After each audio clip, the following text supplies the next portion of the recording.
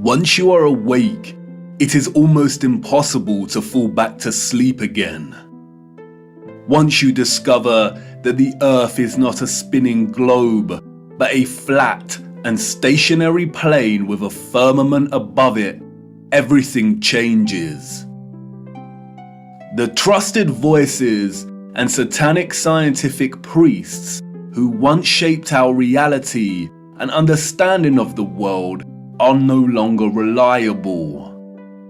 Our first-hand experience of the earth as a stationary realm is at odds with their fabricated narrative of space and spinning planets.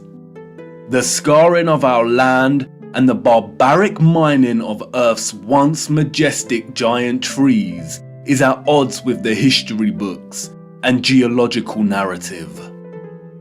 And the awake are left wondering, what on earth happened? If they've lied about the earth, space, and the destruction of our flat realm, then how can we trust the official, mainstream historical narrative? The historical narrative, like the heliocentric model, does not make sense. It doesn't add up. And all it takes is a closer examination, and their lies, which have governed our understanding of history and the world since our birth, begin to fall apart. Let's stir the mind with a few contemplations. We are told that the first true power tool was invented in 1895, when a German company combined an electric motor with a manual drill. The drill weighed 16.5 pounds and required multiple operators. It wasn't until 1957 that a company called Bosch began designing power tools in bulk that were both economical and powerful. So then how did our historical ancestors, a more primitive, underdeveloped people, design and build some of the structures we encounter? What about all the gigantic monolithic stones we encounter that have been cut with such precision? Ask yourself, could you repeat this today with the arsenal of equipment we have at our disposal? And what about the magnificent ancient stepwells of the East? Stepwells, we are told, were multi-storied wells built by our primitive ancestors as ways to preserve the water supply during droughts. But look at the intricacy and complexity of these structures. Look at the glory and the finesse. Look at the geometric precision. All dug out and crafted from using hand tools. Yeah, right. What about the gigantic canal networks we find all over the world? The Erie Canal in America was allegedly built between 1817 and 1825. There were no civil engineers in America at this time.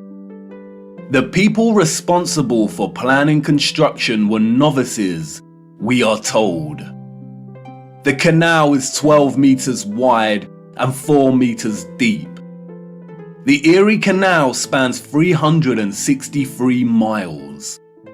But this was not just a case of digging each day for the Irish immigrants and their oxen companions. They had to fell hundreds of trees as they passed through the virgin forest. They had to build complicated aqueducts and locks, and they had to pass through the Niagara Escarpment, an 80-foot high wall of hard limestone. They had to use black powder to blast through this, we are told, as dynamite had yet to be invented. The canal spans 363 miles and was constructed over an 8-year period. This means that on average, 1 mile was completed every 8 days. What a record, especially since those responsible were novices, and power tools and dynamite were yet to be invented. I can tell you now, The so-called early settlers of the Americas did not build these canal systems. And what of the grand and magnificent castles scattered across our realm? Did you know that most were designed and constructed without plumbing systems and methods to heat rooms properly?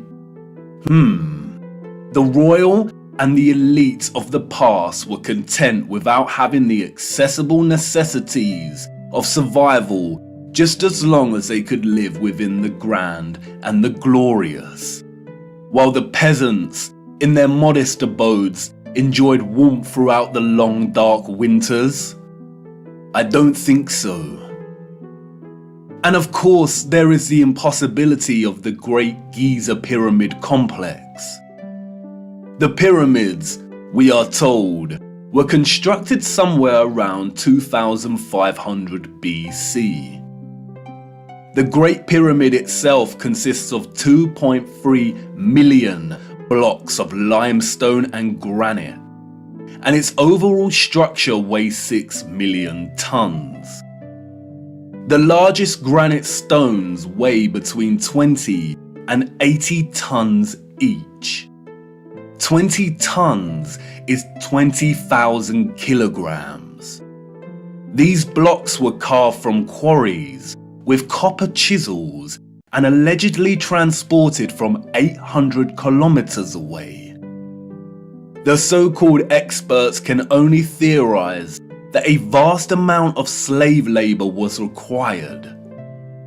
Being gullible and falling for the official narrative of slave labor is one thing, but can someone please explain how the air shafts of the Great Pyramid align so neatly with the circumpolar stars? And then there is the curious case of star forts, or what the official liars of the world call bastion forts. Developed in the late 15th and early 16th century, these forts, we are told, were designed during an era of gunpowder and the cannon.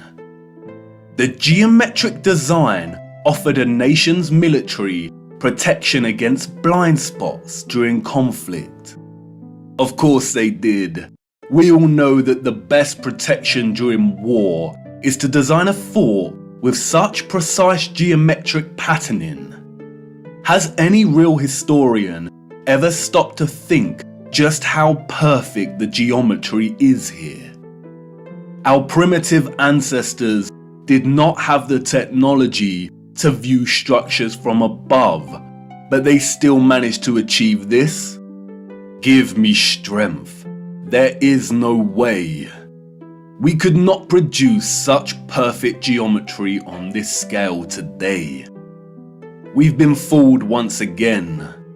We have been indoctrinated with a false historical narrative and timeline. And, like the silly heliocentric model, all it takes is a closer look at this narrative and things soon start to fall apart, and the lies become so blatantly evident.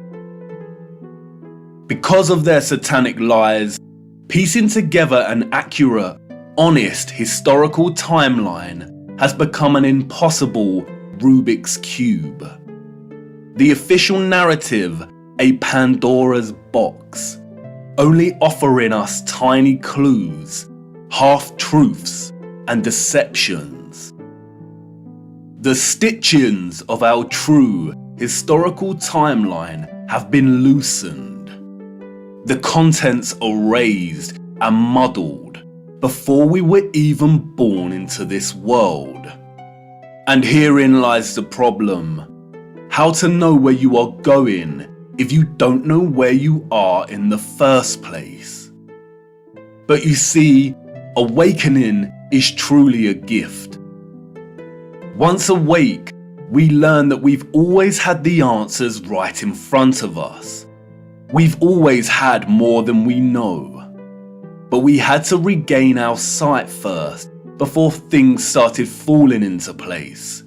Before things started to make a little more sense. And here we are again, viewer, at the precipice of another great journey. What if I told you that before us there existed a civilization that was responsible for the most advanced technology ever developed, and that it was their understanding of the workings of our flat realm that was key to their innovation?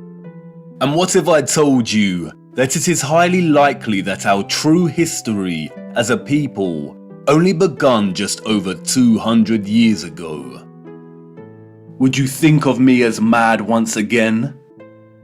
Do I sound as preposterous as when I first told you that the earth is flat? Perhaps, and that's why I need to show you. What I hope to show you is one of the greatest cover-ups of all time. It is on par with the heliocentric lie in its enormity and the impact it has upon humanity. And, as I will try to show you, it is inextricable from the true nature of our flat realm Earth, and you cannot understand one without understanding the other. We cannot waste time, for we must journey in search of lost time. At its heart, this is a story about deception. It is also a story of endings and beginnings, of death and rebirth. And please bear with me. Due to the deceptions and falsities underpinning our historical narrative, this story cannot be told in a linear fashion. We need to go back and forth in time to really draw out something that brings us a little closer to the truth. It is also imperative to understand that, like much contemporary science, history as a discipline was corrupted a long time ago. At its most innocent, a lot of established historical narrative is guesswork. But at its worst, it is a set of lies agreed upon, as the so-called Napoleon put it so succinctly. We are going to be digging in the dark. No historian will be there to help us. We are alone in this journey.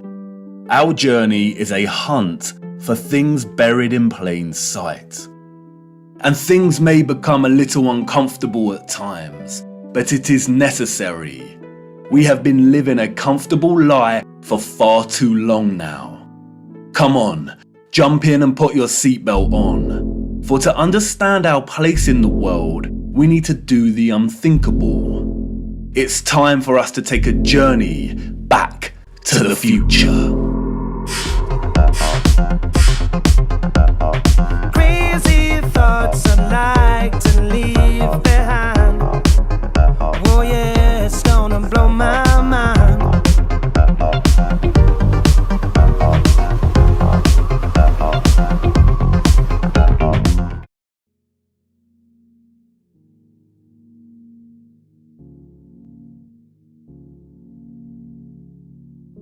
Our journey begins in the unlikeliest of places. 19th century St. Petersburg, at the entrance to St. Isaac's Cathedral. The city cold, the early morning mists dissipating with the approach of the sun, and our boots caked in mud. The year is 1860, and while St. Petersburg stands regal and proud, its inhabitants are nowhere to be found. It is quiet, too quiet.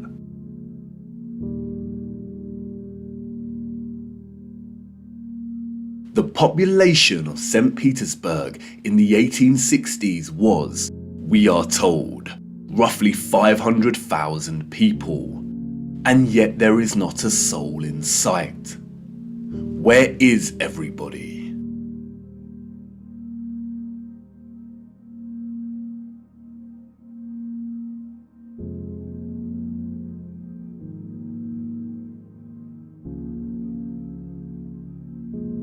The long shadow of Alexander Column gives us a clue as to the time of the sun's journey above this region.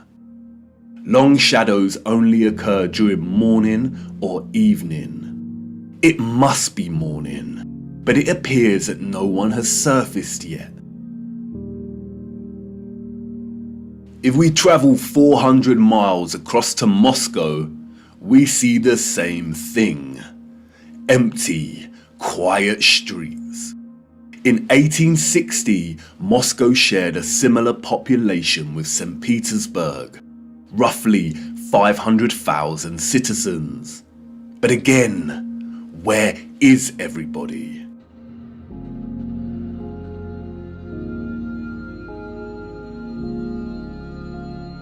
What about the rest of the world during this time period? Edinburgh, Scotland, 1840s.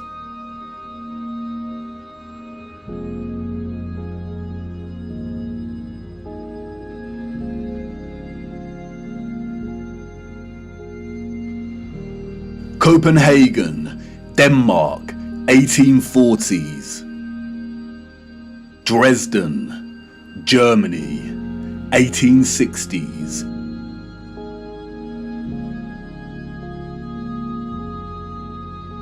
Rio in Brazil, 1860s. Toronto, Canada, 1860s.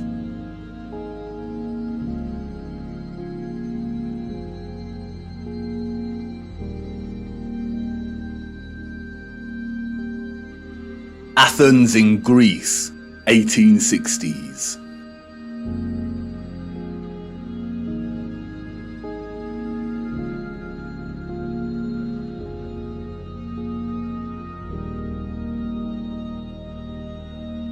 And then London, finally, people.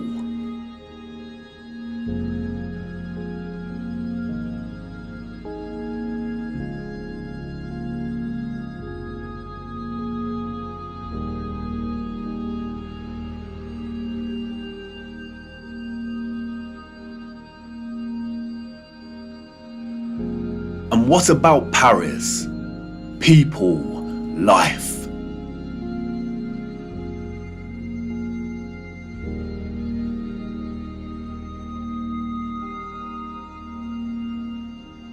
The first photograph, we are told, was created in 1822. The art of photography relies on methods of juxtaposition, of comparison and contrast to deliver its message and sentiment.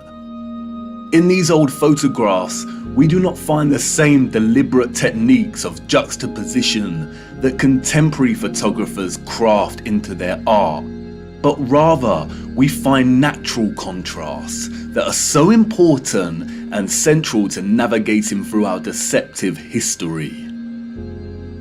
Contrast is a phenomenon, natural or artificial, in which meaning is generated and conveyed through the comparison of two opposing elements. When looking at 1860s Russia, there is an immediate contrast between the lack of population and the sheer size of these cities. Even in the 19th century, both Moscow and St. Petersburg are enormous. The infrastructure found in the photographs could hold a population well into the millions. Why are the cities so vast if the population was only 500,000 in each? Furthermore, the official narrative gives us a population that increases in a linear fashion from 1764. Many of the buildings we see here were built years before the photograph was taken. Did the Russians just plan well in advance? But it's when the population is introduced into these photographs that a new contrast emerges that is staggering. That is, between the people and the environment itself.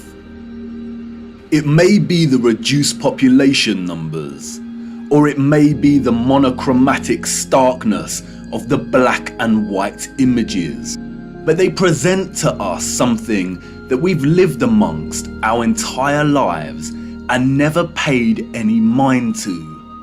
That is, the enormity and impossibility of the architecture.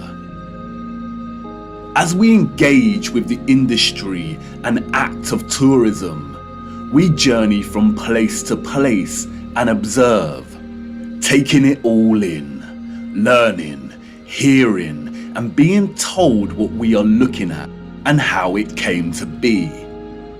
And standing in front of a structure like the Arc de Triomphe in Paris, we might even exclaim, "Wow, how did they do this?" But the moment, inextricably wrapped up in the busyness of the scene, perhaps prevents us from really asking that question with sincerity. Standing in front of a structure like the Arc de Triomphe while the crowd frantically takes pictures on their smartphones makes it all a reality. And we conclude, before being shoved away by new tourists, well, they had to have done it somehow because I'm here and looking at it. During our indoctrination at school, we are seldom shown old photographs of the grand cities scattered around our flat realm. And perhaps for good reason. Because when we marinate on images like this and are presented with the visual evidence of a very primitive Victorian people dotted around like grasshoppers within the shadows of the most magnificent, grandiose, brilliant architecture a human could ever imagine, we begin to have doubts. Indeed, how did they build this? The Arc de Triomphe is made from 36,695 cube meters of limestone and weighs 95,407 tons, or just over 95 million kilograms. They tell us it took 12 years to build the giant arch in two different periods, between 1806 to 1814 and between 1832 to 1836. How did they transport this amount of limestone with the same horse and carts that we see in the photographs? Look closer at the four sculptures that adorn each of its sides. Look at the intricacy of the sculptures and the patterning of the ornamentation that frames the arch. Each section is perfectly repeated without any deviation or inconsistency.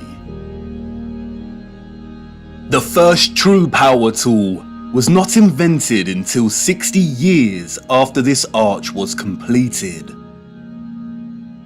They tell us this was crafted by hand. Is that even possible? And then there is the ceiling of the arch. Immaculate, 3D sculpted roses, perfect in their geometric symmetry. The nuance of the detail and finesse of each petal and cross-section borders is overwhelming. Look at the rest of Paris during this time.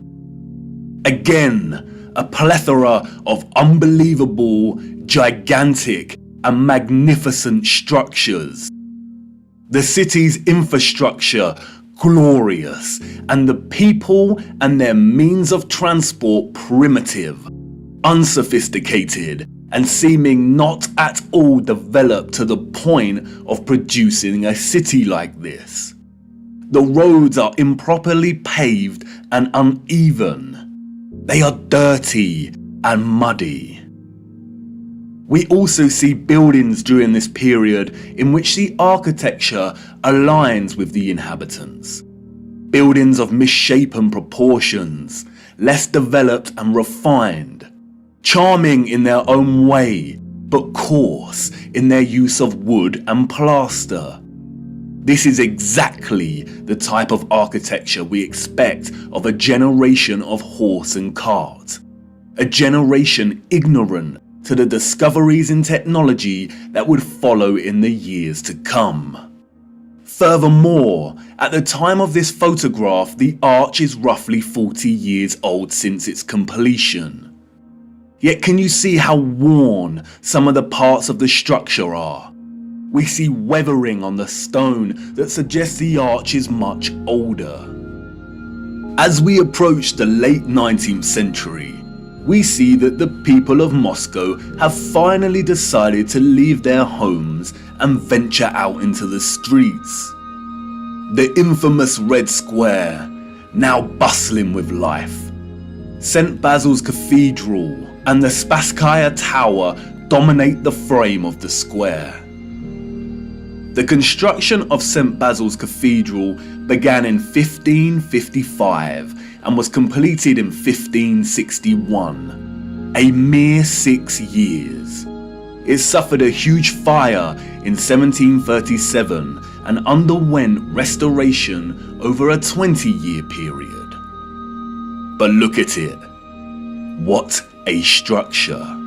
Almost unreal and like no other. It is composed of thousands of red bricks and tin sheet metal that has been shaped into the distinctive onion domes we see. Look closer at the intricacy of the domes. How did they bend metal to achieve such precision and perfection in the 18th century? And again, if they had the skills and dedication to build a wonder such as this, then why are the conditions of the road so poor and covered in mud? We see these incredible structures and buildings everywhere in 19th century photography.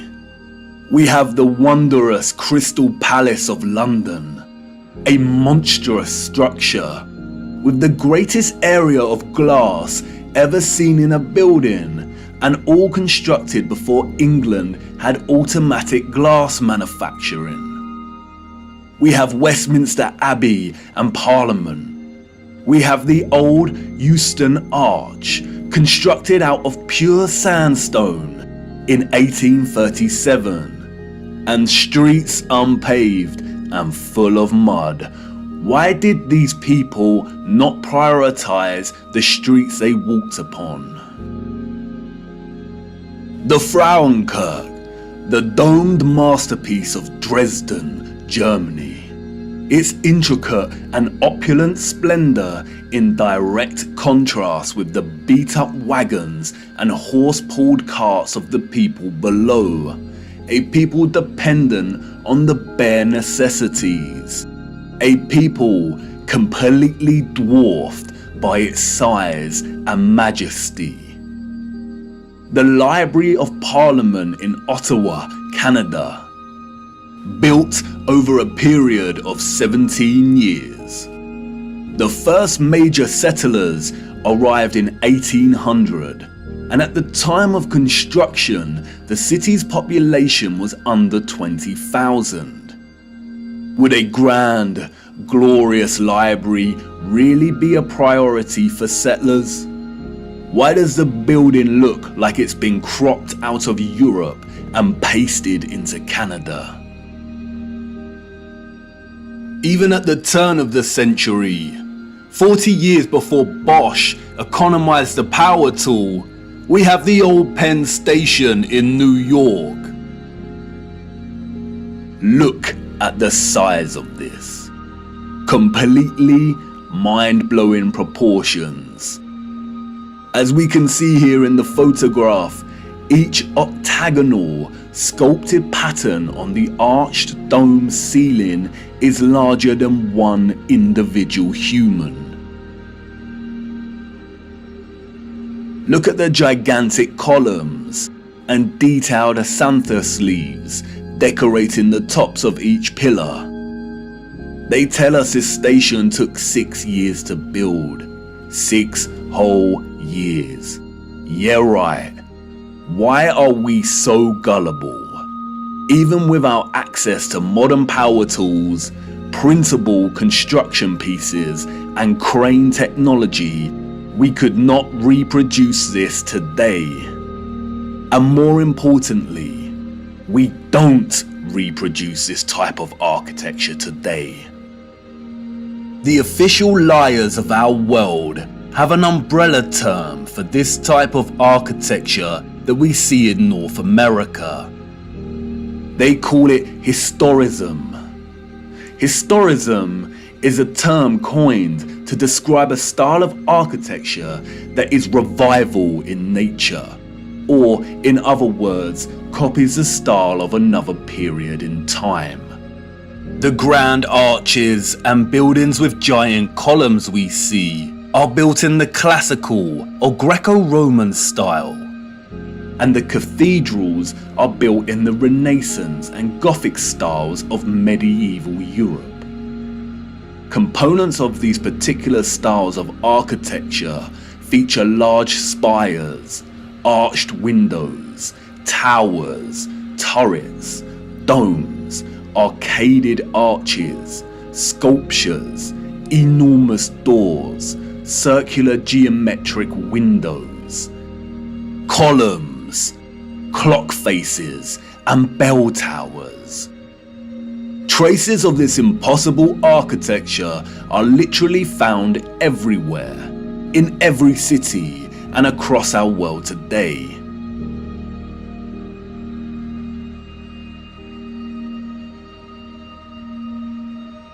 Some preserved and maintained, like the Parisian Arc de Triomphe and Notre Dame, and others lost and long forgotten to time, like the Euston Arch and the Old Penn Station in New York. We as a people travel miles to take our own photographs of these wonders. But the photographers of the 19th century gift us with something they would never have expected to give a future generation: perspective. We see a primitive people against a backdrop of clearly advanced architectural infrastructure. The official historians of the world tell us tales of Darwinian evolution and progression between time periods. The people that came after were always more advanced in their ways, refining and redefining the methods of the generation that came before. If the height of innovation and industry during the 19th century was still the horse and cart as a means of travel, then, as these photographs tell us, this style of architecture was just as impossible for those living in the centuries before it. Anyone with a predisposition for thinking and questioning can immediately sense when looking at these photographs that something is rotten in Denmark, that something is off with the mainstream historical narrative, that something is not adding up. In a panoramic image of San Francisco in 1877, we see a collage of historicist architecture.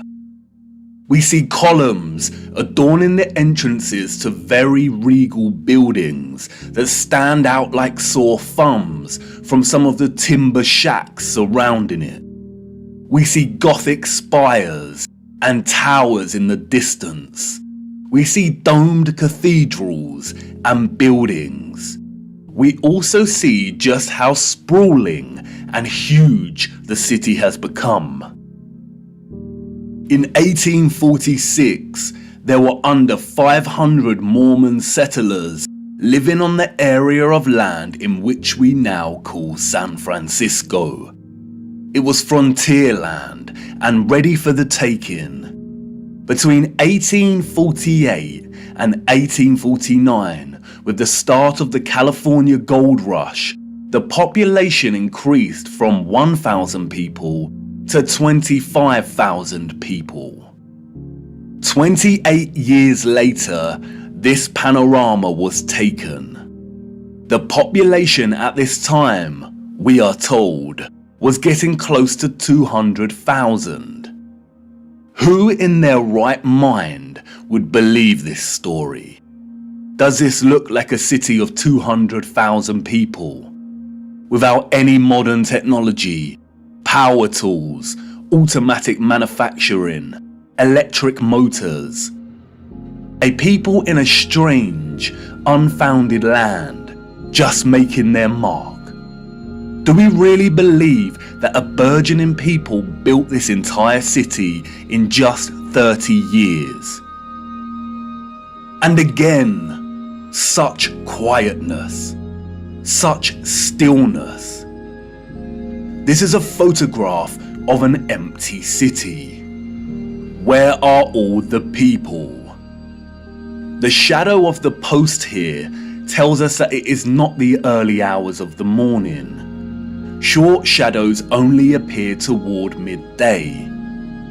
A city of this scale at noon should be bustling with life. But there is not a single person in the shot of this panorama. The only life we see is that of a horse without any master in sight. It seems highly unlikely that all the people were told to stay indoors because a cityscape photo shoot was taking place. And this silent scene becomes all the more eerie when we consider that there is intention behind the lens. Someone was there, standing at a vantage point and taking this photograph. But who? And for what? And what are the chances that in the 19th century, during similar decades, we see deserted Russian, European, and North American cities photographed like this?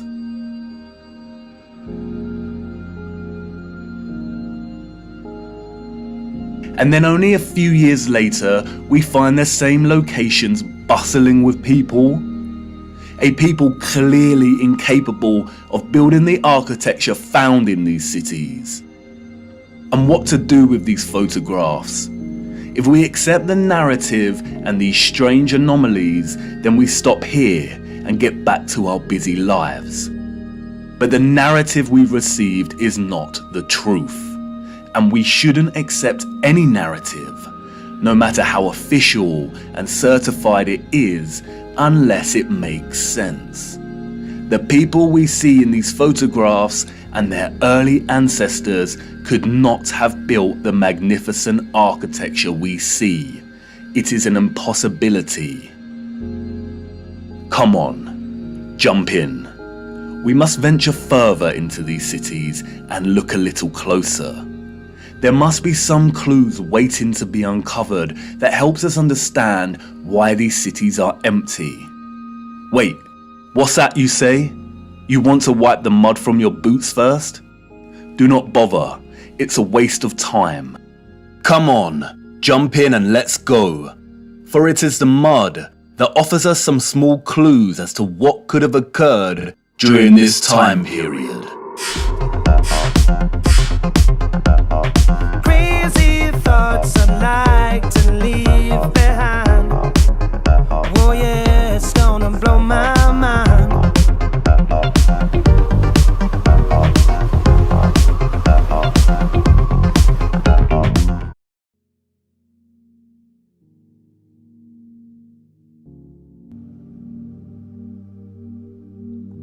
In June 2011, Christchurch, New Zealand suffered an earthquake that left a lot of the city in chaos, destroying buildings and infrastructure and leaving over 50,000 homes without power.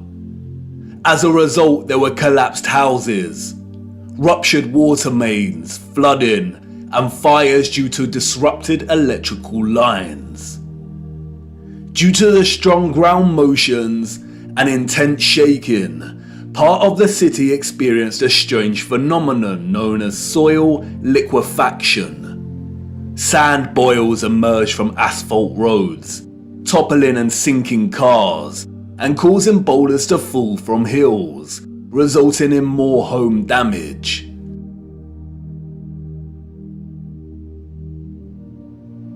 Soil liquefaction occurs when saturated soil loses its strength and stiffness in response to an applied stress, such as shaking, or other sudden changes, such as a strong explosion.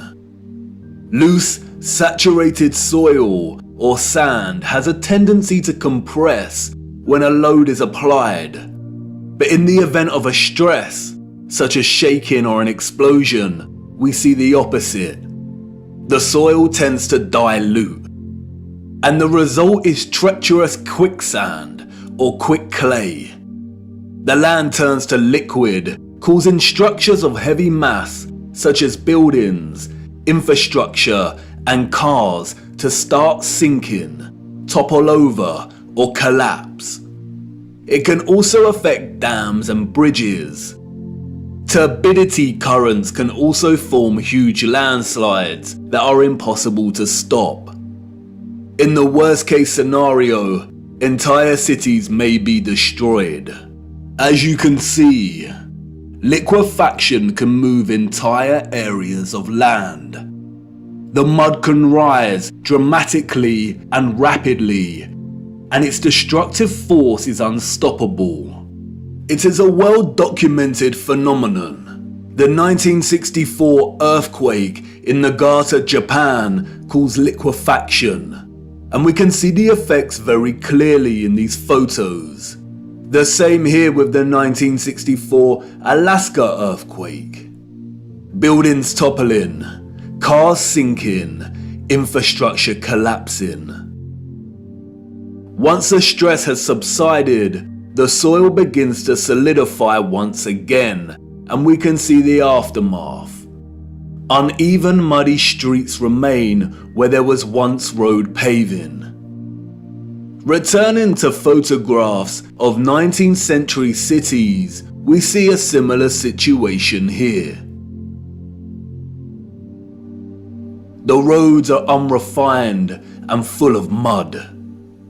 We see unsophisticated, uneven, coarse, and muddy roads everywhere against a backdrop of refined, sophisticated, and magnificent architecture.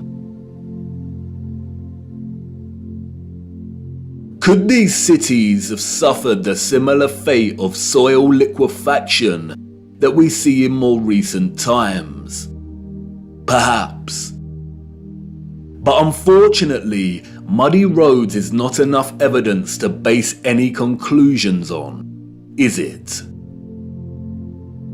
Children ask the most vital of questions, and adults, in their foggy stupor, usually provide the most unsatisfactory answers, often regurgitating learned nonsensical information that leave the child's imagination unfulfilled.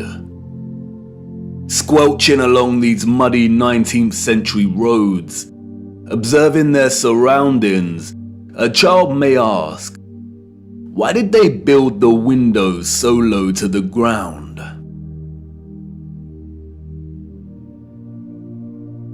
And what an excellent question. Yes, why indeed did they build windows on ground level? For you see, the people we see in these photographs, sadly, did not build this architecture. And maybe some of them, at some point in their busy day-to-day life, ask the exact same question. We see it everywhere. Windows at ground level.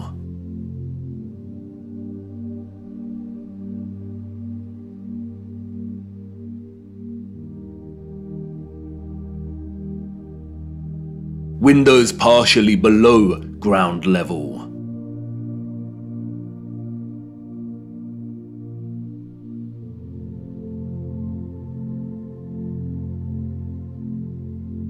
First floor entrances raised from the ground level.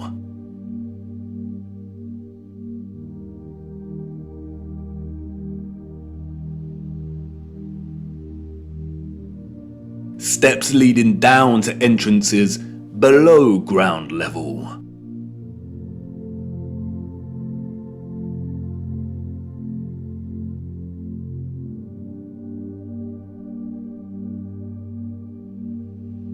We can find this in almost every major city across our realm, in both old photographs and when we walk in the streets today. And what does it tell us? That a society with access to modest construction tools and horse and cart constructed their infrastructure by first spending countless amounts of hours and energy clearing land with a depth of over 3 meters to begin their construction. Building basement floors is incredibly hard work. Since the 20th century, large powered excavation machines such as backhoes and front-end loaders have reduced the time and manpower needed to dig a basement dramatically as compared to digging by hand with a spade. Perhaps you could say that our historical ancestors were just that dedicated to the architecture they built. And you could say that many of the sunken buildings we see are actually due to elevations and depressions in the natural landscape. The official narrative, which is always full of inconsistencies, perhaps would suffice if it was not for contemporary excavation. When we look at photographs such as this, it immediately dawns upon us that what we are seeing are windows and doors 2 to 3 meters below the ground surface.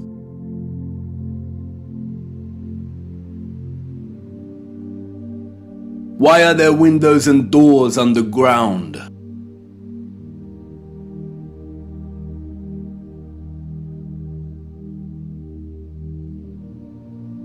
What is this that we see in our cities? Natural soil accumulation over time? Geologists have never been able to ascribe a consistent value to worldwide natural topsoil accumulation, because it is impossible. Some regions of our realm experience consistent topsoil accumulation, whereas other regions actually experience consistent erosion. Many historians and archaeologists have noted that many cities over the centuries have been destroyed through war, and natural phenomena such as earthquakes, volcanic ash, and flooding.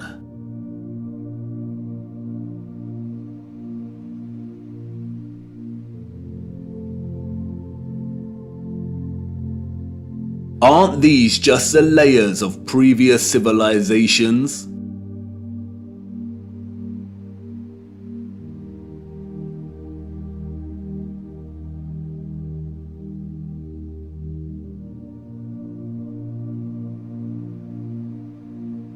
No, they are not.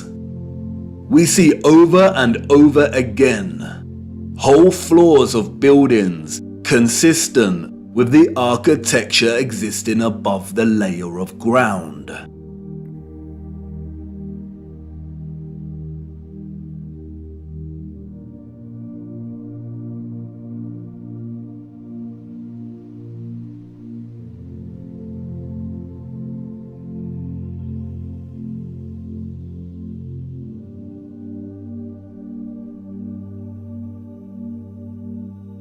You see, what lies beneath is not the unfamiliar traces of previous generations, but of the same generation that built these structures. And once you really see this kind of sunken, buried infrastructure that exists in such prevalence across our world, you can never unsee it.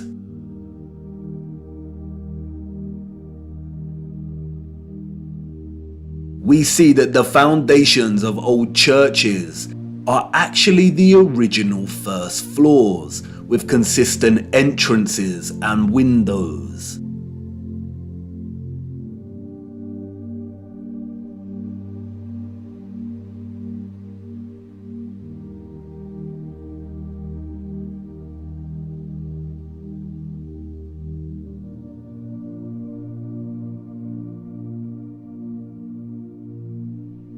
We see mosaics unearthed.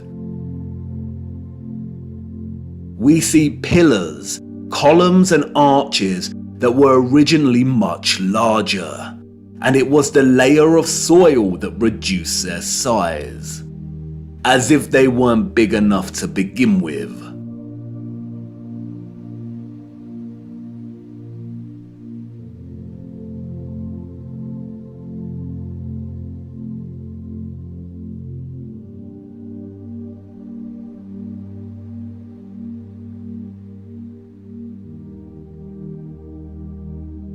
And like with the 1964 earthquake in Nagata, Japan, we also find many so-called ancient structures that are leaning, as if at some point the soil beneath these structures loosened and liquefied. We have the Sahersen Church Tower and Our Dear Lady at the Mountain Church Tower in Germany, the Tiger Hill Pagoda in China, the Leaning Tower of Neveyansk in Russia, the Leaning Temple of Huma in India, Oudkerk in the Netherlands, the Tower of Zaragoza in Spain, and, of course, the Tower of Pisa. The official liars of the world try to justify the buried and tilting structures we see, filling our heads with stories of antiquity and ever-changing geology. But it becomes trickier for them when we turn our attention to America. If we are to believe their narrative, then all of the buildings we see in 19th century photographs of the burgeoning American cities are newly constructed. Why do we see famous structures, such as the Washington Capitol building, with consistent infrastructure that buries very deep into the ground? And again, the inconsistencies do not add up. Why would an underdeveloped people waste resources, energy, and time constructing the foundations of the Capitol building to be consistent with the column style we find above the surface? The foundations did not have to feature columns. Columns, we are told, are a stylistic choice, not a functional one. So why would they do this? In a nutshell, they wouldn't.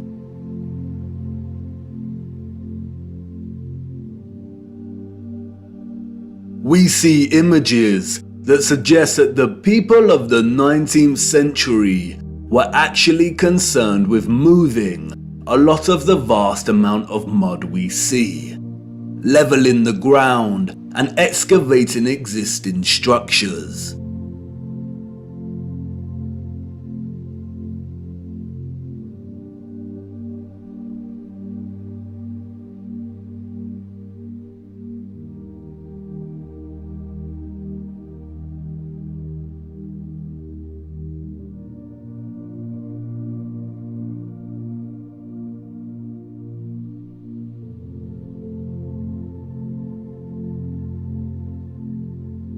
The consistency and prevalence of buried architecture across our realm indicate that whatever happened was a worldwide event, despite regional differences in natural topsoil accumulation and erosion. And there is no official narrative explanation that justifies the buried architecture we see. No explanation provided to justify the amount of mud we see in 19th century photographs of our cities. On the roads, mud piles from clearing, the roads uneven, the land ravaged, but the architecture grand, perfect and intact. Applauded by literary scholars for his use of fog as an opening simile and metaphor to paint a portrait of London as a corrupted hub amidst burgeoning industrialization, many often overlook that Charles Dickens's 1852 novel Bleak House actually opens with a different image. London, Michaelmas term lately over, and the Lord Chancellor sitting in Lincoln's Inn Hall. Implacable November weather, as much mud in the streets as if the waters had but newly retired from the face of the earth. Liquefaction caused havoc across Christchurch and the Garter, but these were isolated earthquake events, and only portions of each city were affected. It is not possible for there to have been huge, simultaneous earthquakes around the world during a similar period. Or is it? Even Wikipedia tells us that liquefaction can occur naturally or artificially, from an earthquake or other sudden change in stress condition. Even if this was the case, we do not see the same structural damage to the buildings in the 19th century like we do in cases such as Christchurch and the Garter. Most of the buried architecture we see is intact. It is either sunken or the ground level has been raised at least 3 meters, sometimes in a uniform manner, and other times partially buried in rolling mud hills, as if there were huge landslides. The strange case of the buried architecture provides the following conclusions: that what lies beneath are not the remains of previous civilizations. More often than not, the buried structures are consistent with the architecture we see above ground.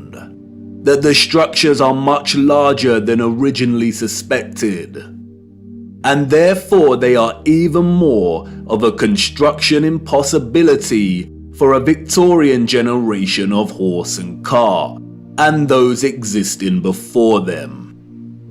That natural topsoil accumulation and soil liquefaction are not satisfactory explanations for what we see here.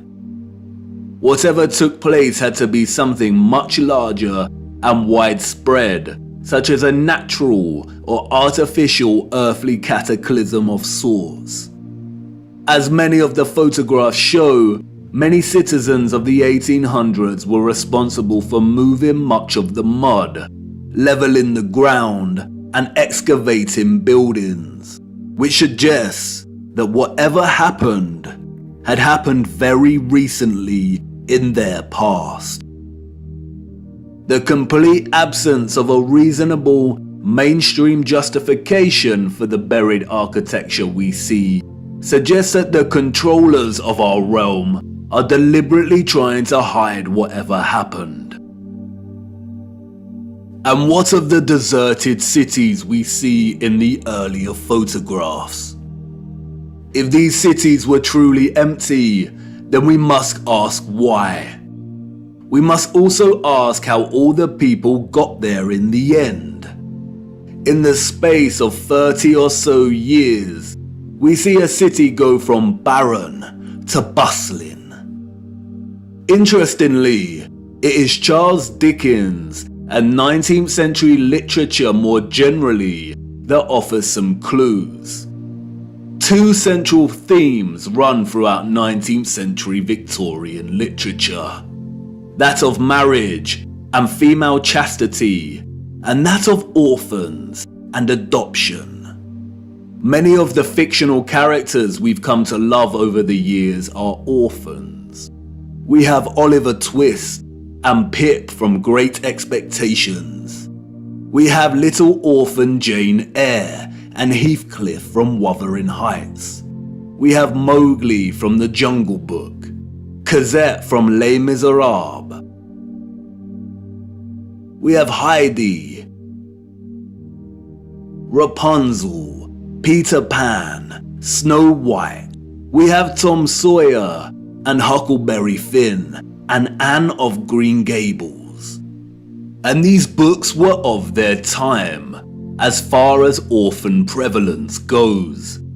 The only issue is that these novels romanticize the orphan as a figure, dislocated from society by default, and therefore pave their life's path as one of unforeseen opportunity. This was not reality.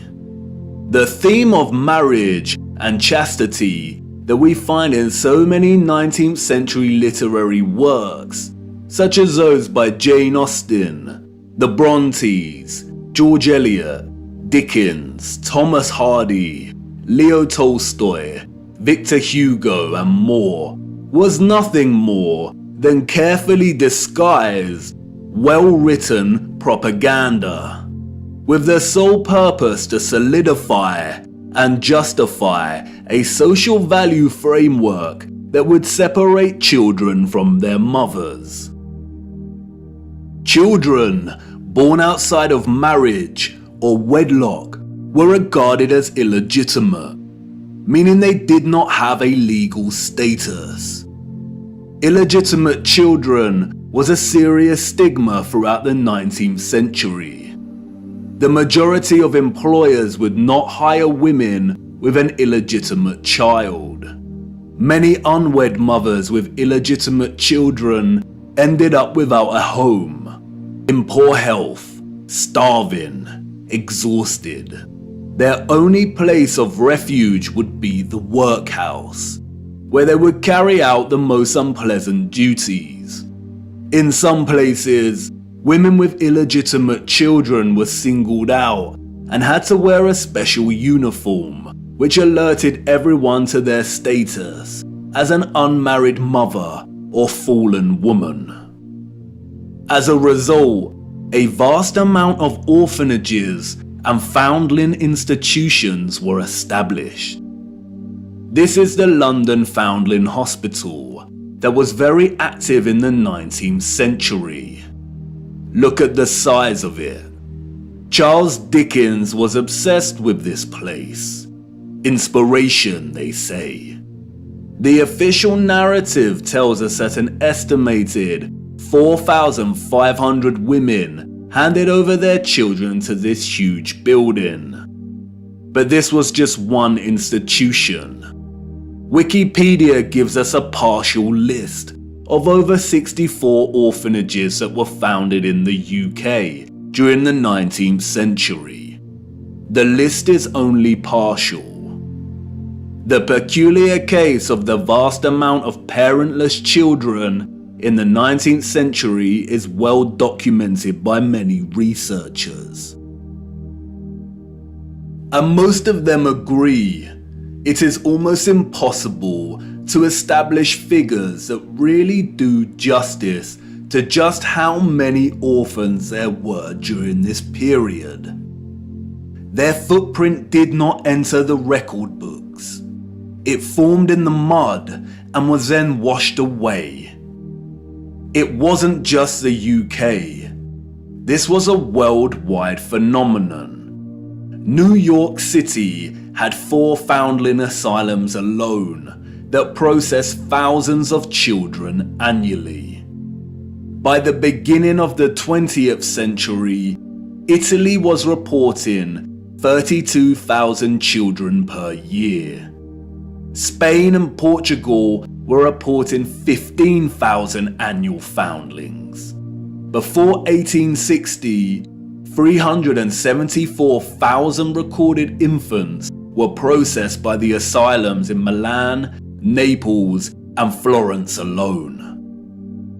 Historian David L. Ransell states that Moscow was receiving between 16 and 18,000 infants annually by the 1880s, and sending over 10,000 of these each year to outlying villages for care. In 1882, there were all told 41,720 foundlings from the Moscow home, living with 32,000 foster families, scattered throughout 4,418 villages. A dozen villages had over 90 fosterings each. One thing that is often overlooked is that there were a series of laws passed in the 1800s, making it almost impossible for unwed mothers to keep their babies. The 1833 Poor Law Reformation introduced bastardy clauses that shifted the entire responsibility for the illegitimate child onto the mother. Social stigma meant that she would not be able to provide care for her child and would be forced to hand them over to the authorities, or worse.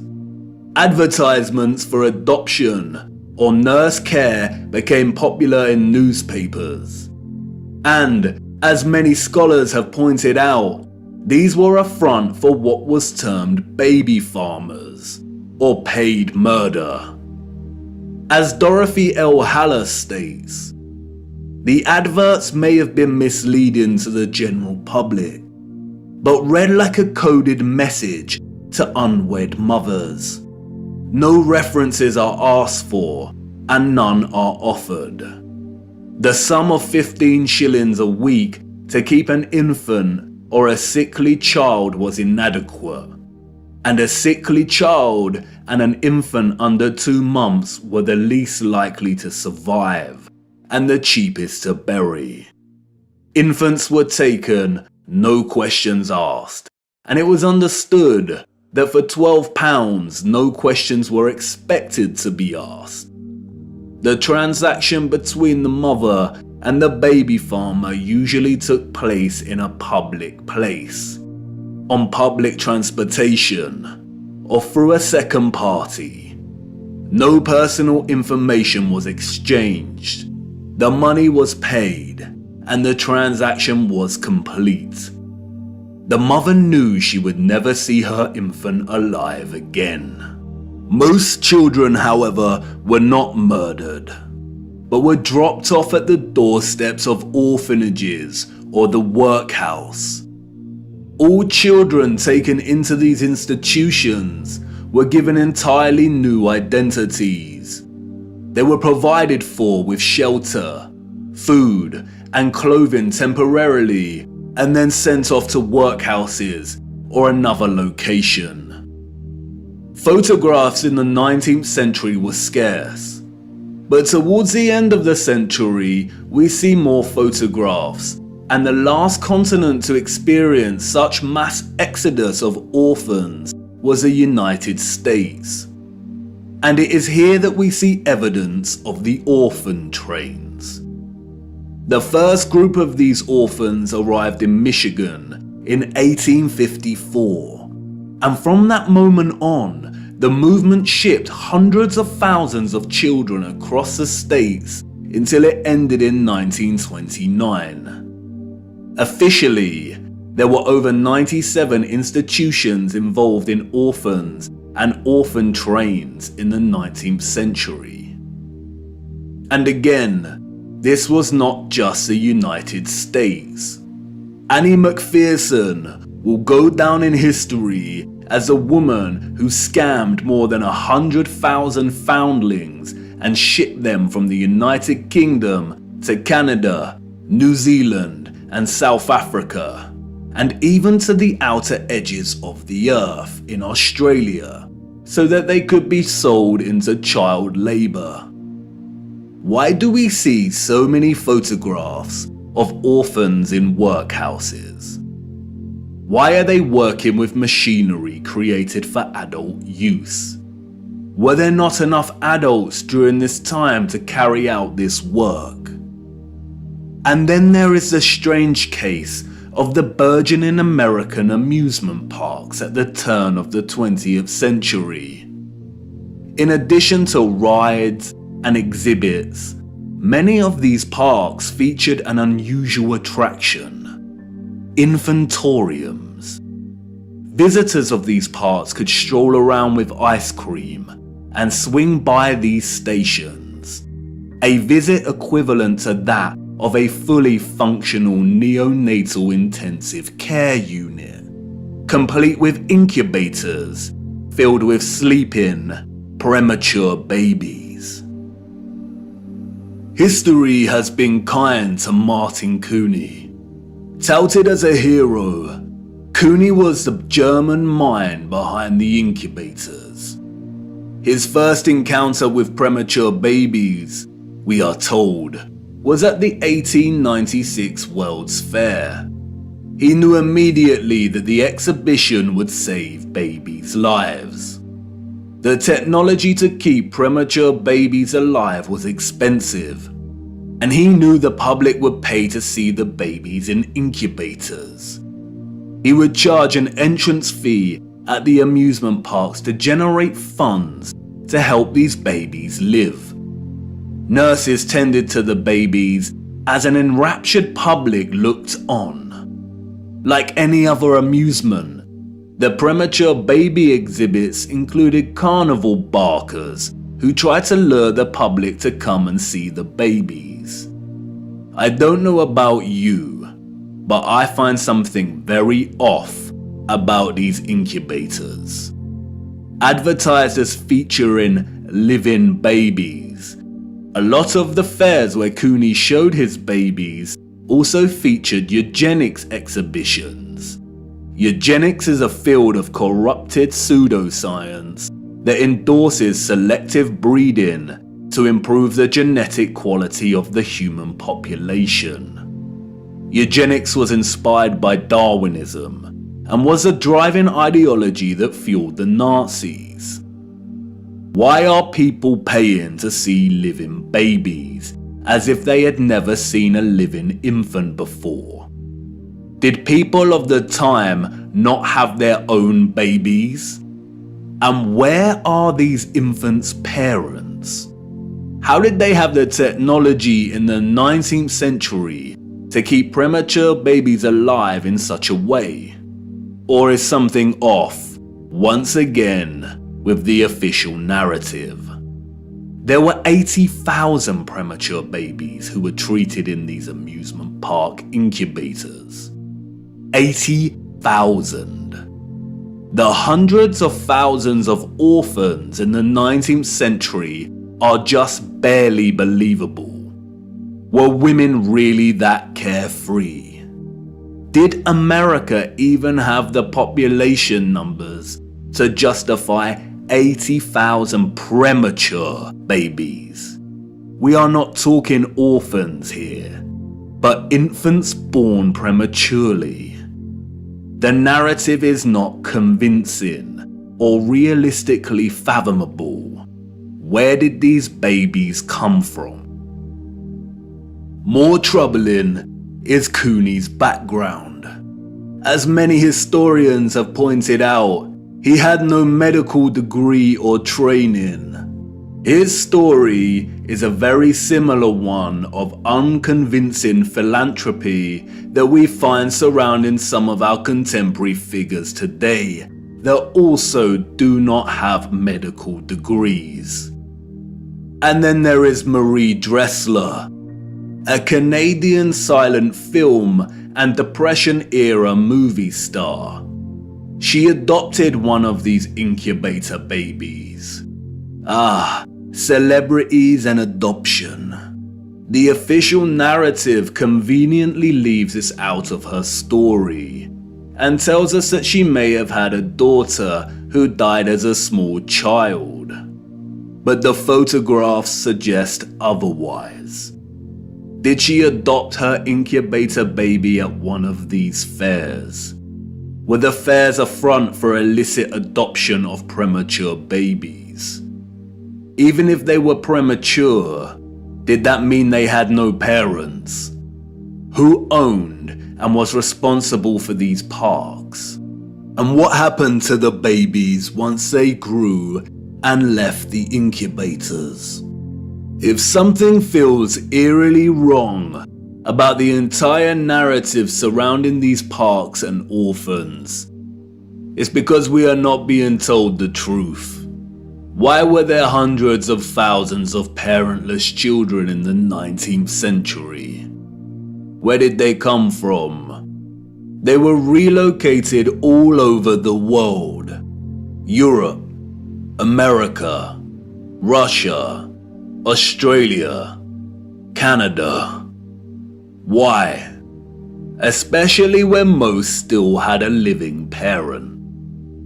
If pregnancy out of wedlock was such a social stigma that resulted in such trauma, why would so many people put themselves in that position in the first place? Did the government really care about social morality enough to pass laws? And all the effort to build and maintain orphanages and orphan relocation networks, would this not burden governmental finances and administration systems? It certainly would have. But you see, there was a greater purpose behind the government's worldwide agenda: repopulation. The social narrative of chastity was nothing more than propaganda and justification for stealing children. The reason we see empty cities in the early 19th century is because they were in fact empty, void of population. And the reason they are bustling 30 years later is because orphans were shipped into these cities to repopulate them. You see, in the early 19th century, there was a worldwide reset of sorts through depopulation and then repopulation. The people we see in these photographs did not build this architecture.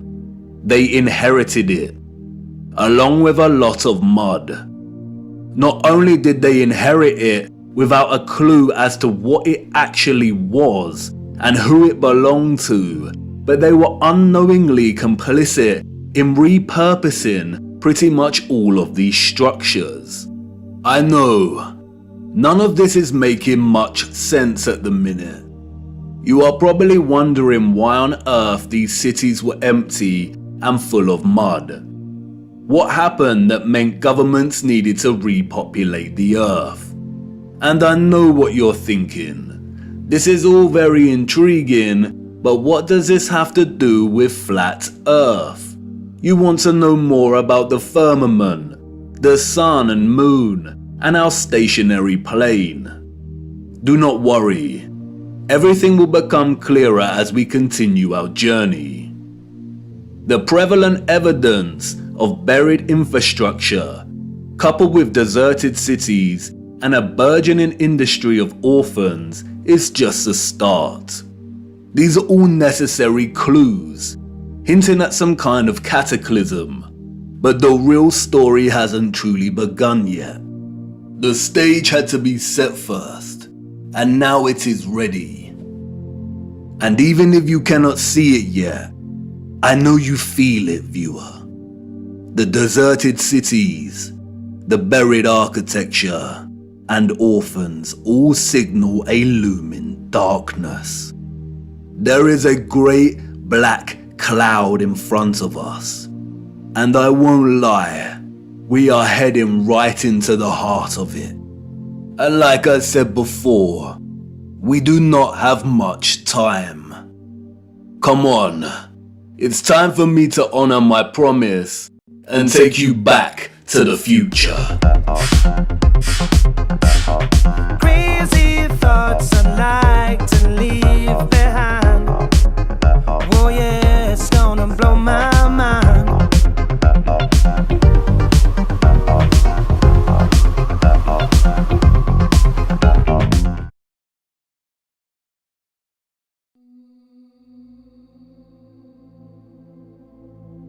Water, an inorganic, transparent and odorless chemical substance that covers 70% of the known Earth's surface.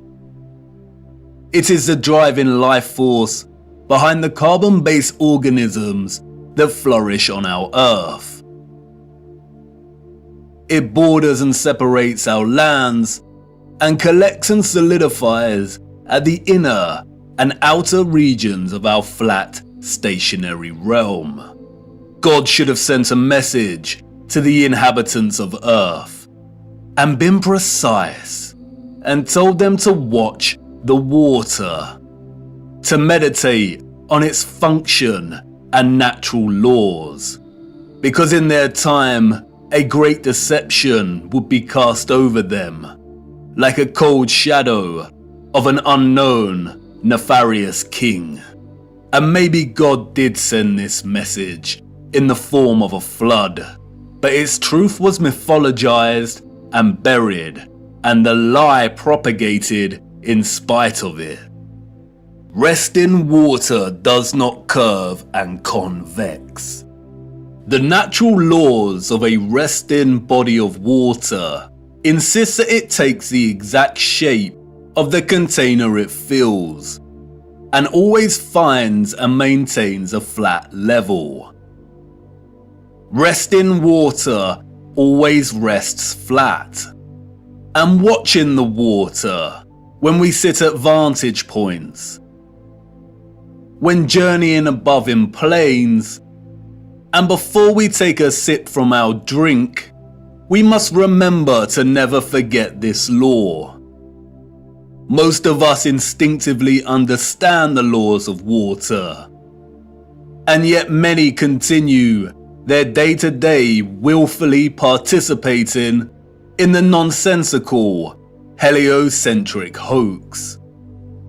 But for us that know that our Earth is not a spinning planet in an infinite vacuum of space, the ones that have studied the sun diligently and realize that it is the sun that is moving and not the Earth. The ones that have plotted the illogical routes of flight paths on a globe model and concluded that the model is incorrect. The ones that know that the laws of density govern the rise and fall of objects and have studied vanishing points. The ones that have forsaken conventional telescopic lenses, pondered rainbows, sundogs, and the stars above us know that we reside within a dome firmament, and there exists water above us. And the ones that understand that our entire enclosed Earth system is governed by electromagnetism, frequency, and vibration that emanates from a central magnetic North Pole. We are the ones that scratch our heads and wonder how on earth we got in this heliocentric mess in the first place. And if meditating on the stars in the water beyond our firmament long enough, and on the electromagnetism, frequencies and vibrations that make them twinkle through so many shades of vibrant colours and geometric patterns, one might perhaps, just perhaps, ask, is there something more to electromagnetism? Something that has been missed or overlooked? Something untold or hidden? Electromagnetism is a fundamental force of Earth. The electromagnetic field takes the form of a torus in which all electromagnetism, frequency and vibration flows. A toroid is a revolving surface that takes the shape of a donut. Toroidal inductors and transformers are central to generating electric energy. There are many ways in which electromagnetism can be produced. We've looked at some before. We know that a magnetic field can produce electricity, and that electricity can produce a magnetic field. It works both ways. Magnetism and electricity are inextricable. It is a dance of polarity. Electric charges either repel or attract each other. Magnetic poles attract or repel one another. For every North Pole, there is a corresponding South Pole. An electric current passing inside a wire creates a corresponding magnetic field outside of the wire. And an electric current is created in a loop of wire when it is moved toward or away from a magnetic field. Horseshoe magnets are powerful permanent magnets. Due to their shape, in which both magnetic poles are close together, a powerful, strong magnetic field is produced. The horseshoe magnet can also function as an electromagnet. The first ever electromagnet was invented in 1824, we are told, and was in the form of a horseshoe magnet. Its power was evident from the beginning. It weighed only 200 grams, but could lift 4 kilograms of iron. The key to the horseshoe magnet's power is the placement of its poles. You can see the magnetic field here, represented by the vector lines. If you look closely, you can see the concentration of the magnetic field is greater near the poles of the magnet. Since as far back as we can remember, we have been presented with and entertained ideas of the future. Not necessarily our future as individuals, but the future of humanity, technology, and society at large. Whether it is in the form of Hollywood movies, you know the ones, the action films, the science fiction sagas, and the animated kind, or literature, music, and art exhibitions. In these we see our technology taken to its limits. Crafts fly, computers live, robots help out, holographic screens decorate every room. Cities continue to grow upward into dominating skylines. Some can teleport, and space travel is now possible and the accepted norm. Outside of fiction, we also have sobering documentaries telling us where we are heading, usually featuring narration by an old man, lamenting the unstoppable path we are on. It's all very serious. We are destroying our planet, the only one we have. And we have political parties, non-governmental organizations, and the trusted voices and scientific, award-winning geniuses sharing similar messages. And really, when you look closer at both the fiction and the alleged facts, they all share the same underlying premise and principles. We are becoming so technologically advanced that the planet we reside on is no longer enough, or can no longer sustain our activity.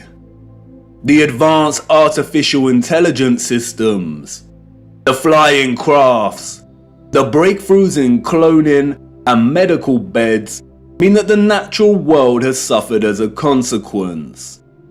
And depending on the type of genre you are entertaining, The solution is either 1. For humanity to perish as a result, perhaps destroyed by the very artificial intelligence systems it created in the first place, or perhaps by a natural, lung-choking virus that has mutated and is sweeping the earth to restore natural balance. Or 2. For humans to say goodbye to their lonely little blue ball and head off into space in search of a new home. But you see, there is no globular planet, and there is no space, and therefore all visions of the future are purely fictional, and not particularly innocent. What we don't see emphasized in these visions of the future, however, is the potential of electromagnetism to transform all human life, technology, and society. Which is strange when you consider that all life, and the earth itself, is impossible without electromagnetism. Why wouldn't visionaries want to explore this in more detail? Could it be that they are not allowed to? Could it be that they are afraid of something? Afraid of us connecting one too many dots, perhaps? And again, horseshoe magnets can act as powerful electromagnets. If a civilization was to advance technologically through the use of electromagnetism, then the horseshoe magnet would certainly have a tremendous role to play in that development. Yes, it certainly would. And it certainly did. The horseshoe magnet. The Arc de Triomphe. Yes, one of the most powerful electromagnets ever constructed.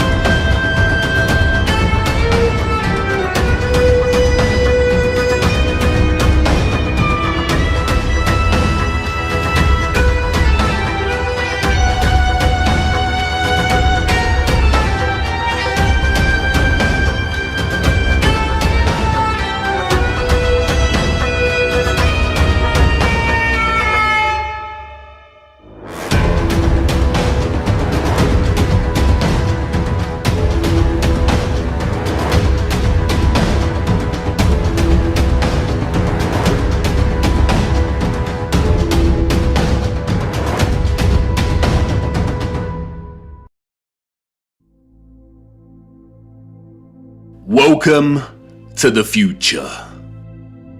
Except it's the past. The future came and went and we missed it. The magnificent architecture we see throughout our realm, in which the official liars and controllers of our world have termed historicist, neoclassical, Renaissance, Gothic, and so on, all belong to one whole unified civilization. A civilization so developed they had harnessed the power of electromagnetism to such a high degree that they not only built these huge structures, but also crafted them with utter finesse and beauty. A celebration of their own technological advancement. The structures were designed with the sole intention of harvesting and generating electromagnetic energy and distributing it across the world. Their cities, towns, an entire way of life ran and depended on the use of free, clean, and powerful electromagnetic energy. The energy was harnessed and collected from the ionosphere above our heads through the use of antennas, spires, domes, and towers. All the impossible structures we see today have been repurposed and rebranded by our controllers and the citizens of the 19th century. This is not a church. This is not a mosque. This is not a castle. And this is not a government building. These are generators, powerful and gargantuous. They would collect and generate the electromagnetic energy, which was then stored in huge power stations and distributed and redirected by sophisticated, advanced structures, one of which is the huge electromagnet, or what we've come to know as triumphal arches. The energy was stored in batteries and capacitors, such as towers and obelisks.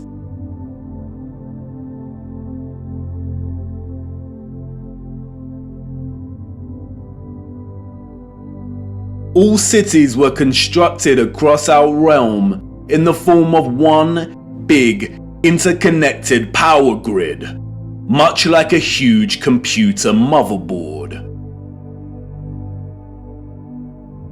I already know what you're thinking. What?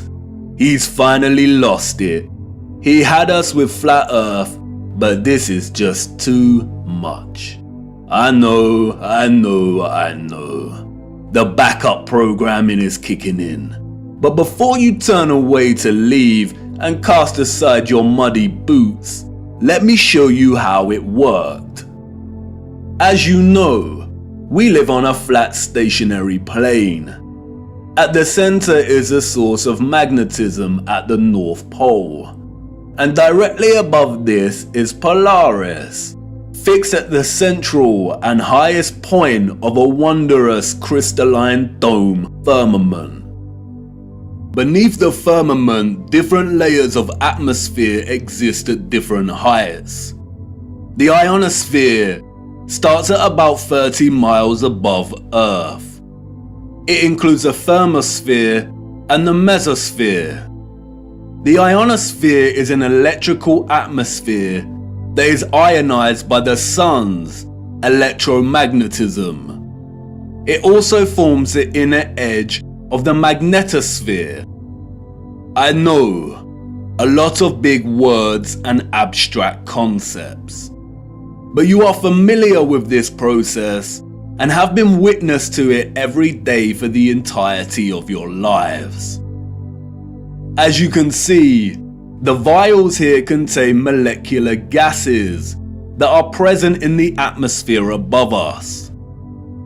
When an electromagnetic source, such as a Tesla coil, is applied within close proximity of these gases, the coil's magnetic field ionizes or charges these gases, and the result is phosphorescent plasma.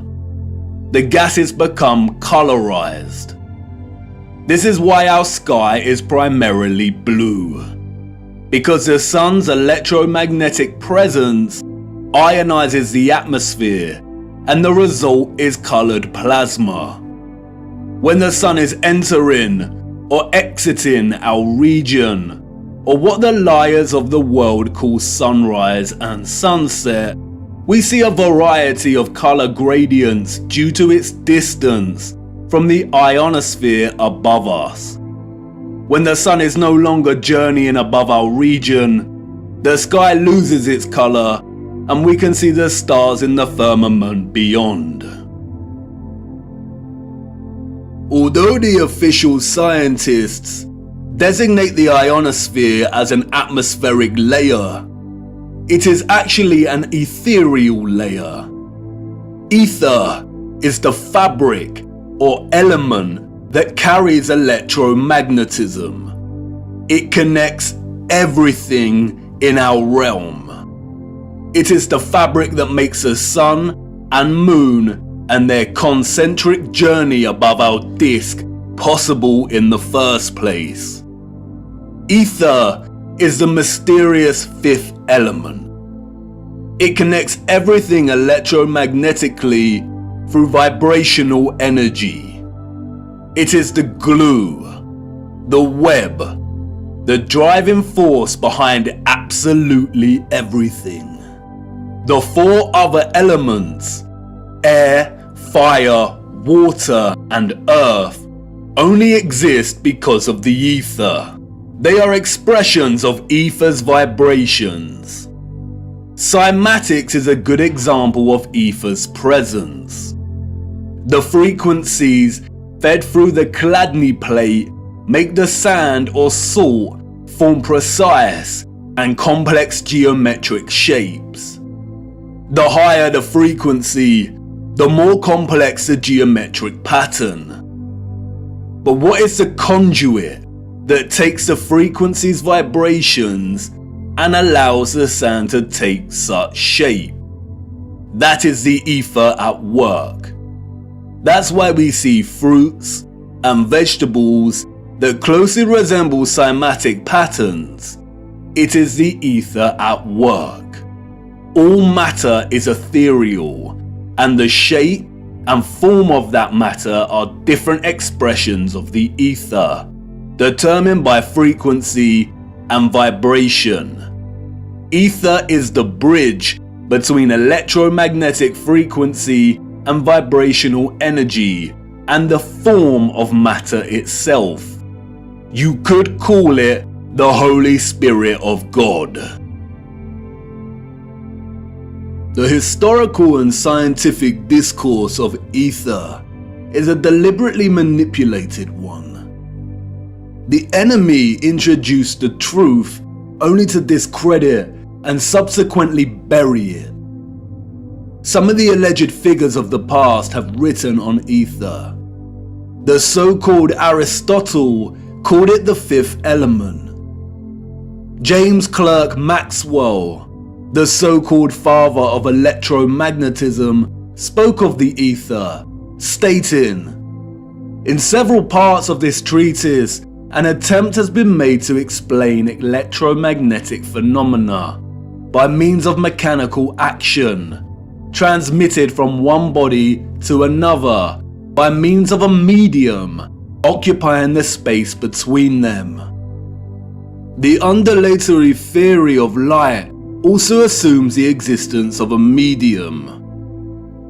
We have now to show that the properties of the electromagnetic medium are identical with those of the luminiferous medium.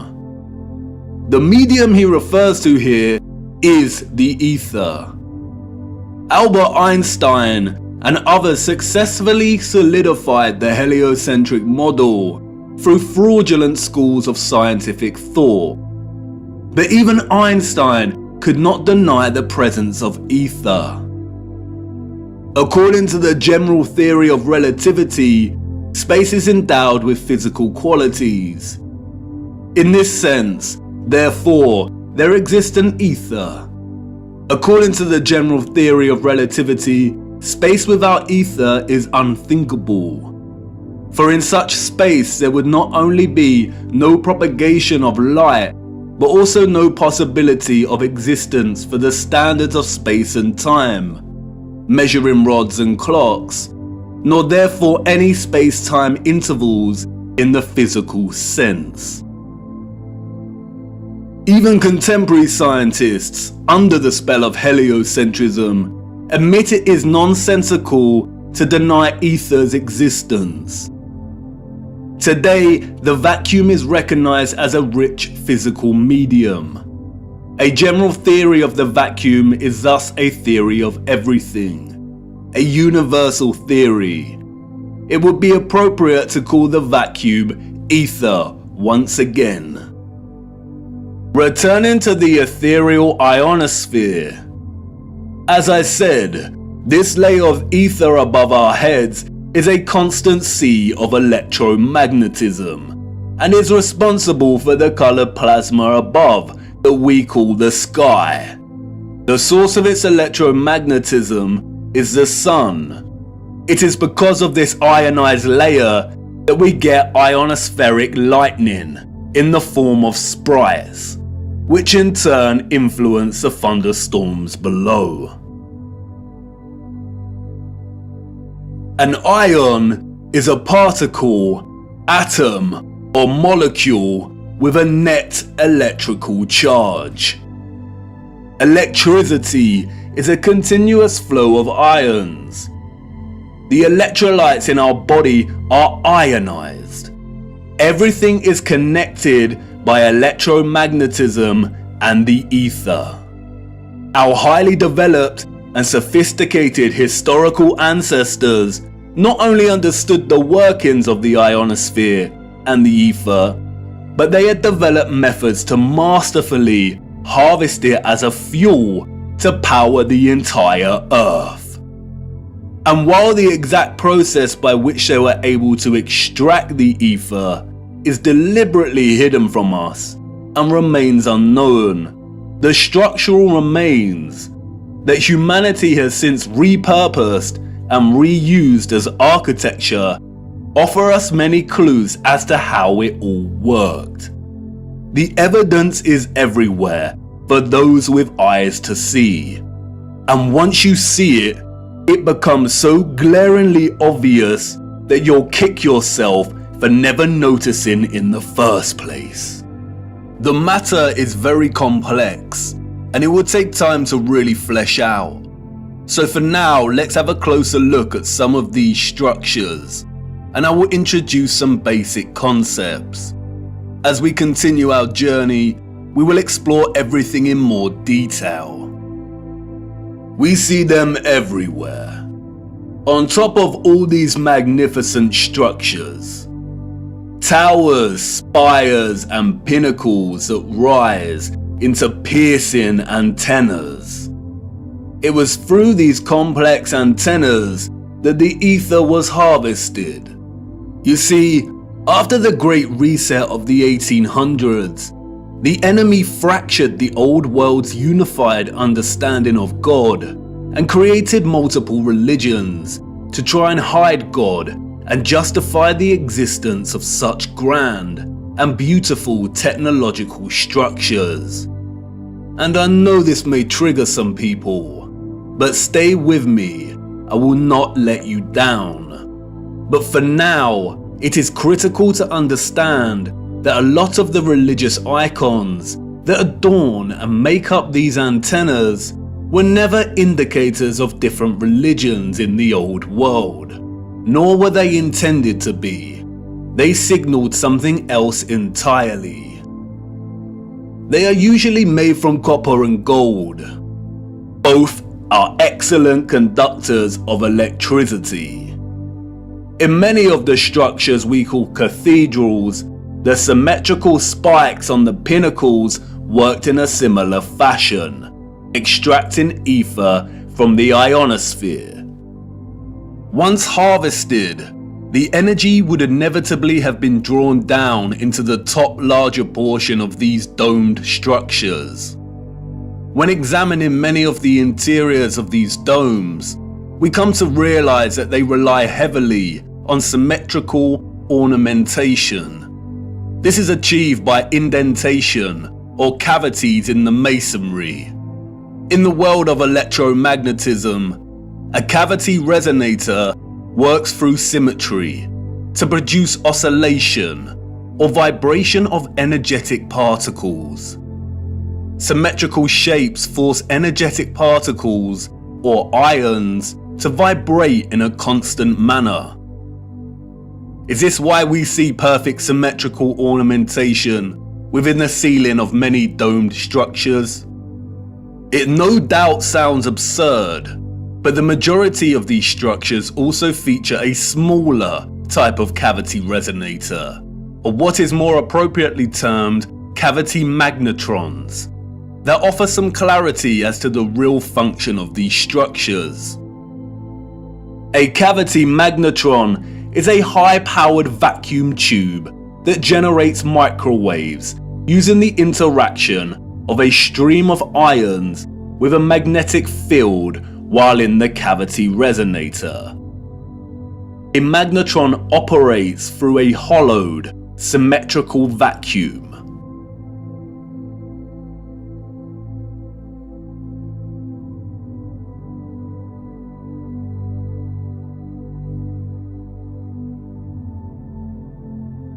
It emits powerful microwaves that can act as a source of free energy. If you break the symmetry or close the vacuum, it no longer functions. But can you see the resemblance? These structures were never intended to hold glass within them. The controllers added the stained glass to the rose windows to shut off the magnetron's function. They closed out instruments of free energy. And they are everywhere in these structures.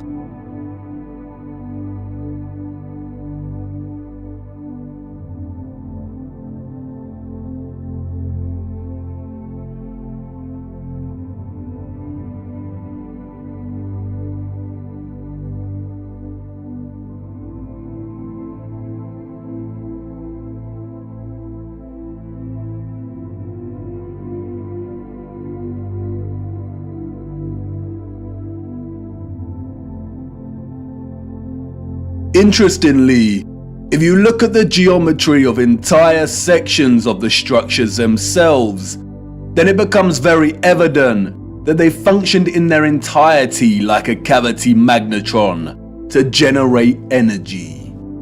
All cavity magnetrons consist of a central heated circular metal chamber in which the current leaves, and it's called a cathode.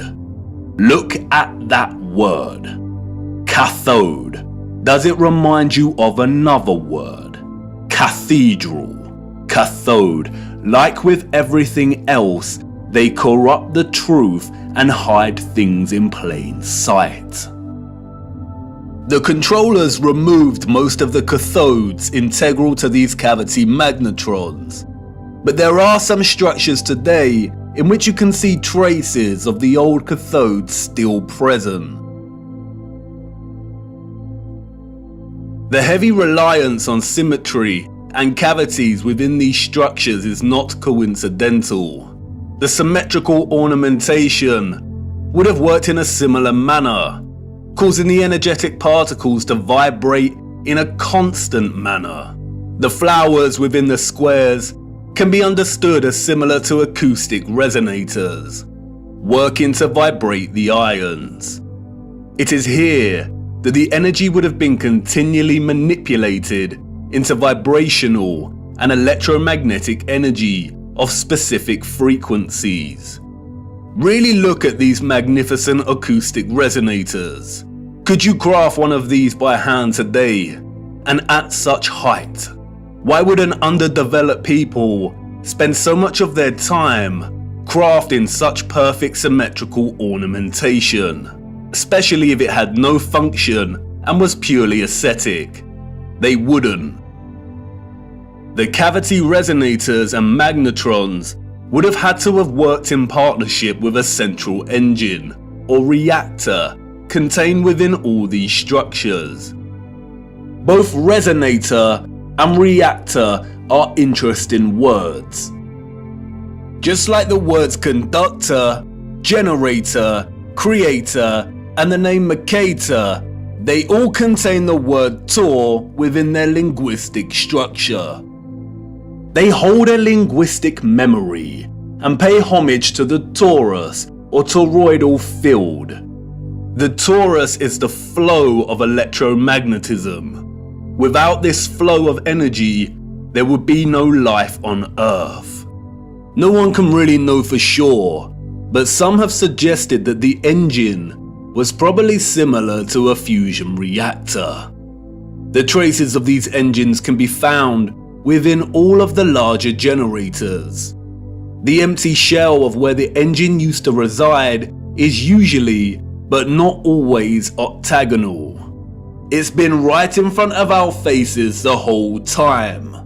The controllers remove the engines, sometimes repurposing the space as baptistries and bandstands, sometimes just leaving the base either barren or attempting to cover them up.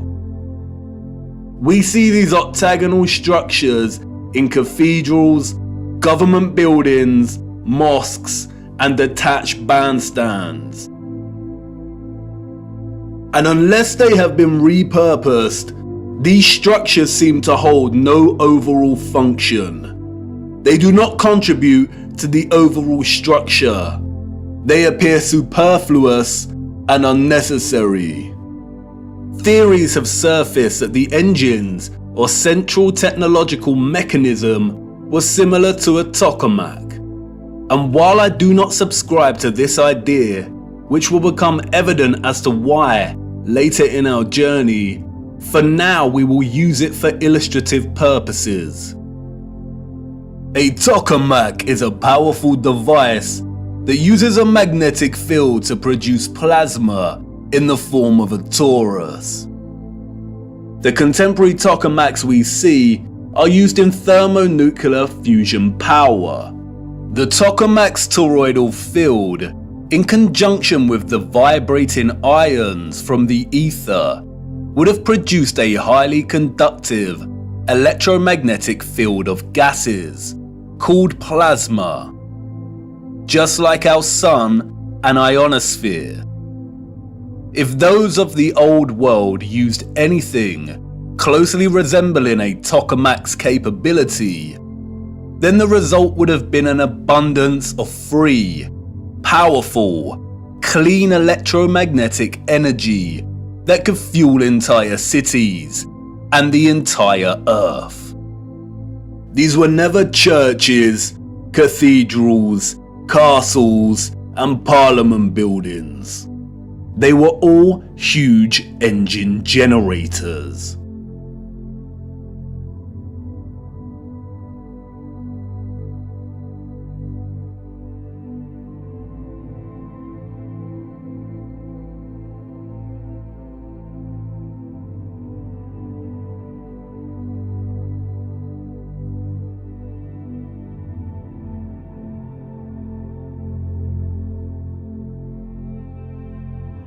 The controllers invented labels and terms such as Renaissance, Greco-Roman, and so on to describe the style of these structures. But as you can see, all these magnificent, impossible structures all share the same fundamental structural principles and design, despite location, time period, and cultures.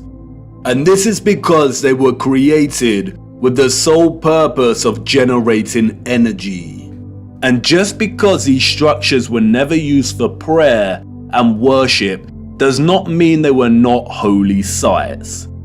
The civilizations of the past had a relationship with the Source and the Holy Spirit, or the Ether, like no other. And they paid homage, reverence, and thanks to it by constructing their generators with such splendor and beauty. And not only that, but they constructed the entirety of their structures, statues, and ornamentation in reverence of this gift, in reverence of the energy production that made their way of life possible in the first place. The laurel wreath, which the satanic controllers have corrupted in their appropriation of the symbol and redesignation of it to represent Apollo and Lucifer, is in fact a toroidal coil. And we see the toroidal coil throughout the old world's infrastructure, as simultaneously having both a function and a celebration of this function.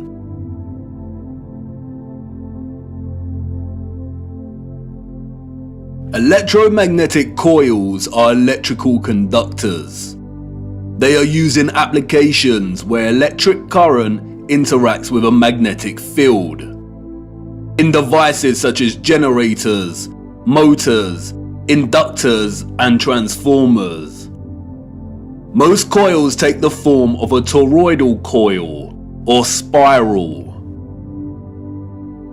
Wire coils are used in conjunction with a magnet to produce powerful electromagnetism. The more turns of the wire, the stronger the magnetic field. Coils generate vortexes, which in turn create an electromagnetic field. It's all one interconnected system.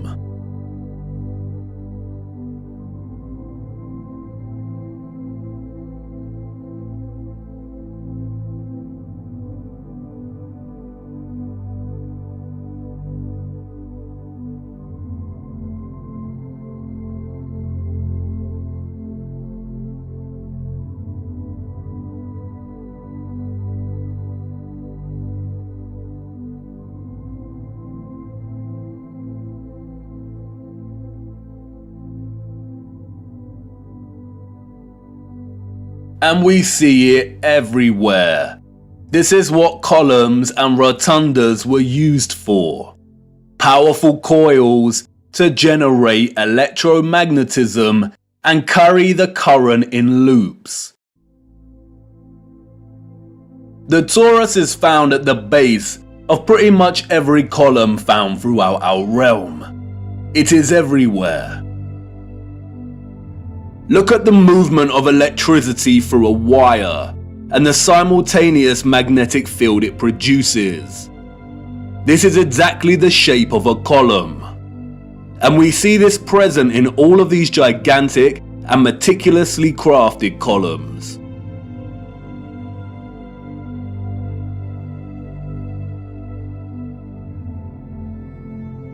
This is why we see the magnetic field represented at the top of a lot of columns. It's the movement of the ions in the magnetic field. It's the movement of the toroid and the toroidal vortex.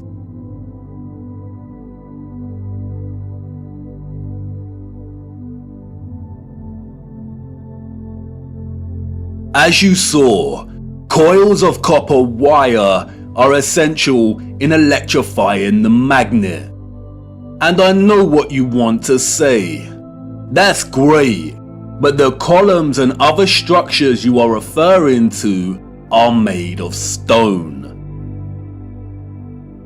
But you see, all of these impossible structures are made from a mixture of stone and metal. They used iron bars in their construction. Iron is magnetic.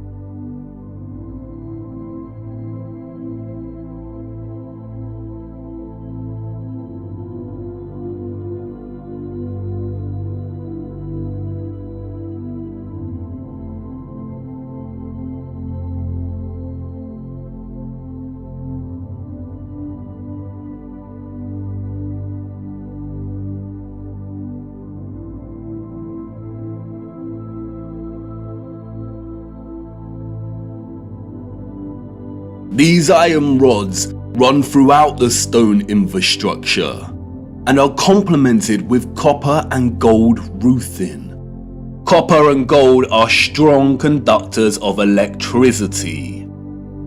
Often we find entire statues, arches, domes, and roofing made from a distinctive blue copper. Furthermore, the limestone, granite, and dolomite stone is mixed with crystal silicon or quartz. Quartz has strong electric potential. The colonnades and arches we see everywhere were at once integral components to the overall electromagnetic infrastructure, while also constructed in geometric forms that mirror the flow of electromagnetic energy, such as coil loops, horseshoe magnetic fields, and toroidal vortexes. As with everything else constructed in the old world, they were both functional and crafted as a homage to that function. A lot of ethereal energy was stored in structures constructed from red bricks and concrete. Red bricks and concrete are excellent conductors of electricity. They operated as huge capacitors or batteries. According to new research, red bricks can be converted into energy storage units that can be charged to hold electricity, like a battery, and can store energy until required for powering devices. The key to this battery-like function inherent within red brick is the iron oxide.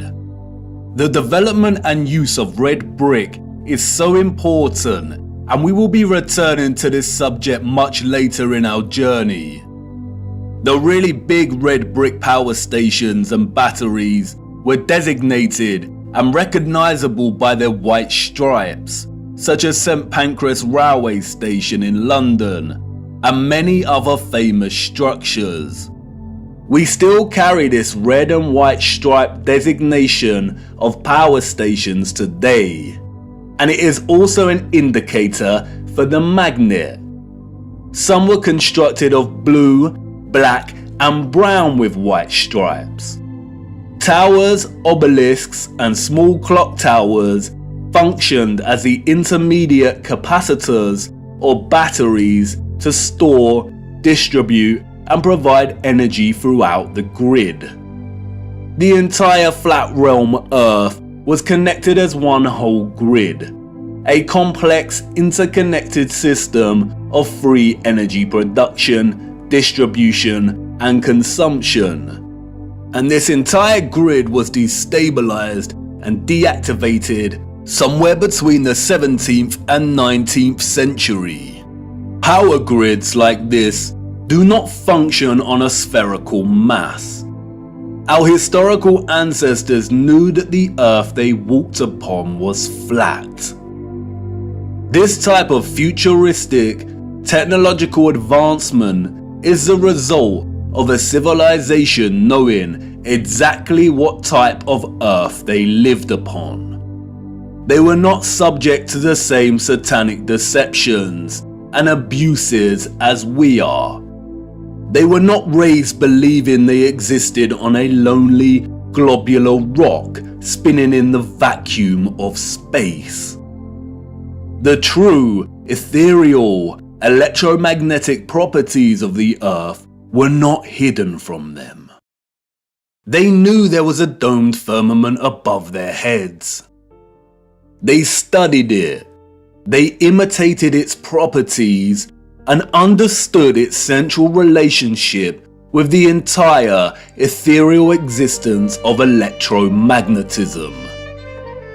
They revered the magnificence of its craft and showed utmost gratitude to the source, to God, and the ethereal Holy Spirit for giving them everything they needed. Look. Domes.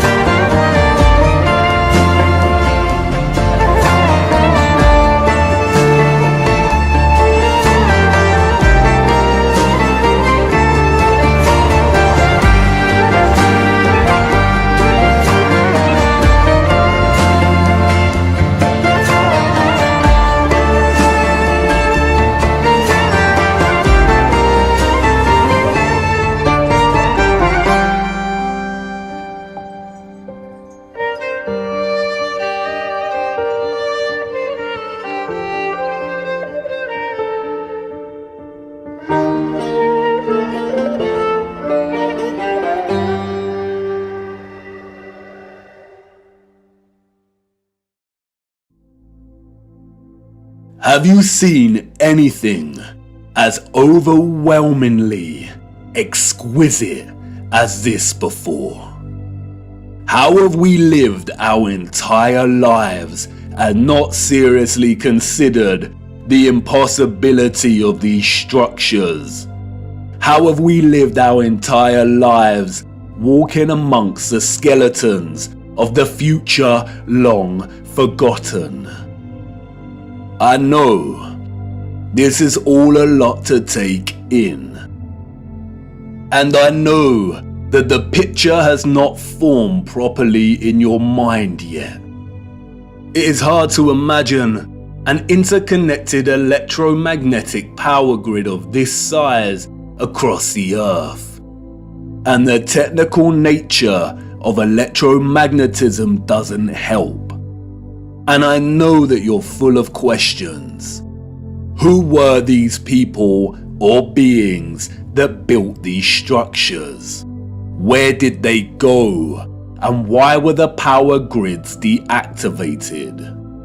What about all the religious iconography and art we see inside of the cathedrals and mosques? What about all the histories and photographs we have of the construction of these structures? What about the Romans and the Greeks? What about some of the grand mosques that have been constructed in recent times? And if what you're telling me is true, then how did they distribute and store all of this energy like you say? Was it similar to our Wi-Fi and radio signals? We will get to all of these in good time. We have barely scratched the surface. But for now, it is the last question that is important. How did they distribute and store all of this energy? And in what form? For you see, our sophisticated historical ancestors did something that we, as a society, have come to neglect. They watched the water, and they watched it closely, right here on Earth and up above, beyond the firmament. Come on, let me show you. Crazy thoughts I'd like to leave behind. Oh yeah, it's gonna blow my mind.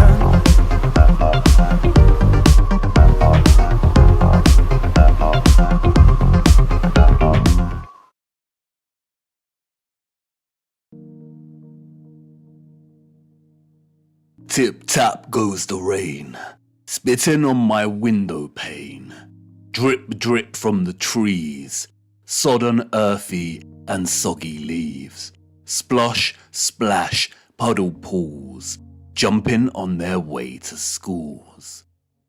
Onomatopoeia, the formation or use of words that imitate the sounds associated with the object or actions they refer to. The property of a word of sounding like what it represents. Water has many. The interdependent relationship between water and sound is so fundamental to our connection and understanding of water.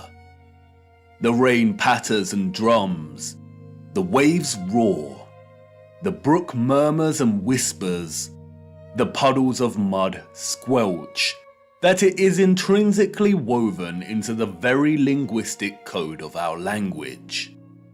Many have explored the powerful connection between sound and water. We have Masaru Emoto and his study exploring the impact of sound on the molecular structure of water. We have those that like to play around with cymatics. There is Peter Davey, a saxophone player who invented a device that boils water with sonic waves. The innovative use of sound coupled with water seems to have no end. So much so that in recent times, biologists are discovering that ultrasonic water can even treat the most resistant of infections and heal wounds at rapid pace. And in a future where electromagnetism was harnessed with the utmost innovation, water, sound and frequency had to have a major role to play. And of course it did. They wanted us to know that it did. And not just the water here on Earth. They were telling us to look up and above. They wanted us to know that what they had achieved right here on Earth was only possible because they had studied what existed above. In the beginning, God created the heaven and the earth. And the earth was without form and void, and darkness was upon the face of the deep. And the Spirit of God moved upon the face of the waters. And God said, "Let there be light." And there was light. And God said, "Let there be a firmament in the midst of the waters, and let it divide the waters from the waters." And God made the firmament, and divided the waters which were under the firmament from the waters which were above the firmament. And it was so. Some criticize the King James translation of the Bible for its use of the word firmament. But in the original Hebrew, the word is rakia, which translates directly as firmament.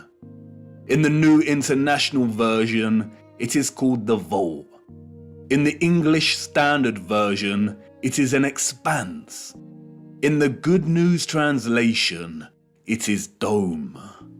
What is important, however, is that in all translations, and in the original Hebrew, the notion of the firmament or vault separating the waters above from the waters below does not change and remains consistent.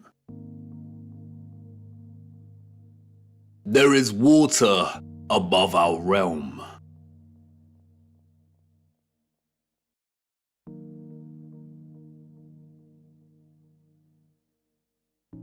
The telescope is an interesting instrument, both at once an apparatus for discovery and simultaneously a weapon of deceit. There are two primary types of telescope, the refractor and the reflector. A refractor uses an objective lens, usually a convex lens, and a reflector utilizes a single or a combination of curved mirrors to reflect light and form an image. Many reflector telescopes use either a concave mirror or a parabolic mirror. This is what a reflection looks like in these mirrors. The eyes we were born with, and which we see the world through, are convex lenses.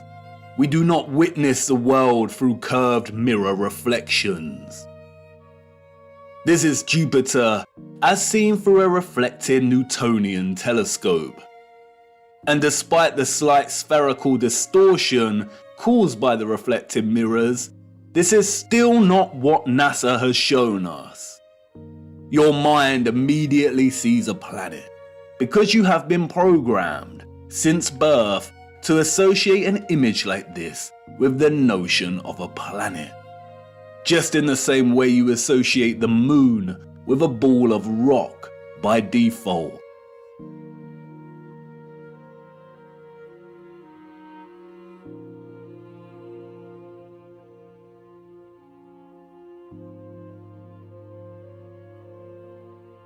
But as you can see here, both refracting and reflecting telescopes produce images similar to the Nikon P900.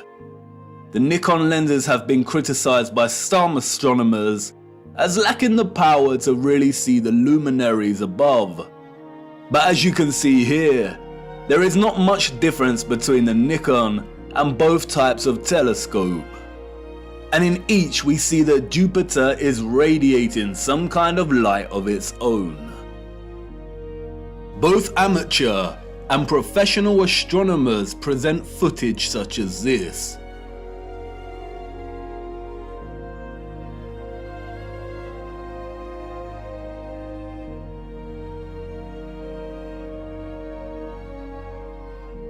But look what happens next.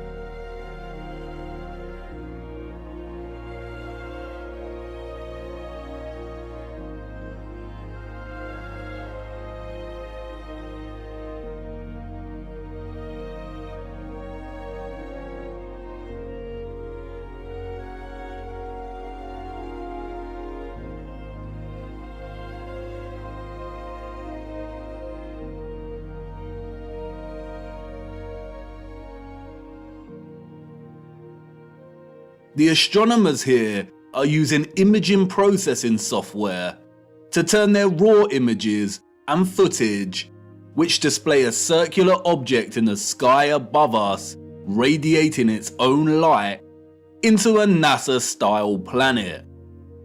And this type of doctored, processed image is not what we see with our own eyes through these lenses. I am not saying that this is deliberate deception. Astronomy is a practice of its own, but it is very important to never confuse the highly edited images and footage we receive with reality. And it is also worth being mindful of those that are being very manipulative. They are usually the astronomers with the paid sponsorship from magazines and websites. It is also important to note that what we call planets are not actually planets. They are wandering stars, and all of the wandering stars are of a similar nature to the moon.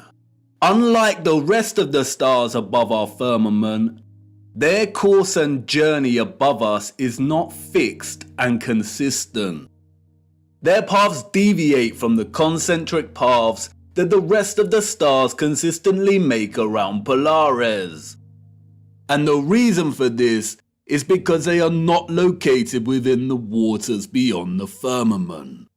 They are very different, and their function is way more occult, and their significance to life here on Earth much more important than we realize. We will be returning to the true nature of the so-called planets and moon later. Back to the waters. Arcturus is one of the brightest stars in the sky. Here is Science magazine's artistic impression of the star. And now here is Arcturus as seen through a refracting telescope. There is no resemblance. What we see through this telescope footage is really similar to what we see when you zoom in on the stars above with a powerful Nikon camera. Many criticize the refracting telescope because it can produce chromatic aberration. Chromatic aberration is a failure of the lens to focus all color to the same point. The result can be purple fringing, and we see that here. Photographs can suffer from chromatic aberration. Interestingly, the Nikon does not produce the same chromatic aberration when zooming in on Arcturus. Therefore, you could say that the Nikon is actually more reliable and stable. Through both the telescopic lens and the Nikon, Arcturus is pulsing, shifting, rippling. It is dancing geometry. Many will jump up from their seats and exclaim, "It's because of atmospheric distortion and light pollution. It's because Arcturus is so far away." But if it is atmospheric distortion, then why do all the stars display their own unique geometry and light patterns? They should all distort in a unified, consistent manner. It is not atmospheric distortion. The stars are pockets of sonoluminescence in the water above. They are self-illuminating, radiating their own light and frequencies in the waters above. Our own convex lensed eyes tell us that there is some kind of water above. We see it in the stars and when rockets accidentally hit the firmament. And, like I said before, just because the so-called planets or wandering stars and the moon appear spherical does not mean they are. They are not synonymous with the stars in the water beyond. They are something else entirely. Our advanced predecessors wanted us to watch the stars. They wanted us to understand that electromagnetic vibration and frequency produce pockets of sonoluminescence in the waters above. They were pointing it out because they wanted us to know that water was the key to unlocking the real potential of electromagnetic energy. They wanted us to know that once harnessed, the ethereal electromagnetic energy could be fused with water, so it could be stored and distributed. And once produced, the water could be manipulated, enhanced, and elevated to a level of new possibilities through the use of vibration, frequency, and sound itself. Their civilization depended on the industry of what we will call the living waters. Their technological advancement enabled them to transform the entire Earth into a power grid. But this grid was only possible because of water. The civilization of the future was an electromagnetic water world.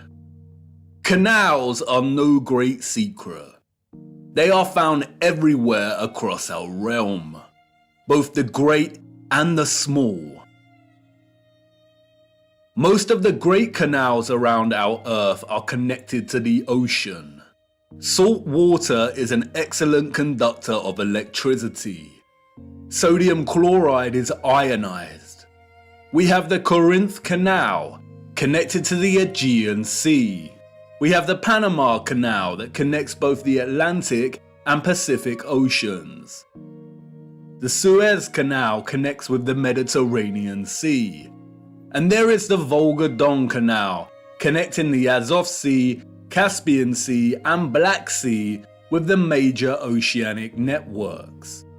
All of the canals built before the 1920s were not built by us or those in the history books. We inherited them.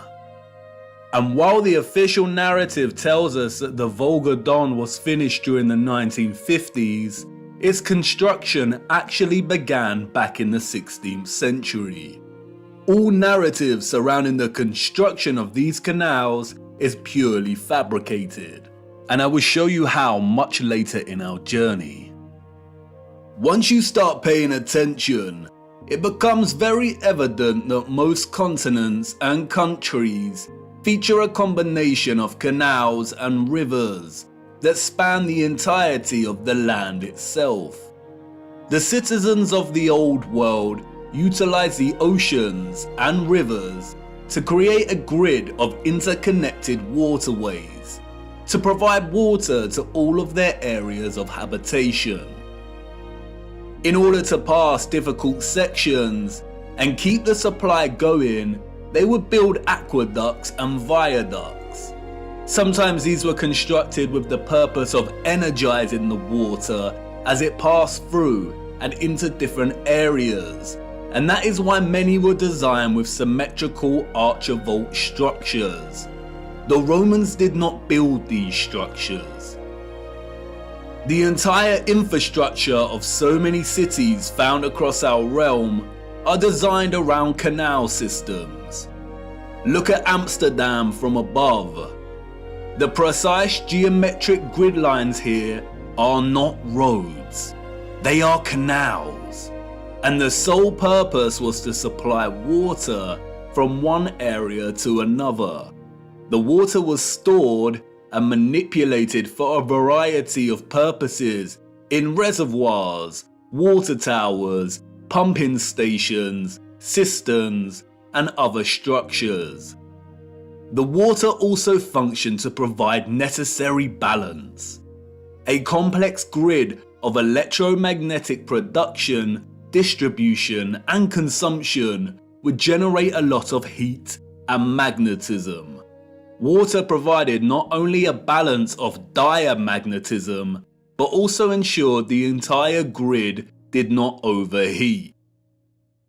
When looking at all the magnificent generators and other instruments of power from the old world, we can always find water nearby or the remains of water storage. Sometimes this is hidden primarily underground. Many do not realize that many so-called Victorian cisterns and reservoirs run very far under a lot of our cities, and other times it is a central characteristic feature of these structures. An example of which is what the controllers have redesignated as castle moats.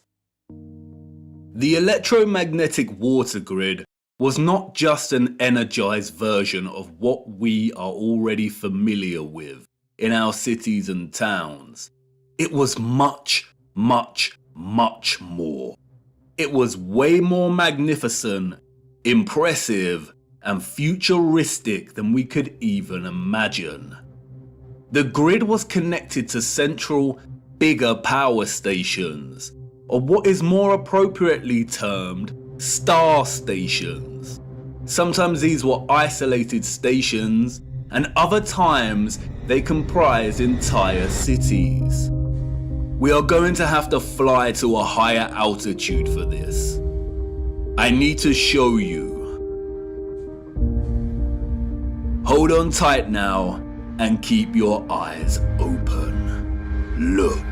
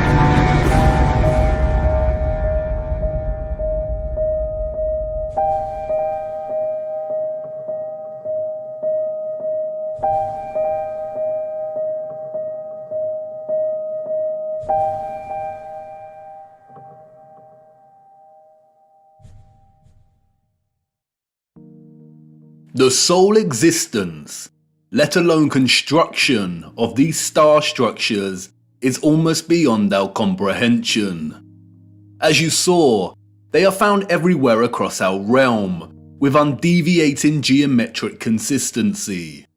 A wondrous impossibility. Perhaps they had some kind of technology that allowed them to view huge areas of land from above while planning and building. They were never thoughts. That is a fairy tale invented by our controllers. The stunning geometric precision and symmetry of the star structures would most likely have functioned to enhance the power of the generators and to etherize the water, or turn the water into living, energized water. We can see from comparing some of these ruined sites, and some left a little more intact, that water would have been present throughout the structure. Before the controllers destroyed and drained most of these structures, they were full of water. They were connected to rivers and canals and the oceans. They were a key component of the entire power grid. The star structures are fractals of symmetrical geometry, just like many of the ceilings of these huge energy generators. And, like the acoustic cavity magnetrons and resonators, the symmetrical sharp diagonal walls would have caused the ions to perpetually vibrate. Old plans and illustrations, which have no doubt been edited or manipulated in some way or another, offer suggestion as to how complex, integrated, and essential the star geometry was to the entire grid. Look at Paris here. It isn't obvious at first glance, but upon closer inspection, we come to realize that the entirety of Paris was itself a star station, or a star city. And like with everything else constructed in the old world, these structures were at once functional and a celebration of the source of their innovation. Look closer at the star geometry here. Can you see the resemblance? The snowflake. Do you remember what happened in Masaru Emoto's experiment on water? Ethereal vibration expressing itself through water's molecular structure. Those of the old world had perfected this science. They knew the key to releasing electromagnetism's potential was through sound and water. Just imagine what they were able to achieve. Sound, vibration, and frequency was just as integral to the success of their technology as water was. Those of the old world did not hide their adoration for sound. Traces of this love for sound are everywhere. These structures were literally instruments of power. Or as the so-called Goethe put it so succinctly elsewhere, music is liquid architecture. Architecture is frozen music. This is why so many generators, capacitors, power stations, and intermediates feature holes, pediments, dentils, indentations, and complex 3D ornamentation. They were structural openings to manipulate sound waves, the vibrations and acoustics, so they could tune the electromagnetic energy in conjunction with the water in a variety of ways to achieve different results. They were similar to the aerophone instruments such as the flute, the pipe, the recorder, the bassoon, and the trumpet.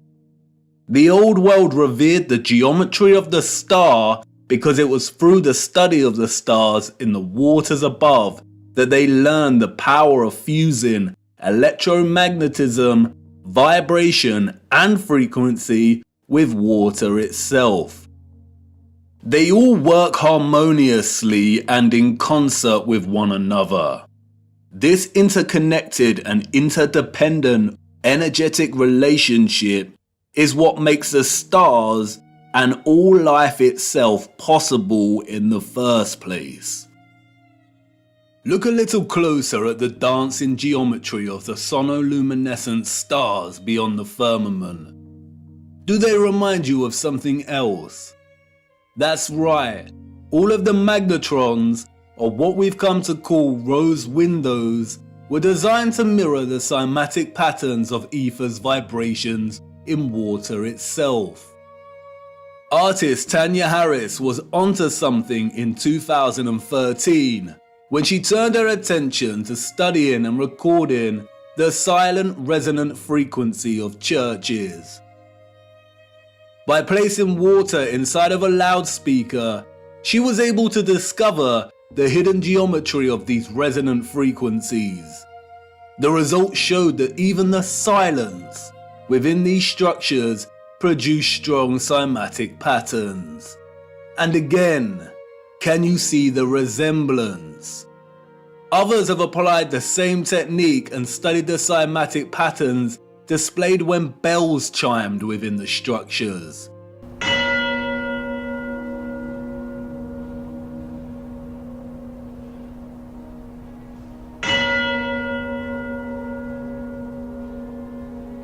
Look at the patterns. Magnetrons. This is why so many magnificent rose windows resemble cymatic patterns so closely. This is why they look like the petrified pulsations of a star. The entire ceilings of many cathedrals also mirror this sacred cymatic geometry. This is why so many of the structures contain huge bells and chiming clocks. The tolling bells would emit powerful vibrations and frequencies and influence an entire area's water supply. The sound would influence the molecular structure of the water, which was then used for a variety of purposes. And that's not all. Many of these structures also housed another wonder of the world. The king of sound, the organ. Have you ever stopped to look at some of the great organs before? These were not constructed by ordinary people in the 19th, 18th, 17th and 16th centuries. Like the structures they reside in, they are a marvel of elegance and majesty. The most powerful sound instrument in the world. The specific organ sound waves of low and high frequencies would no doubt have enabled those of the old world to manipulate the ethereal energy in ways they saw fit.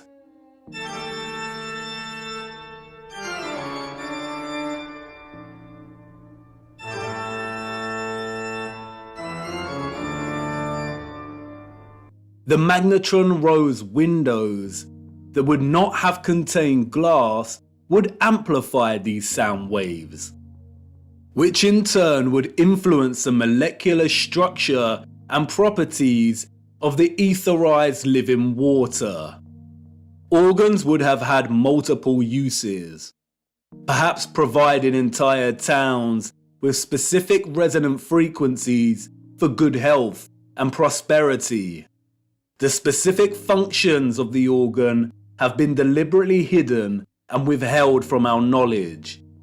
Interestingly, the official history states that the first organs of the world were water organs, in which the power source pushing the air is derived by water from a natural source or by a manual pump. No doubt a deceptive half-truth disguising the instrument's true interaction with water. And like I said before, most of these structures had areas nearby to store and hold large quantities of water. Many of the structures feature underground cavities or huge cisterns, some of which have been drained and some kept intact. Sometimes the cistern was located apart from and outside of the structure. The controllers have redesignated many of these areas as Roman baths. That's why Bath Cathedral in England is located right next to the Roman baths. The water was also stored in red brick power stations, capacitors, or water towers, open rectangular sites, reservoirs, wells, and step wells.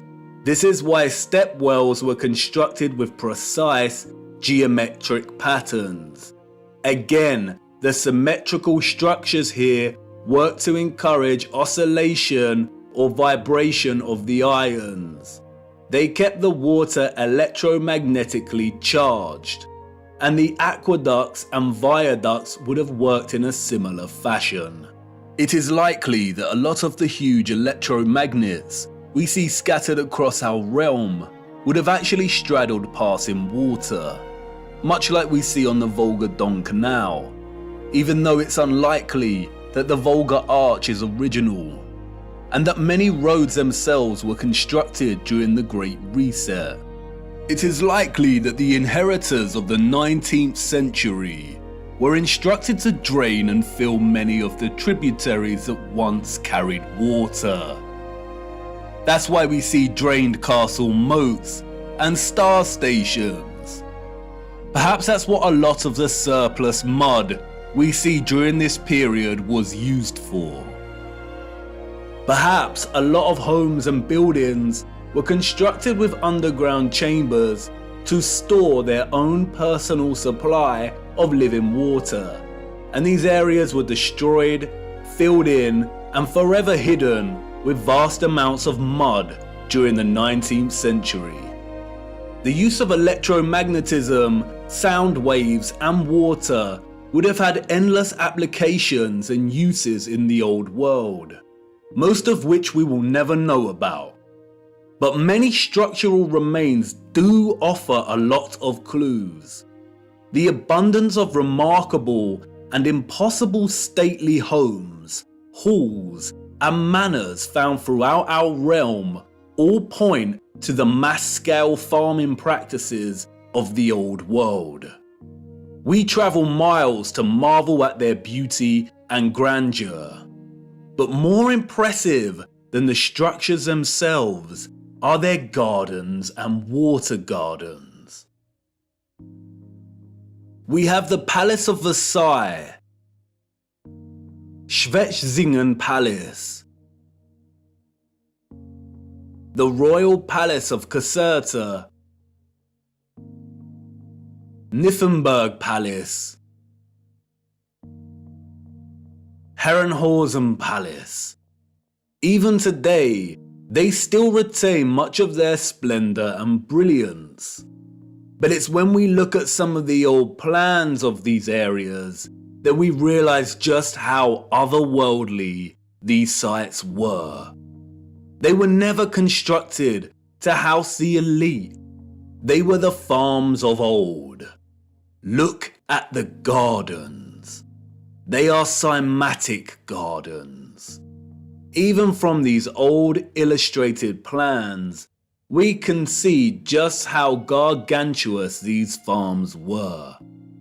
Microcosmic grid systems, suggestive of the entire larger power grid itself. The cymatic gardens were likely grids cultivated with sound and the living water to grow food, herbs, and who knows what else. Even contemporary scientists openly acknowledge that sound waves strongly influence the growth of fruit, vegetables, and crops. And to this day, some of these structures retain a lot of their glory when viewed from above. The Palace of Versailles, a wondrous geometric marvel. A collection of impossible structures, extraordinary cymatic gardens, and water systems. Let's venture closer into the Palace of Versailles and have a look. Hold on now. Wait, what? This is not the Palace of Versailles. I really need to fix this thing. It's been acting up a lot lately. Where are we? Wait a minute. I recognize this place. Memories from a long time ago. This is Chatsworth House in the Peak District, England. Oh well, this should do. Come on, let's see what we can find. Chatsworth House was completed in 1708, we are told. Its story, much like the story of the entire Peak District, is a fabrication, a complete lie. The place has changed much over the years. It is situated beneath two large bodies of water, the Emperor and Swiss Lake. The water from the lakes is channeled across a broken aqueduct before falling 79 feet and meandering gently down the hills in complex waterways and running right into Chatsworth Estate. The waters feed the estate's own lakes, rivers and streams through a series of runways and a multitude of complex tunnels beneath the estate and the structure itself. Due to the estate's repurposing, much of this remains hidden, but you can see the tunnels quite clearly here, snaking their way down. It is one interconnected water system. Waterways deliver themselves into waterfalls at the impressive rockery before continuing on their journey. All of the water gathers into a central, rectangular front piece which feeds the Emperor Fountain. The water then continues underground until it pours into the River Derwent, a 66-mile-long tributary of the River Trent, which runs throughout the Peak District. While much of the estate has undergone some serious restoration, which is actually a fancy, deceptive word for criminal gutting and destruction of technology, there are a lot of haunting remains of its former glory. It is important to note that unlike many of the huge energy generators, Chatsworth House was probably partially occupied. By farmers, that is. The central engine was located off-site and has been subsequently removed and repurposed as a larder to store hunted game. This magnificent, gorgeous structure would have functioned as a small generator, which also contained a small engine in its centre. It was repurposed as the stables. The horses of the 19th century clearly lived better lives than most of the population. Above, atop of the hill next to the Emperor and Swiss Lake, we can see the quadruple capacitor or water tower. This was repurposed as a hunting tower. But stalking the 105-acre grounds, a visitor with eyes to see might spot some unusual sights. One of which is the half-ruined obelisk hidden away in the tangled overgrowth at the bottom of the hill below the lake. The official, controlled history that visitors receive when touring Chatsworth conveniently leaves out any mention of the obelisk. For you see, the hunting tower was not Chatsworth's only capacitor. The entire estate needed constant water storage to fulfill its energetic requirements and purposes. There are many odd structures dotted around that remain unexplained. And then there is this, the Cascade, a true little wonder. The dome, a series of toroidal circles that rise to meet the smaller copper dome. They tread carefully here, making sure they force a distorted history on you. But, as always, they cannot help themselves. They just have to tell you in their own roundabout controlled manner. As the placard states, water can be made to flow over the roof and out of 13 spouts. Some of these spouts are crafted in the form of immaculate stone dolphins and giant fish. There are even hidden jets in the floor, they tell us. The water is received from the lakes above and is used twice more in its journey to meet the River Derwent below. Once in the South Lawn Fountain and again the private West Garden. But look closer at what they acknowledge. Each step of the cascade is different from the one below and above it to vary the sound of the falling water. This was allegedly built in 1703. Why would an 18th century people be concerned with varying the sound of falling water? How did they even have the knowledge and skills to manipulate the sound of water like this? And it's everywhere in the estate. The waterways, streams and rivers all meander gently down to rest briefly at ponds and lakes before continuing their journey toward the River Derwent. Their journey is one of such splendid sounds.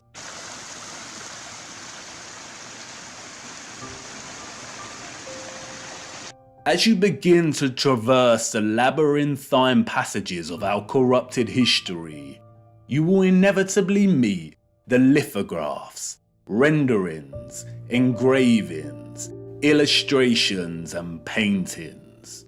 How easy it is to lie when there is no photographic or visual evidence, just artistic interpretation.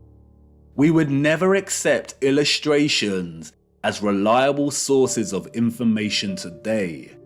So why do we accept them as historically accurate?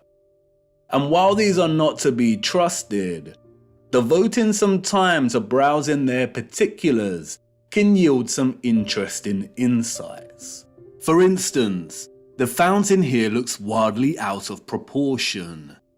Did it used to jet water more powerfully? And some would claim artistic exaggeration. But if you dig a little deeper, you come to learn that the original Emperor fountain, constructed in 1843, was able to jet water at a height of 296 feet. What? How?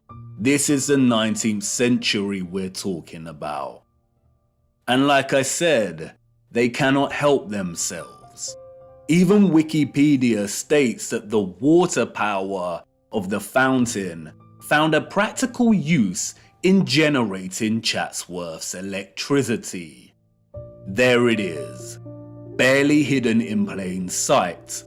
And as we continue browsing these little illustrations, we stumble across it. An old engraving of Chatsworth from above. Look at the size of this. Cymatic gardens, rows and rows of crops, large bodies of water that are no longer there. And again, many would claim artistic exaggeration, the unreliability and inaccuracy of illustrations, and rightly so. But when we look at Chatsworth from above on Google Earth, what is this we find? Shadows on the ground across from the river? No, these are the markings of old infrastructure that was torn down. The markings suggest there was once a bridge here, a bridge we see in the illustration.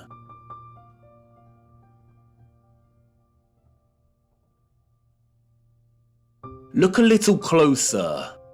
An octagon with the clear outline of an old generator. So yes, the illustration is a lie.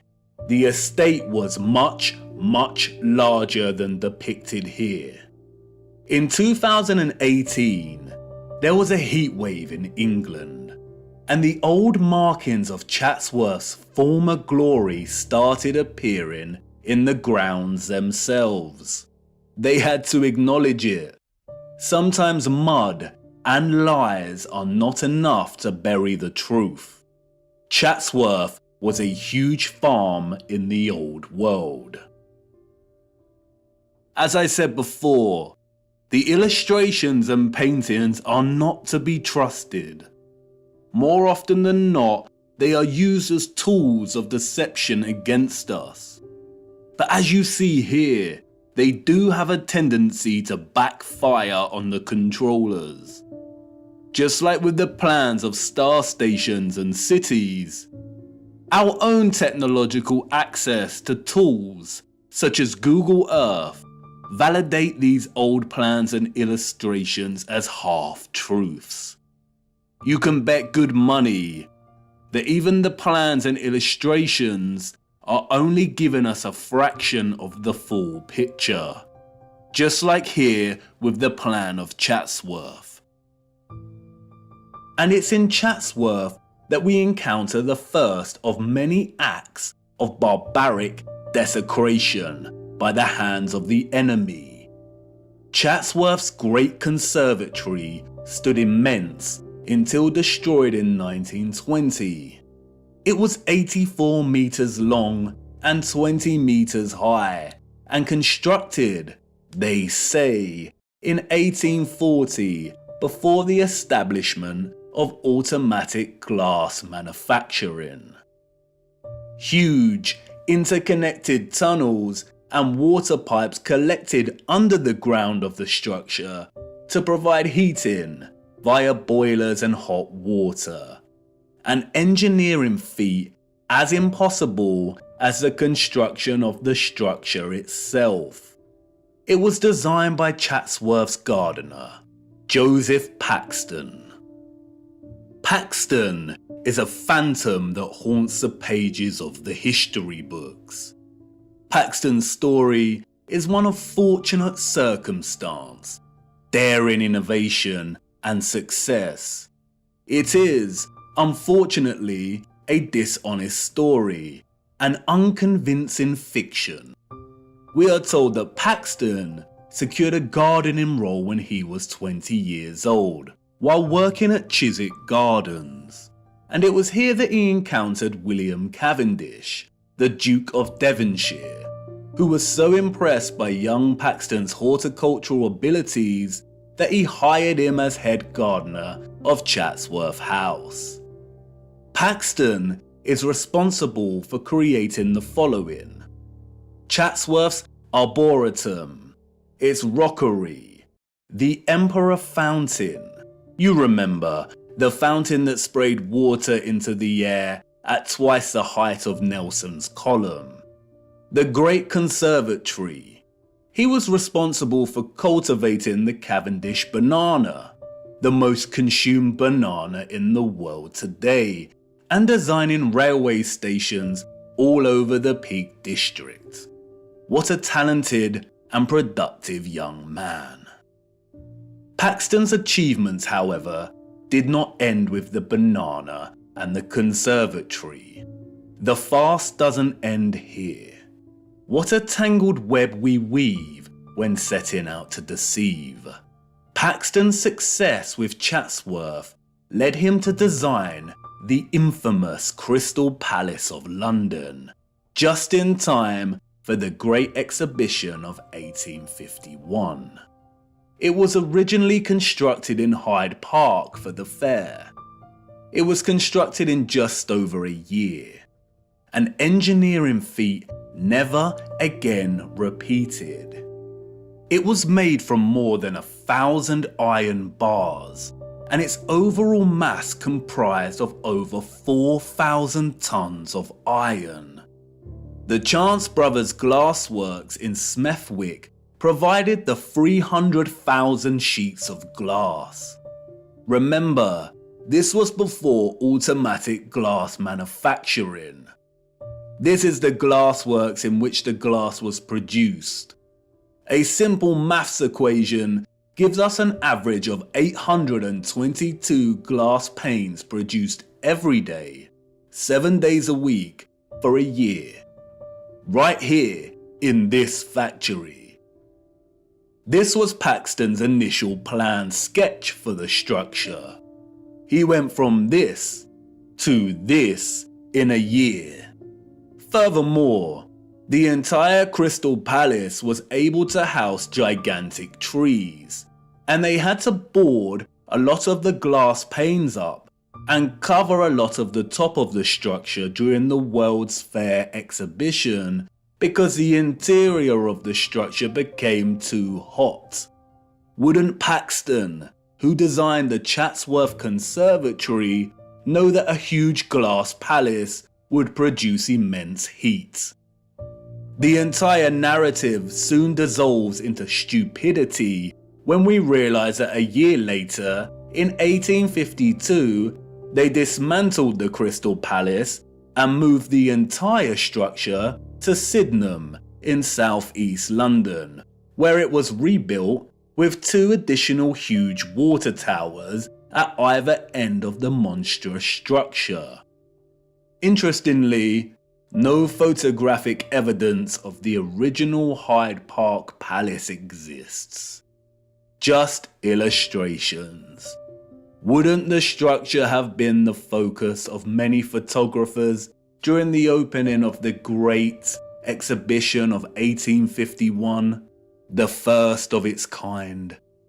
It is highly likely there were either 2 of these crystal palaces in London and both destroyed, or the Hyde Park Palace is just an outright lie. Interestingly, a few years after its relocation to Sydenham, this map of the palace was produced, all designed at the hand of our genius gardener. He struggled with the water supply, we are told. After all, supplying 12,000 fountains, 2 of which shot water 250 feet into the air, and the various cascades would be a difficult task to achieve. But clearly not for Paxton. He made it happen. Interestingly, the Crystal Palace also featured one of these impossible, grand, and spectacular organs.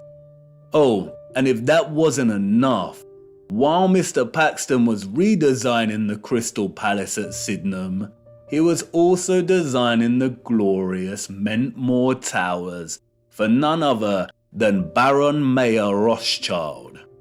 Who would have thought that a random, young 20-something gardener would go on to be responsible for some of the most impossible and impressive engineering feats in history? Let's also not forget about his banana. Paxton is an example of the enemy's laziness when it comes to hiding our true history. It is not fathomable or even possible for the citizens of the 19th century to have even built these structures, let alone assign their inception to one sole man. The Crystal Palace and its gardens, just like Chatsworth, were huge farming grids that used the living water in conjunction with sound and electromagnetic energy to cultivate a whole range of wondrous produce. Kew Gardens in London is another example. The abundant electromagnetic energy was able to produce conditions of heat with ease, and the vibrational frequencies encouraged growth. Perhaps that's why Crystal Palace housed a grand organ, utilizing frequencies and vibrations to enable the growth of produce. And that's why the controllers were able to assign the cultivation of the banana, an exotic fruit, to a fabricated Englishman. The technology already established in England was able to grow many things with ease. Among other impressive horticultural achievements attributed to Paxton's genius were the perfect pineapples, another tropical fruit he grew at Chatsworth. He grew enormous lily pads, which could hold the weight of a human. He grew gigantic sequoia redwoods at Chatsworth, which usually only thrive in humid conditions. He grew them with ease, and many of these redwoods remain today, a spectacular sight to behold. It's probably worth noting that among Paxton's many other talents, Wikipedia also tells us that he became quite skilled in moving gigantic trees, as well as gigantic crystal palaces. The largest of these trees weighing 7,000 kilograms. How? With horse and cart? Why are humans so gullible? They destroyed the beautiful and impossible Chatsworth Conservatory in 1920. As the Duke's son said in a letter to his father, they blew off well over 200 pounds of explosives to tear it down, so it must have been well built. The structures of the old world were built to stand for centuries.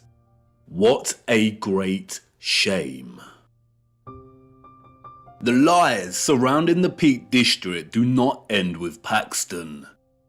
The entire national park was one gigantic interconnected electromagnetic water system of the old world. It was most likely one of Britain's primary suppliers of farming goods. The national park boasts one of the largest collections of stately homes, halls and manors, all of which would have functioned as huge farms. It was also a regional retreat that specialized in healing.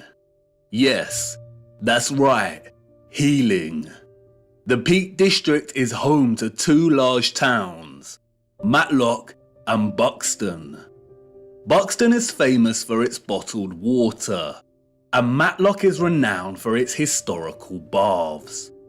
Even today, both towns boast an enviable collection of old world structures.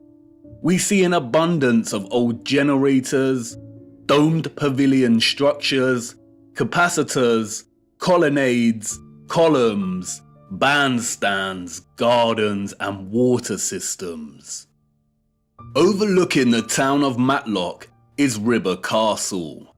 Its silhouetted frame and turrets stand regal in the distance. It is a derelict structure and has been derelict for over a century. The curious public are not allowed near the structure. They tell us it was built very quickly by a Mr. John Smedley. Smedley was, we are told, an industrialist. By the 1850s, he had become the driving force behind Matlock's hydropathic industry. Hydropathy is the practice of healing and curing diseases through the use of water.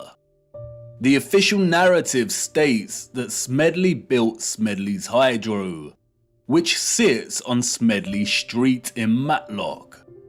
It is now a government council building. Smedley's Hydro was just one of the hydropathies in the region. At one point, we are told, there were over 20 hydropathic establishments in the region. Just look at these structures. Smedley did not build the Hydro. Its structure, an immense water tower, evades his capabilities and the capabilities of all the 19th century citizens.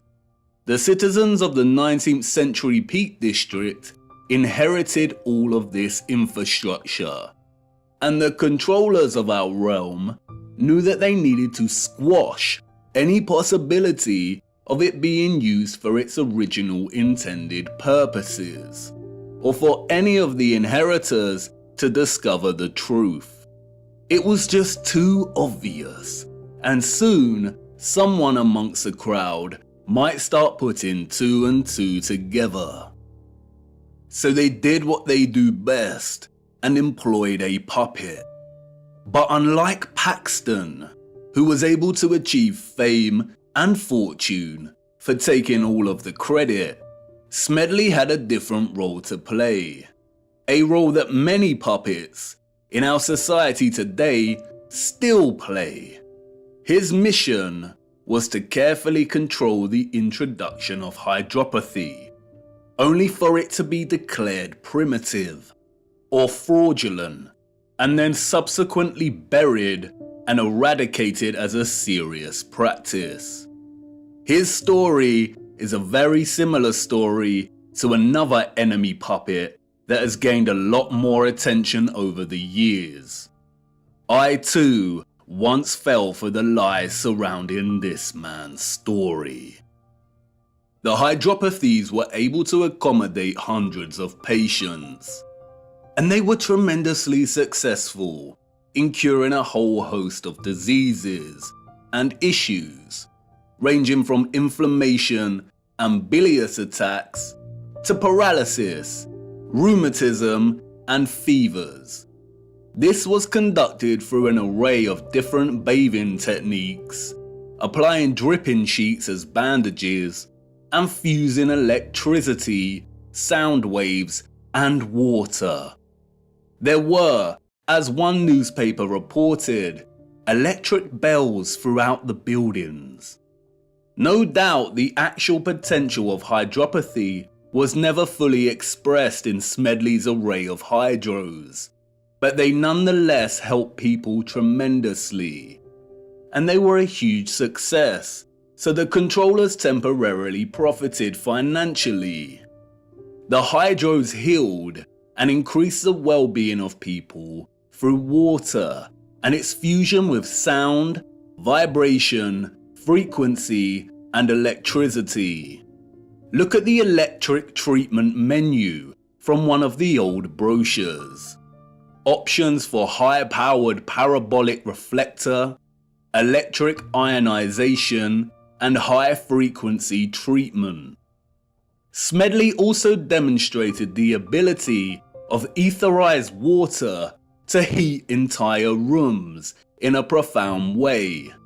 The fernery at the hydro had a water heating system built into its walls and always maintained a constant temperature of 65 degrees, even when the room was filled with a crowd of 350 or so visitors. The temperature never deviated. How was this kind of technology available in the 19th century, and yet today we do not have access to this kind of sophisticated heating? Historians and journalists of the time would deliberately smear Smedley, casting hydropathy as pseudoscience, comparable with homeopathy. Smedley had many battles with the burgeoning medical industry, and after his death, the hydros were purchased and the structural alterations began. Like Tesla, Smedley played his role and successfully introduced the science of the old world to have it debunked, tarnished, and sidelined forever. Hydropathy today is regarded as nothing more than a relaxing spa venture. All of its original applications of frequency and electricity have been eradicated from the practice. Smedley's role-playing allowed the controllers to justify the entire water grid system of the Peak District, successfully preventing the current 19th century and further subsequent generations from questioning its presence. The remains of the grid today are so evident. You can sit and relax to the soothing sound of water falling over the turreted regal Derwent Reservoir, which connects the entire region through its branching rivers and canals. You can stroll around shopping inside of old power stations and at old pumping stations. And in every area of the region, there are wonders waiting to be discovered. Not only in the larger towns do we find old fountains that once provided the living waters, but also in the remote villages. Tucked away, we find an old dry fountain. Look, the Lord's gift, a bittersweet joy to behold. The citizens of the old world unlocked the power of electromagnetic water by studying the stars above in the firmament. The stars above taught them that the key to manipulating the ethereal energy they harnessed from the ionosphere was through water, sound waves, vibration, and frequency. They honored this gift by constructing domes, by crafting star cities, cymatic magnetrons, and praising the Lord and Holy Spirit for the living waters they received in return. They understood the firmament as both scientists and disciples. Viewer, I am hoping the picture is starting to become clearer in your mind, and you will inevitably start to see things in a different light when pondering all of these impossible structures. It is not a coincidence that some structures like the Colosseum are also referred to as amphitheaters. Have you seen them from above? They look like speakers. Amphitheater is an interesting word. An amp is a unit of electric current, and an amplifier is a device that increases signal, especially microwaves and audio. And no doubt you will start to put two and two together in terms of some of the inventions that we were allowed to play around with before they were discarded as antique in their efficiency. But time is of the essence. We could ponder examples of the old world's electromagnetic water grid system for hours, but I encourage you to get out and hunt down these structures yourself and to document them in your own time. We have to move on. We need to start. Wait, what? You want to know if these came from the old world? Yes, they did. And they are extremely important. The inevitable ticking of the clock.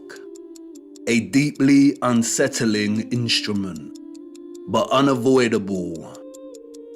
I need to show you one more missing piece of the electromagnetic puzzle first, and then we will take a closer look at these timekeeping instruments.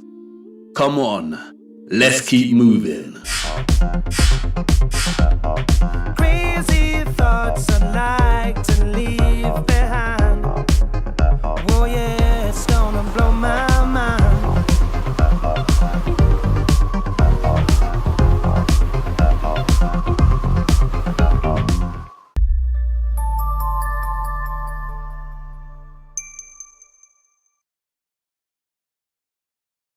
Episodio 6. Oferus y el alquimista. Una pieza perdida del rompecabezas. Al observar las estructuras del viejo mundo en la actualidad, hay una gran sensación de ausencia y alteración. Las estructuras han sido evidentemente alteradas y cambiadas drásticamente en los últimos 200 años aproximadamente.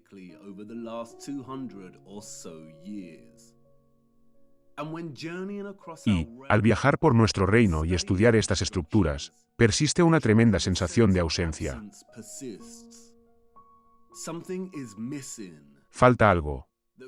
El concepto de recolección etérea, a través de estas maravillosas antenas, no es suficiente. No es lo suficientemente concreto para completar el cuadro. En algún momento hubo algo más que hizo posible todo el entramado tecnológico. Esto, por supuesto, es el componente tecnológico clave de estas estructuras, el motor y los mecanismos centrales que las hicieron funcionar en primer lugar.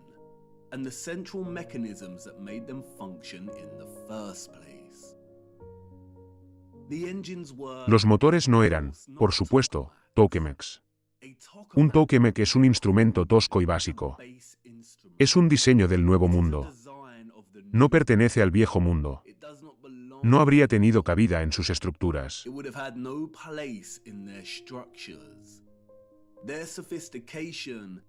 Su sofisticación y delicadeza no habrían dependido de tal fealdad, de tal primitivismo. Sin embargo, es innegable el paralelismo entre la forma octogonal fundamental del tokamak y el amor del viejo mundo por el octógono.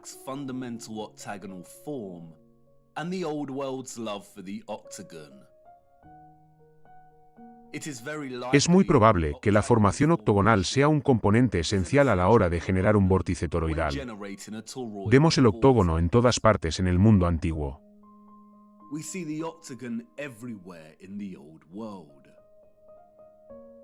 La geometría octogonal sustenta muchas de las formaciones fundamentales de la estructura.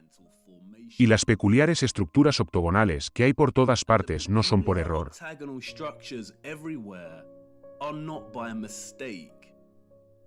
Son lo que parecen, cáscaras vacías que alguna vez albergaron algo más. Esta sensación de vacío está en todas partes y sigue sin explicación.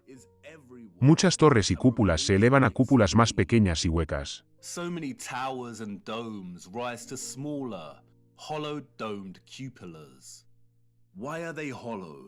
¿Por qué están huecas? ¿Por qué una civilización anterior perdería tanto tiempo y energía construyendo una estructura aparentemente superflua e inútil? Pero no lo hicieron, ¿verdad? Muchas de estas áreas vacías están siempre directamente debajo de las antenas. Y, aunque no todas estas estructuras vacías cruciales son octogonales, la mayoría lo son.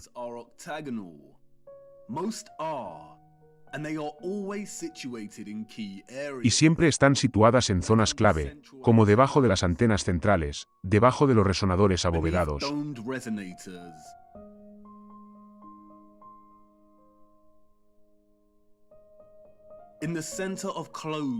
En el centro de patios cerrados y simétricos, o separadas y justo fuera de los generadores más grandes.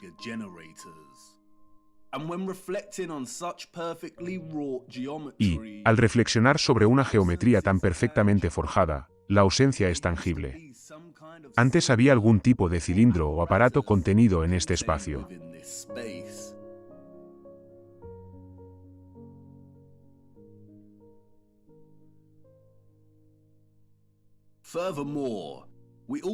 Además, también encontramos varias reliquias históricas que se asemejan mucho al estilo estructural del viejo mundo. En estas reliquias, vemos que los cilindros vacíos, o vasijas, son una parte integral del objeto.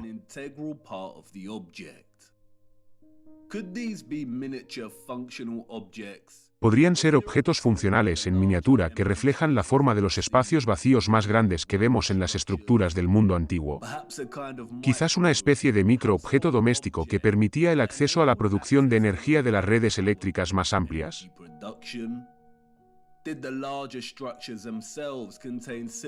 Las propias estructuras más grandes contenían cilindros similares en su interior. En muchas fotografías antiguas, las cúpulas y los espacios octogonales ya están vacíos.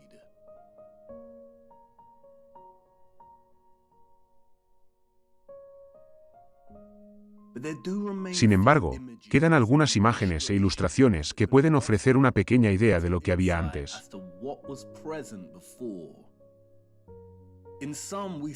En algunas, vemos un tipo de cilindro. Y, en otras, vemos algún tipo de orbe o contenedor.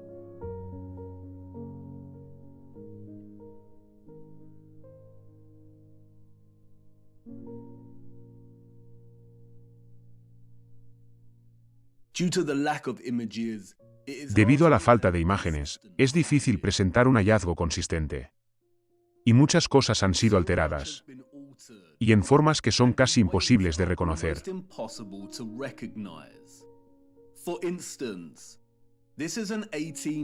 Por ejemplo, esta es una ilustración de 1880 de la llamada finalización de la Catedral de Colonia. Se centra en la parte superior de una de estas agujas. Las tablas de madera aquí son andamios. Como se puede ver, la parte superior de estas agujas se abre, revelando una especie de cilindro.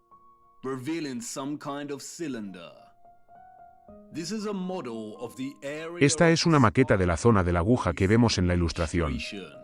Se colocó en el exterior de la catedral para que los turistas se hicieran una idea de lo grandes que son estas agujas, algo imposible para los ciudadanos del siglo XIX. An impossibility for citizens of the 19th century. The men in this illustration are not. Los hombres de esta ilustración no están completando la aguja final de la catedral. Están eliminando lo que existía en el contenedor de su cúspide. Y esto nos lleva a preguntarnos cuántos otros aspectos y características de estas estructuras se abren de forma similar. ¿Y por qué se abren? ¿Qué contenían? Curiosamente, es lo esotérico y lo oculto lo que proporciona algunas pistas.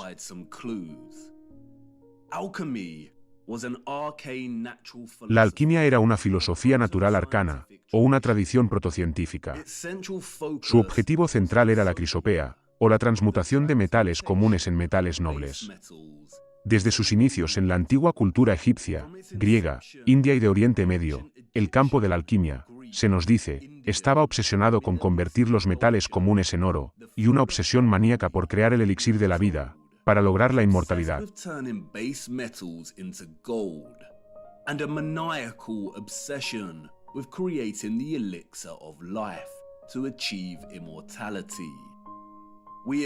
Todos hemos oído hablar del medieval Nicolás Flamel y de la piedra filosofal.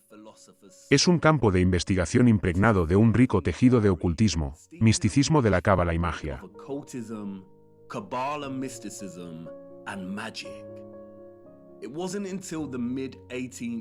No fue hasta mediados del siglo XVIII cuando la alquimia se separó de su ocultismo y se transformó en el floreciente campo de la química. Sin embargo, hubo un pequeño resurgimiento del ocultismo durante el siglo XIX que continuó en el siglo XX.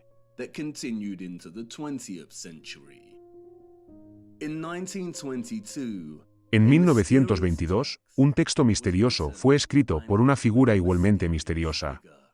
El misterio de las catedrales, de Fulcanelli, un alquimista francés, según se nos dice. A día de hoy, la identidad de Fulcanelli sigue siendo objeto de debate, nadie sabe quién fue realmente. Y, como muchas figuras misteriosas de los libros de historia, su nombre parece ser un juego de palabras anagramático.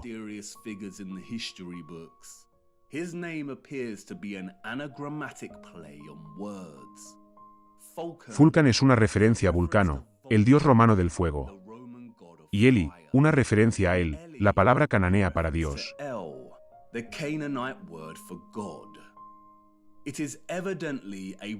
Es, evidentemente, una obra de uno o varios masones. Pero, no obstante, su lectura alquímica de las maravillosas y magníficas estructuras que llamamos catedrales es potentemente original y ofrece muchas percepciones y medias verdades.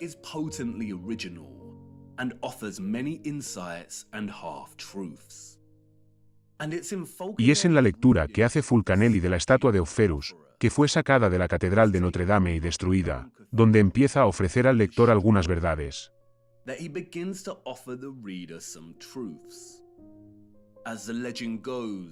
Según la leyenda, Oferus era un gigante fuerte, pero con una mente aburrida. Sus intenciones eran siempre buenas. Quería servir al rey más poderoso de la tierra.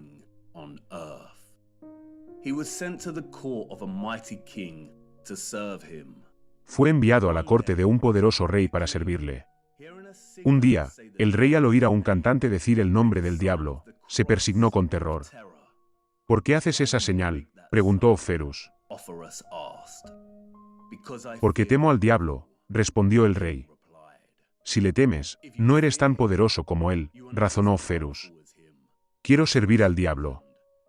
Y así lo hizo y se enroló entre los siervos de Satanás.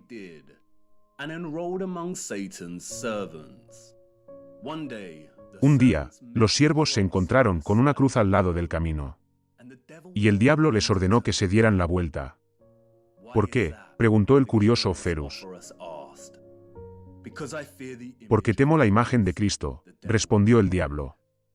Si le temes, no eres tan poderoso como el punto. Razonó Ferus. Quiero entrar al servicio de Cristo, exclamó Ferus. Y pasó junto a la cruz y siguió su camino. En su camino, Ferus se encontró con un ermitaño. Le preguntó dónde podía encontrar a Cristo. En todas partes, respondió el ermitaño.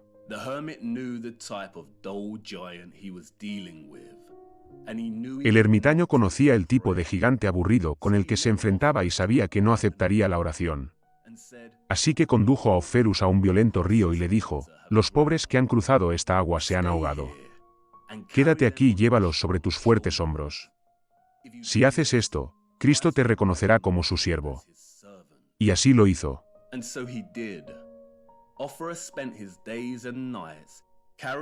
Ferus pasó sus días y noches llevando a la gente al otro lado del río. Una noche, abrumado por el cansancio, Ferus recibió una llamada a su puerta. Era un niño que quería cruzar. Ferus lo cargó sobre sus hombros y comenzó a cruzar el río. Pero, al llegar a la mitad, el río se convirtió en un furioso torrente.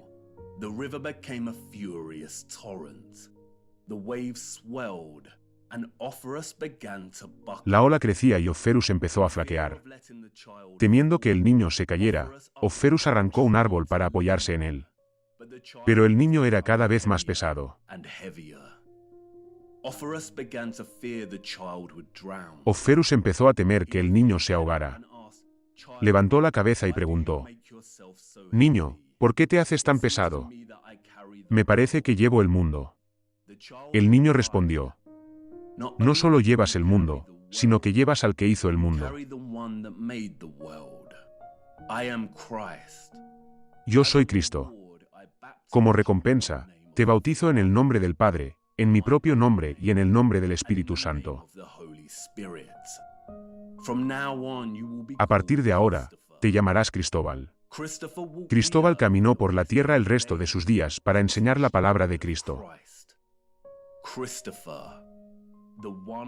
Cristóbal, el que lleva a Cristo para las masas. Sin embargo, al centrarse en Ferus, Fulcanelli revela una cierta clave para abrir otra capa de significado en la expresión simbólica de la leyenda.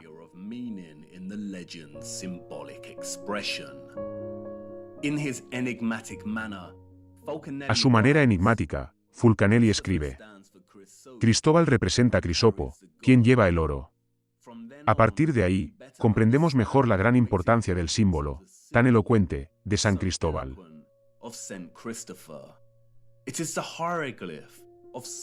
Es el jeroglífico del azufre solar, Jesús, o del oro naciente, levantado sobre las olas mercuriales y luego llevado, por la energía limpia de este mercurio, al grado de poder que posee el elixir.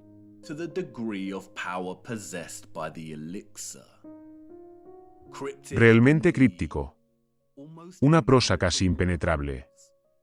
Pero veamos este pasaje un poco más de cerca. Fulcanelli afirma que, en la leyenda simbólica, Jesús o Cristo es el oro naciente. Naciente significa que está naciendo.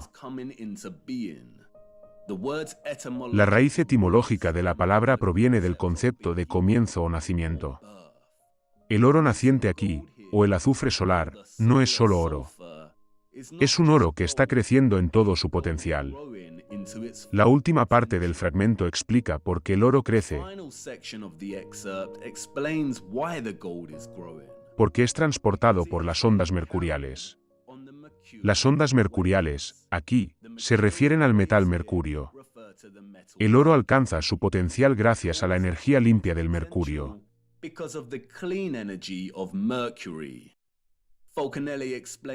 Fulcanelli explica que el color del mercurio es un gris emblemático. Y eso explica que muchas de las representaciones de San Cristóbal lo revistan de ese color.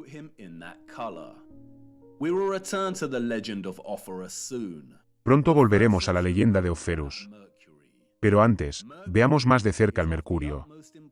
El mercurio es de suma importancia a la hora de entender, no solo la mecánica de la tecnología del mundo antiguo, sino también a la hora de entender nuestro propio tiempo contemporáneo en el que nos encontramos atravesando el enigmático paisaje de los símbolos que han dado forma a nuestra comprensión de la historia y a nuestro lugar en ella.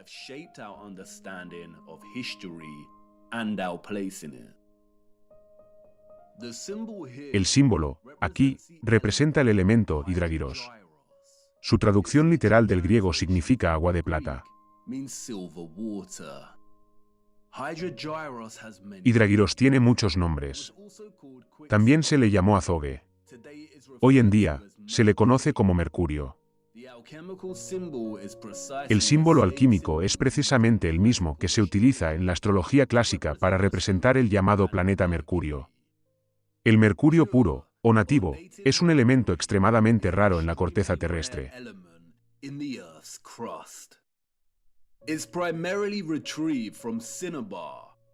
Se extrae principalmente del cinabrio, una forma pigmentada de color rojo o escarlata brillante del sulfuro de mercurio. El cinabrio es el mineral de origen más común para refinar el mercurio. Tanto Wikipedia como el Atlas Mundial nos dicen que el mercurio es el 66º elemento más abundante en la corteza terrestre.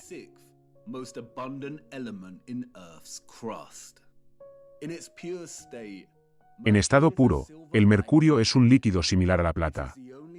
Es el único metal que es líquido a temperatura y presión estándar. Tiene un punto de congelación de menos 38,83 grados y un punto de ebullición de 356,73 grados.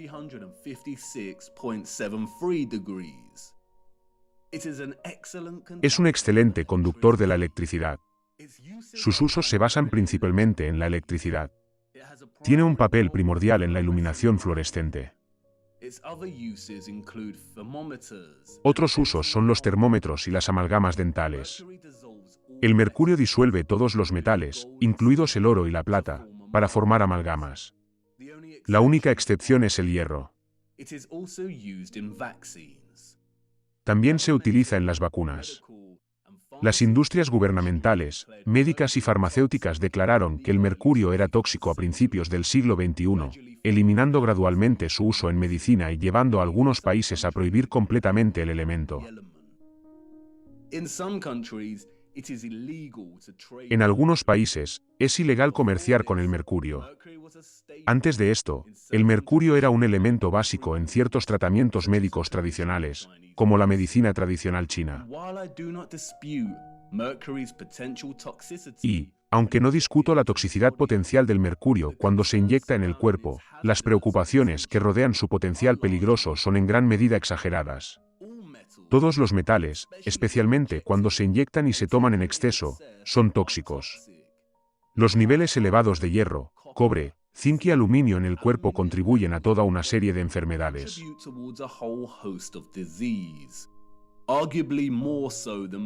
Podría decirse que más que el mercurio. Y sin embargo, los gobiernos de nuestro mundo no han prohibido el papel de aluminio. No han dejado de enriquecer los cereales con óxido de hierro. Y los suplementos de zinc y cobre se pueden comprar con facilidad, y sin restricciones en el valor de la dosis a la que una persona puede exponerse con dichos suplementos.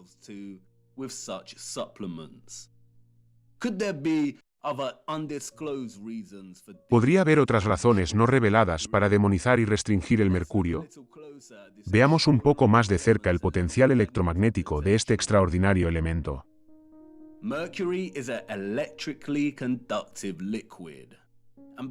El mercurio es un líquido conductor de la electricidad. Por ello, se ha utilizado históricamente para crear interruptores de luz, electrodos en algunas baterías, como gas para crear iluminación fluorescente. Lo que es más interesante, se utilizó, según nos cuentan, en los faros. Según la historia dominante, los fareros se encargaban de mantener la enorme lente de la parte superior del faro girando todo el día, todos los días. Una lente que giraba a una velocidad determinada hacía que la luz parpadeara.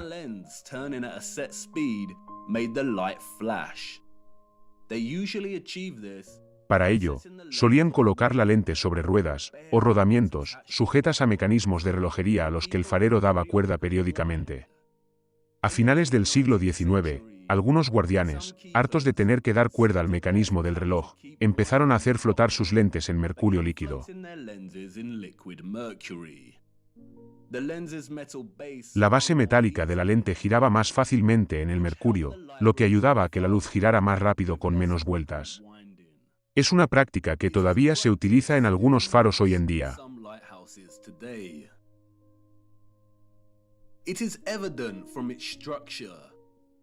Es evidente, por su estructura, que la única función del faro no era solo iluminar el camino de los barcos. Era una de sus funciones entre otras muchas o simplemente un acto heredado de reutilización.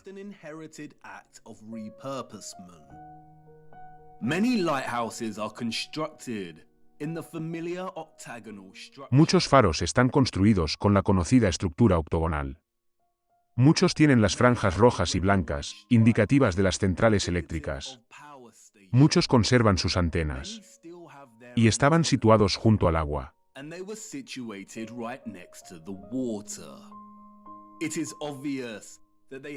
Es obvio que tenían una función similar a la de muchas centrales eléctricas del Viejo Mundo que encontramos reutilizadas y rebautizadas por todo nuestro reino.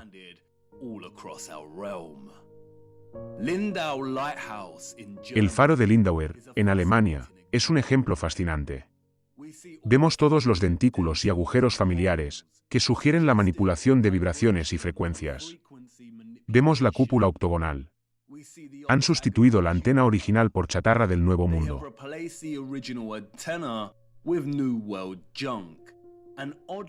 Y, curiosamente, la estructura tiene un reloj. Y, aunque los del Viejo Mundo hacían los relojes más avanzados jamás vistos, la presencia de una esfera de reloj aquí parece superflua.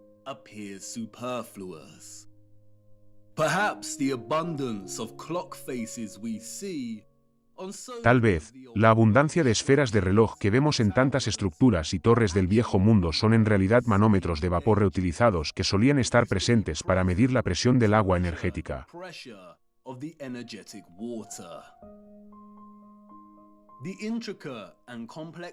El intrincado y complejo diseño de estos faros habría sido una hazaña de la ingeniería para los del siglo XIX y sus predecesores, a menos que los anteriores al siglo XIX fueran tecnológicamente avanzados, lo que, por supuesto, lo eran.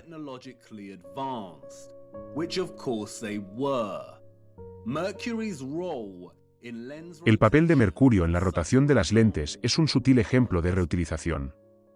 Es muy probable que los complejos aparatos de la parte superior de estos faros se modificaran como lentes luminosas durante el gran reajuste. Y, lo que existía antes, funcionaba para extraer energía etérea. Durante la mayor parte del siglo XIX, se utilizaron quemadores de gas y aceite como fuentes de luz en estas estructuras.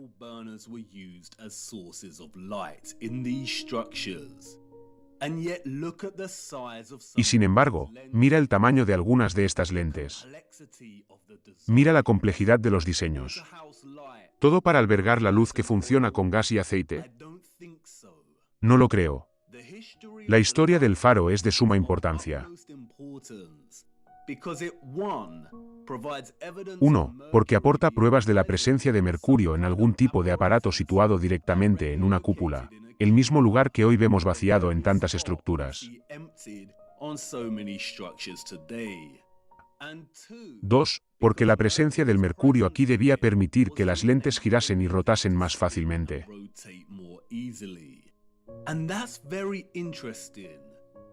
Y eso es muy interesante.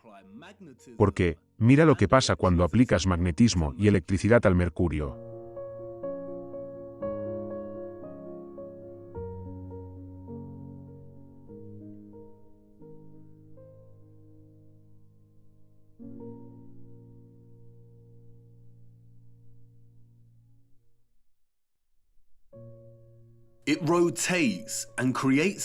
Gira y crea un vórtice, en el sentido de las agujas del reloj o en sentido contrario, según la aplicación de la corriente. Un vórtice, como sabes, es una expresión integral de un campo toroidal. There are three main types of vortexes. Hay tres tipos principales de vórtices: eléctricos, magnéticos y electromagnéticos. Además del potencial electromagnético del mercurio y de su susceptibilidad de formar un vórtice cuando está bajo la influencia de la corriente, el agua de plata también tiene otra aplicación no reconocida. The silver water also has another unrecognized application. Look. Mira.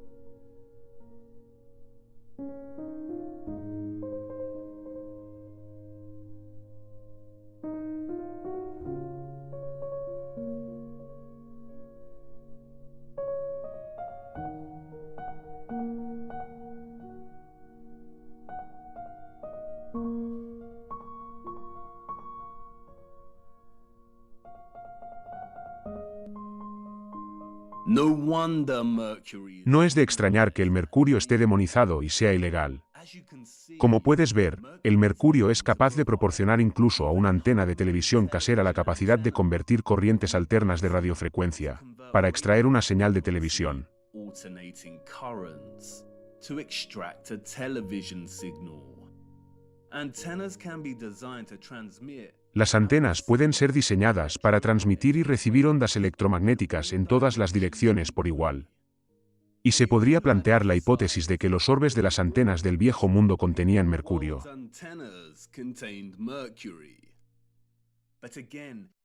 Pero, de nuevo, no es un secreto que el mercurio se amalgama con el oro y otros metales.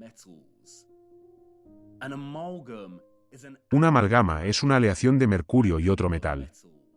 El mercurio se amalgama fuertemente con el oro, el cobre, la plata y muchos otros metales.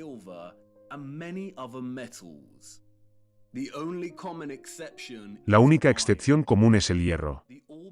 Los orbes no podían contener mercurio porque, como has visto, el mercurio habría arrastrado el oro, la plata y el cobre y se habría amalgamado con los metales.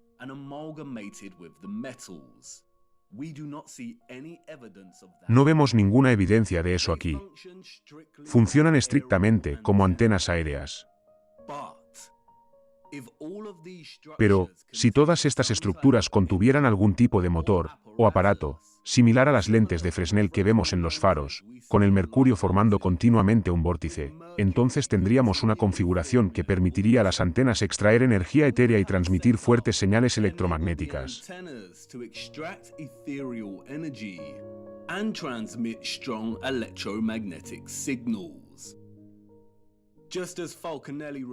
Tal y como revela Fulcanelli en su lectura de San Cristóbal, era el mercurio el que permitía al oro alcanzar su potencial. Es muy probable que los cilindros, vasos y recipientes ausentes que se extrajeron de estas estructuras, y que solían estar presentes dentro de las estructuras geométricas octogonales, contuvieran mercurio.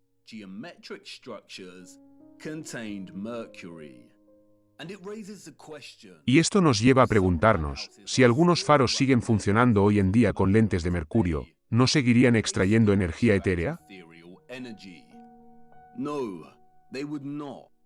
No, no lo harían. Y, una vez más, Fulcanelli nos dice por qué. Como Fulcanelli afirma en otra parte del misterio de las catedrales. La disolución del azufre, o sea, su absorción por el mercurio proporcionó el pretexto de emblemas muy diferentes, pero el cuerpo resultante, homogéneo y perfectamente preparado conserva el nombre de mercurio filosofal.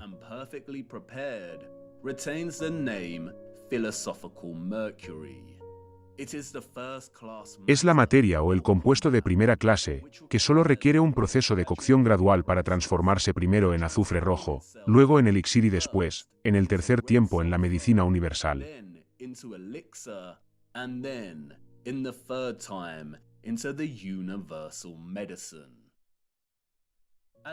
Como aclara Fulcanelli, la transformación del mercurio puro en un estado sulfuroso rojo es el primer paso. Y, como ya se ha dicho, el cinabrio, o sulfuro de mercurio, es rojo.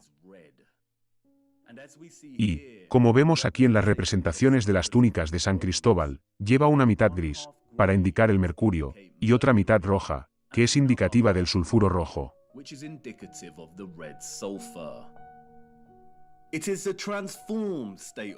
Es el estado transformado del mercurio lo que permite al oro, aquí representado como Cristo, alcanzar todo su potencial, o mantenerlo en consonancia con la leyenda para llegar a las masas.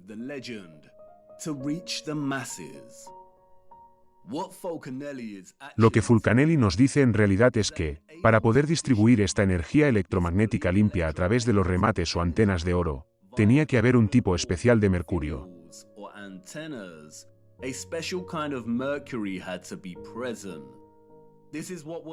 Esto es lo que contenían las naves y los motores.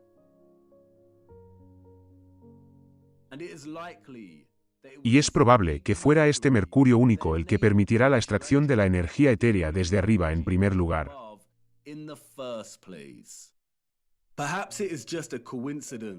Tal vez, es solo una coincidencia, si usted cree en tal cosa. Sin embargo, es interesante que muchas de las reliquias más pequeñas que vemos tienen marcas rojas en el interior de los recipientes, tal vez un homenaje a la sustancia que contenían.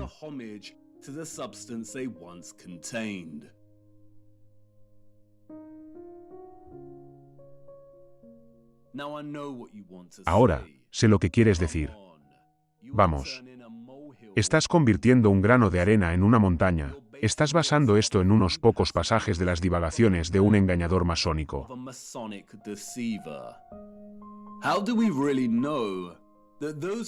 ¿Cómo sabemos realmente que los del viejo mundo eran los alquimistas de antaño y que el mercurio era fundamental para su avanzada tecnología? Tengan paciencia, expondré a este llamado Fulcanelli como el engañador masónico que es, más adelante. Pero, como dije antes, hay muchas medias verdades aquí que podemos extraer.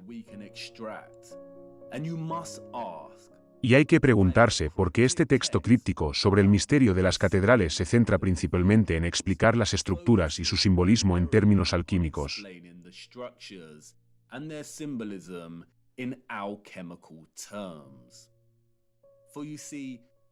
Porque, como ven, San Cristóbal no es la única expresión simbólica de la relación entre el mercurio y el oro. Al igual que con su adoración del sonido y el agua, el mundo antiguo expresaba esta relación alquímica en muchos símbolos.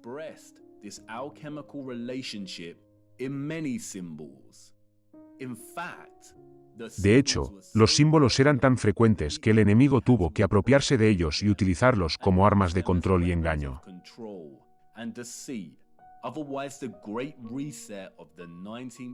De lo contrario, el gran reajuste del siglo XIX habría fracasado. La genialidad del enemigo radica en su apropiación, rediseño y oscurecimiento deliberado de los símbolos, hasta el punto de que rastrear la historia y el verdadero significado de un símbolo en particular se convierte en una hazaña monumental.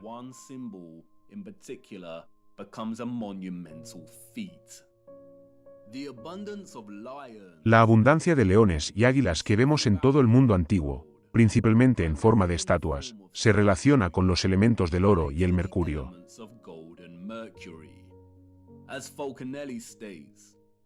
Como afirma Fulcanelli, el león es el signo del oro.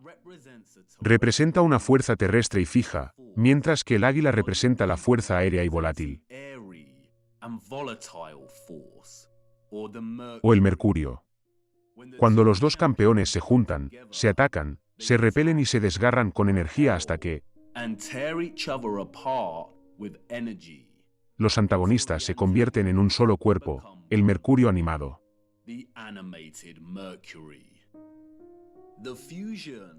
La fusión del oro fijo y del mercurio volátil crea el grifo, en el que el león o el oro create the griffin, in which the lion or the gold represented the fixed. representaba la parte básica fija del compuesto que, en contacto con la volatilidad adversa, pierde la mejor parte de sí mismo, la que caracteriza su forma, que es en lenguaje jeroglífico la cabeza. Its shape, that is, in hieroglyphic language, the head. Y, al igual que el león y el águila, vemos al grifo por todas partes en el mundo antiguo. Everywhere in the old world.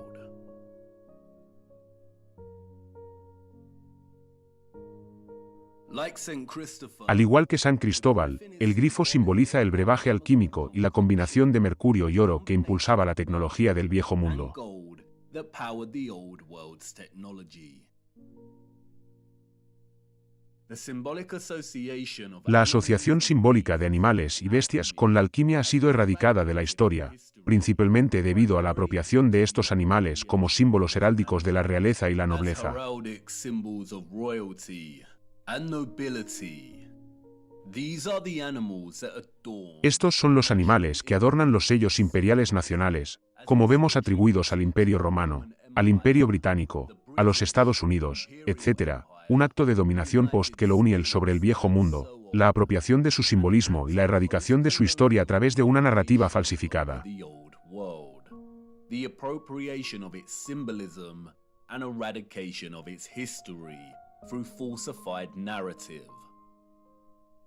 Furthermore, the Además, chemical el símbolo químico, alquímico y cosmológico utilizado para representar el mercurio es inmediatamente reconocible por su fusión de dos de los símbolos más utilizados a lo largo de la historia y la cultura, la cruz y la media luna. widely used symbols throughout history and culture.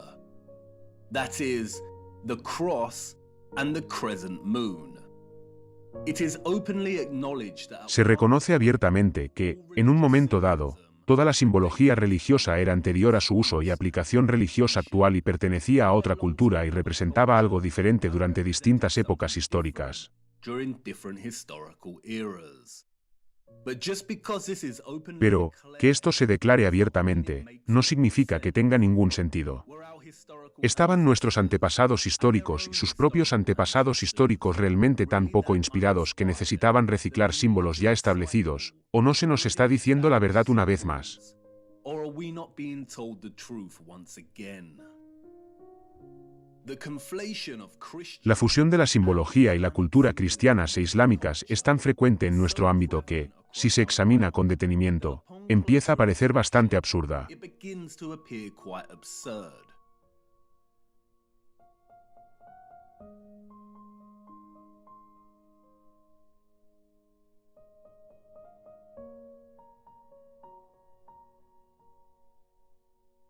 If we are to believe Si creemos en el relato histórico oficial, es decir, si creemos en el relato de las cruzadas y de las guerras otomanas de los Habsburgo, de la continua guerra entre Occidente y Oriente, entonces la presencia del simbolismo de la media luna en muchos de los llamados escudos y crestas de la Europa medieval no tiene ningún sentido. displayed on many so-called medieval European coats of arms and crests indeed makes no sense. Perhaps this is just Quizá more se trate de una apropiación cultural más. Pero la narrativa se vuelve muy poco convincente cuando nos fijamos en las propias estructuras. to the structures themselves. Why was the Hagia Sophia Holy Grand Mosque ¿Por qué la gran mezquita de Santa Sofía fue construida originalmente como iglesia de Santa Sofía por el llamado Imperio Romano? Se nos dice que siguió siendo una iglesia durante casi 1000 años. almost 1,000 Sus 4 minaretes se construyeron después de que el Imperio Otomano tomara la región. empire took the Pero, mira su diseño original. Look at its original design.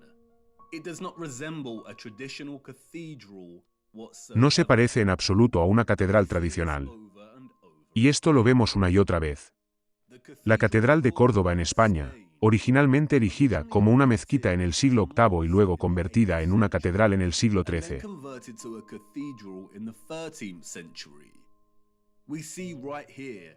Vemos, aquí mismo, la confluencia de ambos estilos de Oriente y Occidente. Interestingly, Curiosamente, la estructura también presenta los arcos con rayas rojas y blancas, indicativos de centrales eléctricas que encontramos en tantas estructuras imposibles. throughout so many impossible structures. Incluso sin sus narrativas poco convincentes de estructuras que pasan entre culturas, seguimos viendo la presencia de ambos estilos en muchas estructuras que no tienen esta narrativa adjunta. La Basílica de San Marcos y el Palacio Ducal, en Venecia, parecen extremadamente orientales. Al igual que el pabellón de Brighton, en Inglaterra. Estas estructuras eran imposibles para todos aquellos, orientales y occidentales, en la narrativa oficial, a menos que tuvieran una tecnología avanzada, que la narrativa nos dice que no tenían. La narrativa oficial nos cuenta historias de arquitectos inspirados e influenciados por las estructuras de Oriente y Occidente, por igual. Pero recordemos que en la época en que se construyeron estas estructuras, la gente no tenía medios de transporte accesibles. Viajar entre continentes y países llevaba semanas. Y no tenían cámaras para documentar las estructuras para poder replicarlas con tanta precisión en primer lugar.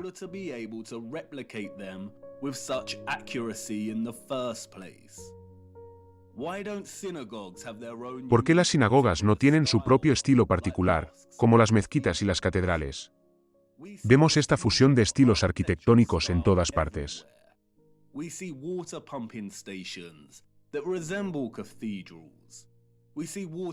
Vemos estaciones de bombeo de agua que parecen catedrales. Vemos torres de agua que se parecen a las torretas de los castillos. Vemos catedrales que también parecen edificios oficiales del gobierno. Todas estas estructuras pertenecen a una sola civilización unificada. Por eso encontramos tantas catedrales en ruinas en Oriente Medio.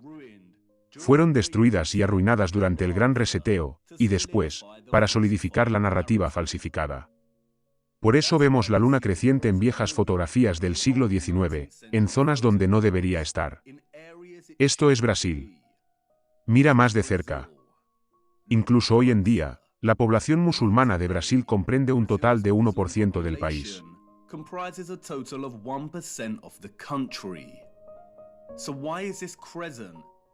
Entonces, ¿por qué esta media luna está presente en la parte superior de una de estas antenas, en el siglo XIX? ¿Por qué está presente en San Francisco, en 1905? ¿Por qué vemos muchas antenas estructurales compuestas tanto por la cruz como por la media luna?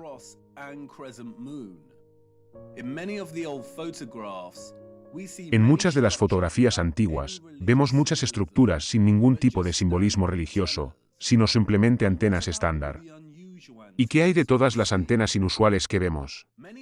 Muchas de las antenas funcionaban como instrumentos simétricos para mejorar la extracción del éter y transmitir energía a otras antenas.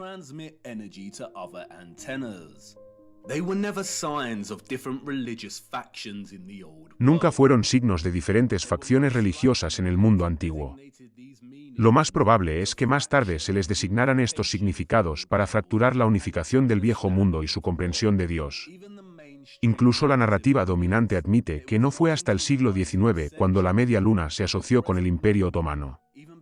Y no fue hasta 1950 que el símbolo se convirtió en el emblema del Islam.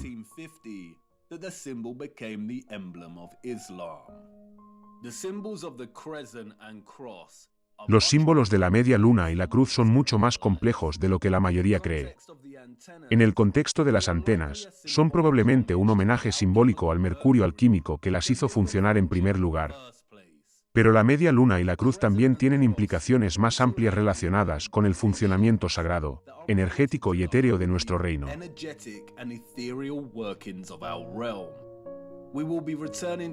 Volveremos a hablar de estos símbolos más adelante. Esto no pretende desacreditar el significado de estos símbolos en la actualidad. Los símbolos evolucionan con el tiempo. Pero, esta evolución fue cuidadosamente orquestada por nuestros controladores. Tampoco es para desacreditar a Dios. Y este punto es crucial. Entiendo que mucho de esto puede provocar a algunas personas. Pero, es imperativo entender que la religión, en un sentido institucional, fue creada por nuestros controladores como un medio de control.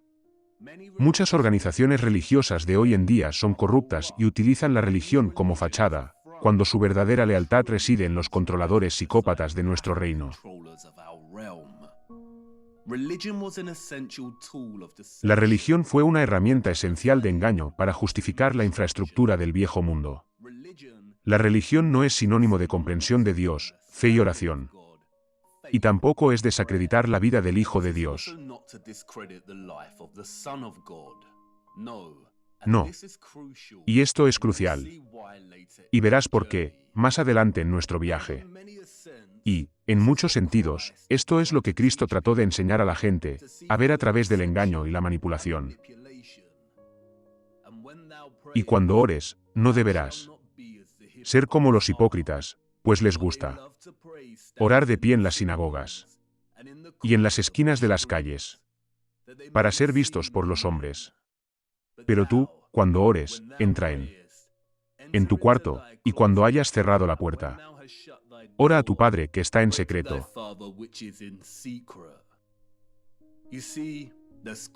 Como ves, las Escrituras son más precisas de lo que la mayoría entiende. Son a la vez relatos históricos, manuales de instrucciones para la vida y textos sagrados de profecía. Hay un puñado de textos que son tan importantes, que el enemigo ha estado tratando desesperadamente de alejar a la gente de ellos en los últimos tiempos. Y verás por qué esto es de suma importancia, más adelante en nuestro viaje. Quédate conmigo. Lo mejor está por venir. Y no termina aquí. La base del símbolo alquímico del mercurio, se nos dice, era un caduceo.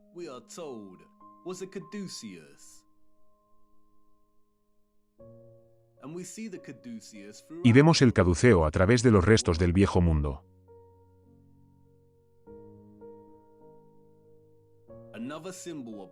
Otro símbolo del que se apropió el enemigo, que adorna muchos escudos y que fue adoptado por las industrias médicas centralizadas y corruptas que han sido responsables de crímenes masivos contra la humanidad que continúan hoy en día.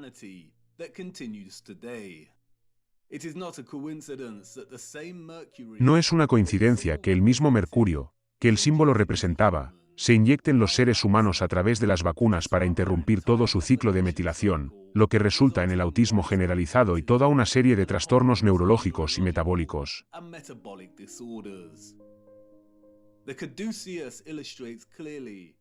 El caduceo ilustra claramente cómo tanto la mitología romana como la de la antigua Grecia sirven al enemigo como herramienta de engaño. En la mitología romana, el bastón del caduceo se llevaba en la mano izquierda del dios Mercurio. El Mercurio romano era un dios de las ganancias financieras, el comercio, la comunicación y los mensajes. En la mitología griega, el bastón lo lleva Hermes. Hermes era el dios de los viajeros, los mercaderes y el comercio.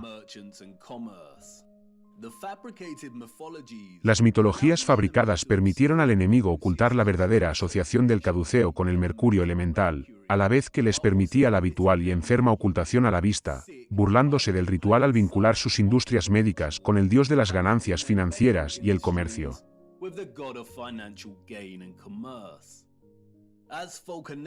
Como escribe Fulcanelli, la serpiente indica la naturaleza incisiva y disolvente del mercurio. Este reptil es el aspecto del mercurio en su primer estado y la vara de oro es un azufre corpóreo añadido. Es el mercurio filosófico y el caduceo como su símbolo.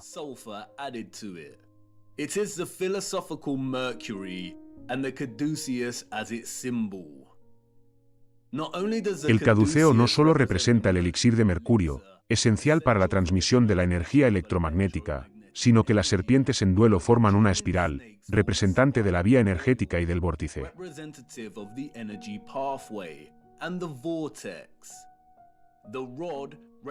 La vara representa un azufre dorado.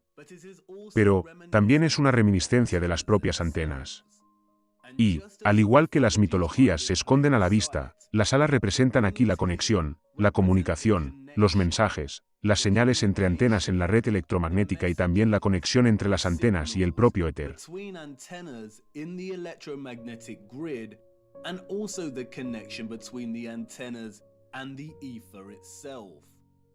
Al fin y al cabo, el dios romano Mercurio era conocido como el mensajero de los dioses.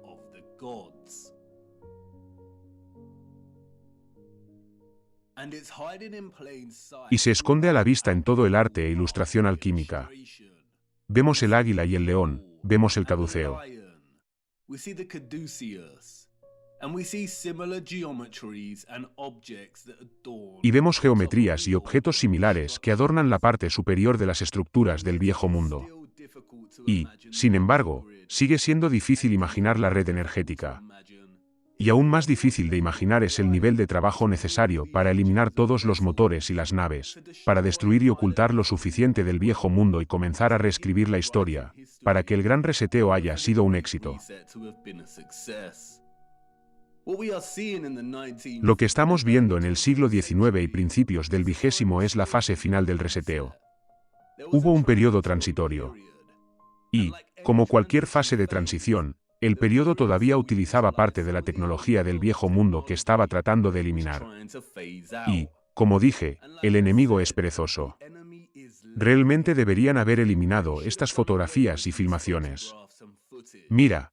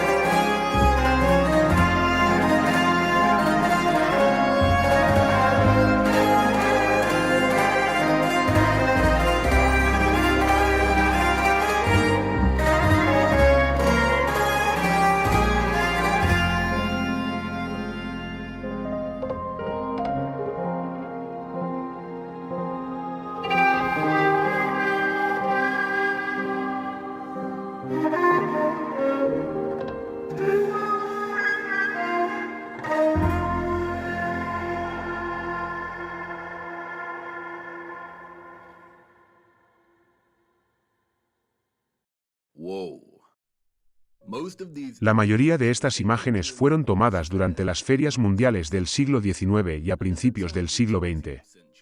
Cualquier electricista podría atestiguar lo imposible que sería la iluminación en esta época y a esta escala. ¡Qué pesadilla absoluta para el cableado! Pero, no necesitaban un cableado complejo, ¿verdad?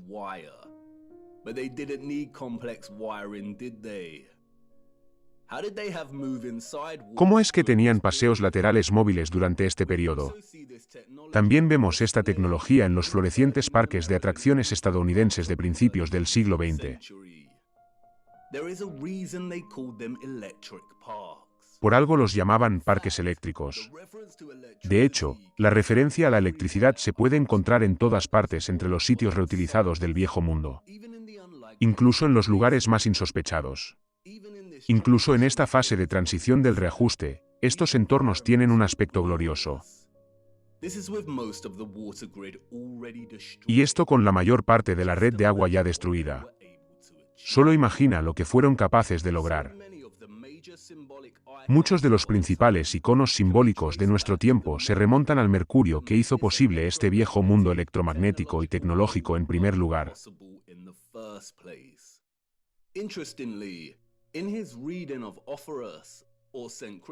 Curiosamente, en su lectura de Offerus, o San Cristóbal como portador de mercurio, Fulcanelli lleva al límite sus artimañas masónicas de medias verdades y engaños. Comienza hablando del cinturón de Offerus, tal y como lo representa Julien Champagne, cuyo cuadro de Offerus cuelga en la mansión de Jean Layement, lo que Fulcanelli llama una de las más atractivas y raras residencias filosóficas. El cuadro representa a Offerus con un cinturón, cosido con líneas entrecruzadas. Es importante señalar que ninguna de las otras representaciones artísticas famosas de Offerus lo representan con este cinturón. Fulcanelli exclama que el artista lo hizo aún mejor que el resto. Bajo la inspiración del científico hermético que ha encargado el cuadro, el artista representó a Offerus, ceñido por un ancho cinturón a la altura del abdomen.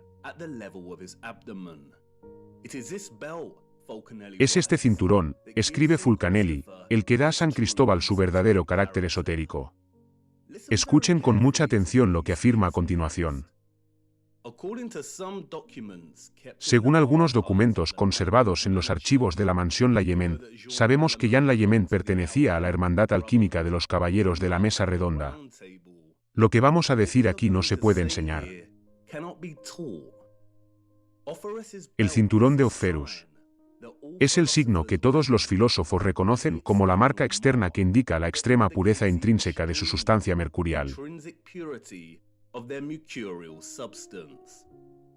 Es un signo que los antiguos autores llamaban el sello de Hermes, la estrella de los Reyes Magos, el osezno, la constelación en la que se encuentra la estrella polar.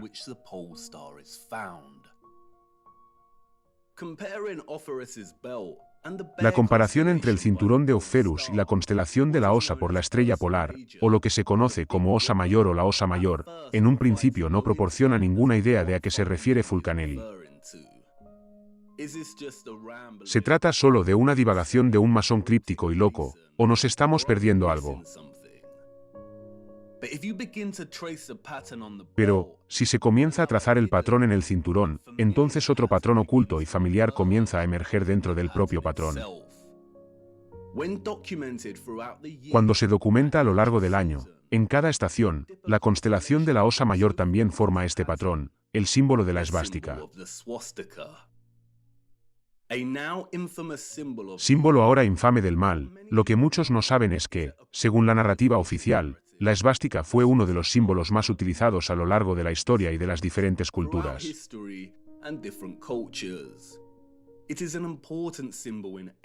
Es un símbolo importante en los países asiáticos, representando el hinduismo, el jainismo y el budismo. Lo utilizaron los llamados griegos y romanos antiguos, los druidas, los celtas, los nativos americanos, los primeros cristianos, etc. Lo vemos en mosaicos, iglesias rupestres, brazaletes, rosetones, cruces, cerámica, ropa y banderas. Lo vemos en todas partes a través del tiempo y la cultura.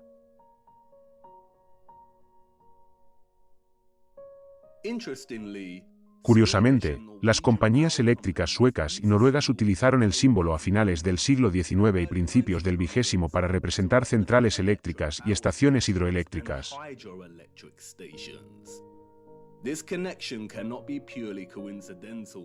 Esta conexión no puede ser una mera coincidencia. La tarea de borrar la memoria y la historia no es una hazaña fácil. Requiere tiempo. De todos los símbolos, este es el que más ha tenido que corromper y diluir el enemigo mediante la apropiación, no solo por su asociación ya perdida con el electromagnetismo, sino porque, como deja caer Fulcanelli, su asociación original con la participación del mercurio en la red eléctrica del viejo mundo.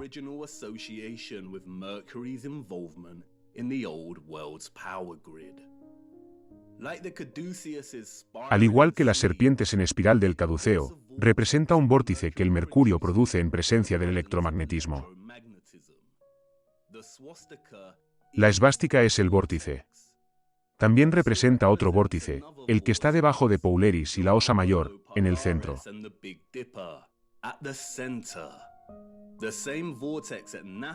El mismo vórtice que la NASA ha burlado ocultando a la vista aquí en la Tierra y en su representación de los polos de otros planetas. Es el mismo vórtice que Mercator y otros documentaron en mapas y escritos, el remolino que rodea Rupis Nigra y que se encuentra en el Polo Norte. Curiosamente, los científicos han descubierto recientemente grandes reservas naturales de la llamada toxina mercurio en el Polo Norte.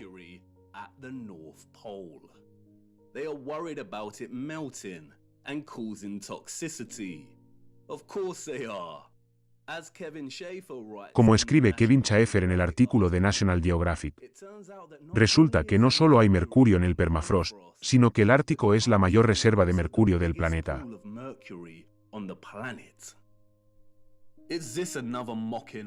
¿Se trata de otra burla por su parte, o hay realmente una gran cantidad de mercurio en el norte? Volveremos a hablar de esto mucho más adelante en nuestro viaje.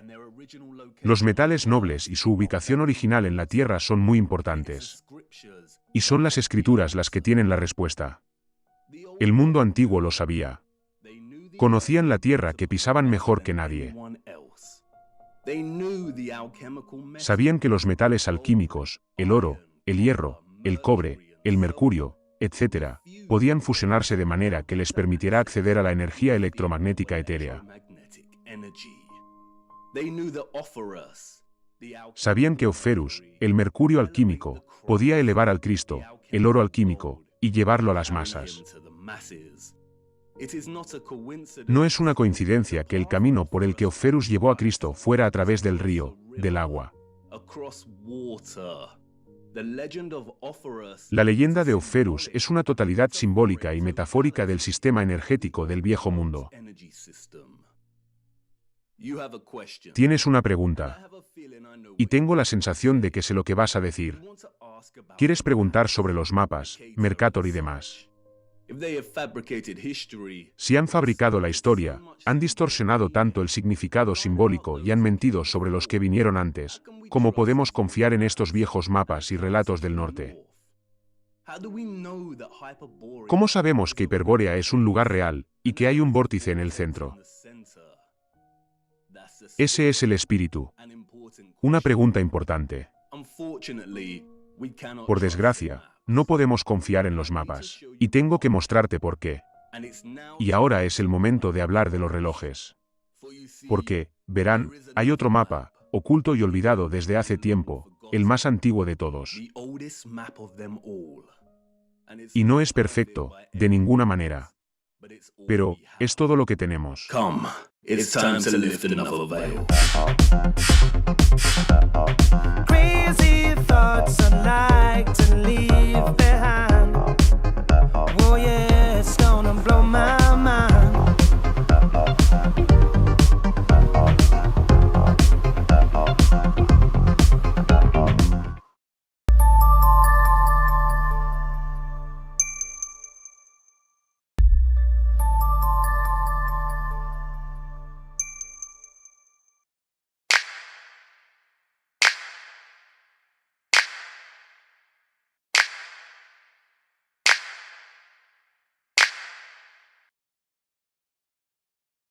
Episodio 7.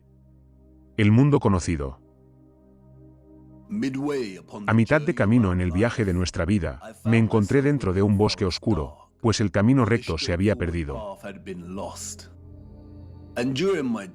Y, durante mi viaje, mientras me abría paso a través de los enmarañados senderos laberínticos del engaño, buscando el centro de la verdad, conocí a una mujer brillante que me enseñó muchos hechos planos.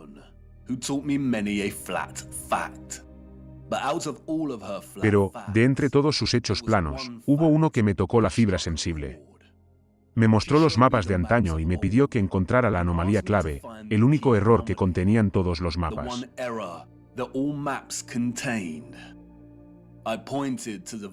Señalé las distintas representaciones de masas de tierra desconocidas a Hiperbórea. Ella negó con la cabeza. No, encuentra el fallo. Vivimos en un Tierra Plana. Nuestro mundo es un terrario electromagnético, rodeado por un mar etéreo de agua. Y, como todos los terrarios, tras su creación inicial, comienzan a formar su propia atmósfera autosuficiente.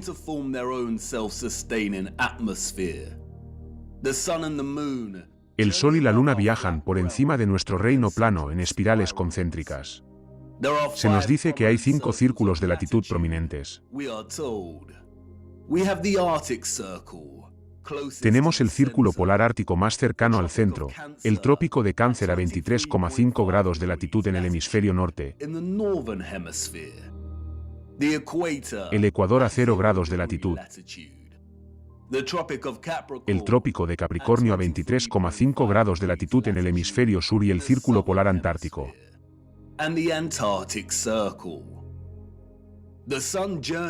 El Sol se desplaza desde el Ecuador en el equinoccio de marzo, subiendo en espirales concéntricas hasta el trópico de Cáncer.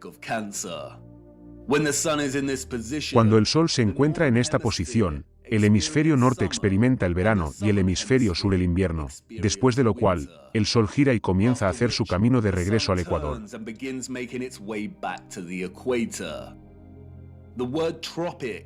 La palabra trópico proviene de la palabra latina tropicus, que significa perteneciente a un giro.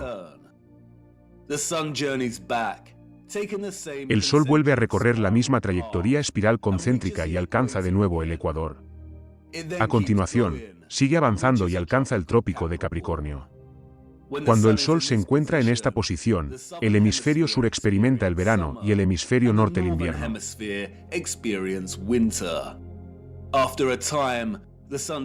Después de un tiempo, el Sol gira y comienza a hacer su camino de regreso al Ecuador, para el equinoccio de marzo. El equinoccio se produce cuando el Sol recorre el círculo del Ecuador. Y quienes vivan a lo largo de esta línea de latitud verán el Sol directamente sobre su cabeza en un ángulo de 90 grados al mediodía solar. El equinoccio de marzo marca la estación de la primavera en el hemisferio norte y el de septiembre la del otoño. Si usted vive en el hemisferio sur, esto se invierte. El equinoccio de septiembre marca la primavera y el de marzo el otoño. Es importante señalar que el Sol nunca llega al círculo polar ártico. Tampoco llega al círculo polar antártico. Nunca llega a los polos. Viaja hasta los círculos tropicales y luego regresa. El punto en el que el Sol alcanza su excursión más septentrional y meridional, en relación con el Ecuador, se llama solsticio. Solsticio viene de la palabra latina solstitium, que significa punto en el que el Sol parece detenerse. Y, efectivamente, muchos observan que el Sol parece detenerse en los solsticios. Y esto es porque, en cierto sentido, lo hace. Llega a la excursión más septentrional y meridional y se vuelve.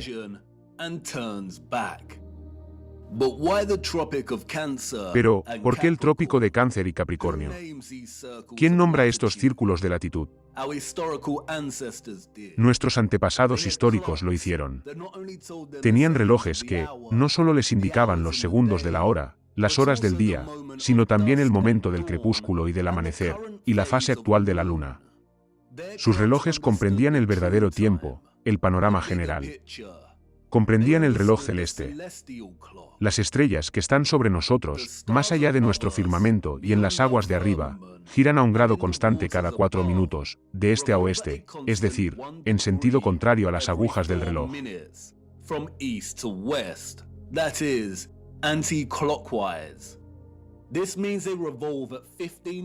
Esto significa que giran a 15 grados cada hora. 15 grados multiplicados por 24 horas son 360, un círculo completo. Las estrellas de arriba son fijas. No se desvían de su recorrido en sentido contrario a las agujas del reloj, sino que giran y completan un círculo completo cada día. Nuestros antiguos ancestros históricos lo sabían. Asignaron las estrellas de arriba en constelaciones fijas. Dividieron el círculo de 360 grados del cielo de arriba en 12 arcos divisorios de 30 grados, en los que reside cada constelación del zodiaco.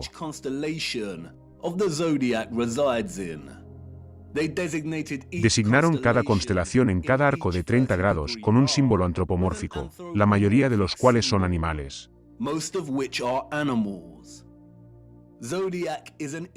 Zodiaco es una palabra interesante. Zodiac, los arcos del zodiaco. Sí, los paralelos con el arca de Noé son sorprendentemente obvios. Cada constelación del zodiaco se mueve desde su posición fija en las aguas de arriba, un grado cada 72 años. Las estrellas en el círculo sobre nosotros están fijas en sus posiciones. Cada 72 años, el círculo entero se desplaza un grado. Esto es lo que se llama la precesión del equinoccio. Recordemos que cada arco es de 30 grados. Si multiplicamos 72 por 30, obtenemos 2160 años. El círculo de arriba tarda 2160 años en desplazarse un arco entero.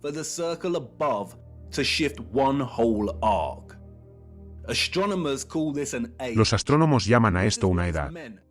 Y esto es lo que se entiende por la entrada o el amanecer de una nueva era. Como nos dice la Wikipedia, el trópico de Cáncer y el de Capricornio se llamaron así porque, hace muchos años, en los días antes de Cristo, los días antes de la era, el Sol estaba en la constelación de Cáncer en el solsticio de junio.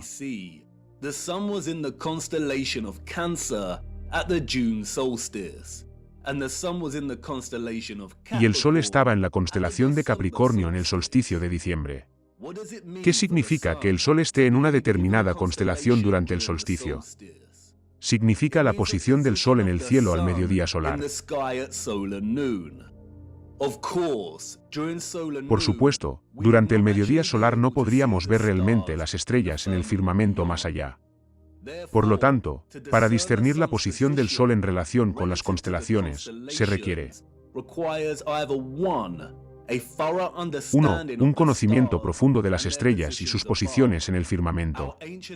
Se dice que nuestros antiguos ancestros creaban cartas estelares y utilizaban dispositivos como los astrolabios. O bien, 2. Una tecnología informática capaz de cartografiar y superponer la posición del Sol con el telón de fondo de las estrellas y constelaciones al mediodía solar.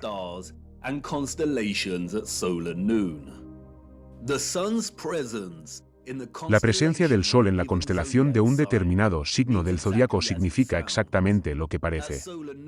Al mediodía solar del día del solsticio, el Sol debe estar frente a una constelación determinada. Fíjate bien en la rueda del zodiaco que aparece en la esfera de estos relojes. Aquí vemos que las constelaciones de Cáncer y Capricornio son polos opuestos entre sí.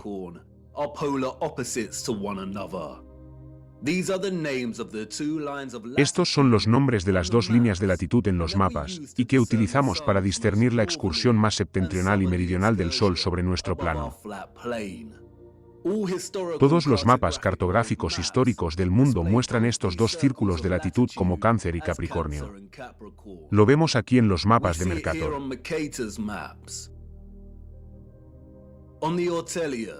En el de Ortelius.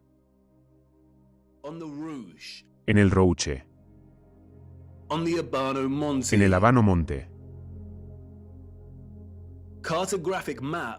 Los mapas cartográficos combinan la llamada ciencia con la estética, para comunicar eficazmente la información espacial. Se esfuerzan por ser precisos. Y todavía hoy utilizamos esta designación de Cáncer y Capricornio para estos círculos de latitud en nuestros mapas cartográficos. Google Earth también utiliza estas designaciones. Pero, ¿por qué?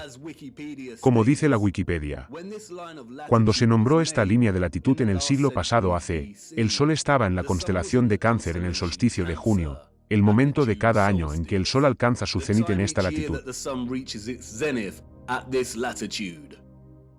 Igualmente, cuando se nombró el trópico de Capricornio, el Sol estaba en la constelación de Capricornio en el solsticio de diciembre. Y la rueda del zodiaco hace que esto sea muy fácil de entender. Por ejemplo, si el Sol está en una constelación determinada al mediodía solar del solsticio de junio, su homólogo en el solsticio de diciembre estará siempre en la constelación opuesta al signo de junio.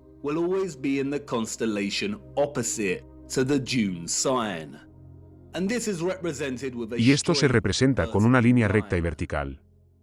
Si, por ejemplo, el Sol estaba en la constelación de Aries en el solsticio de junio, entonces aparecerá en la constelación de Libra en el solsticio de diciembre.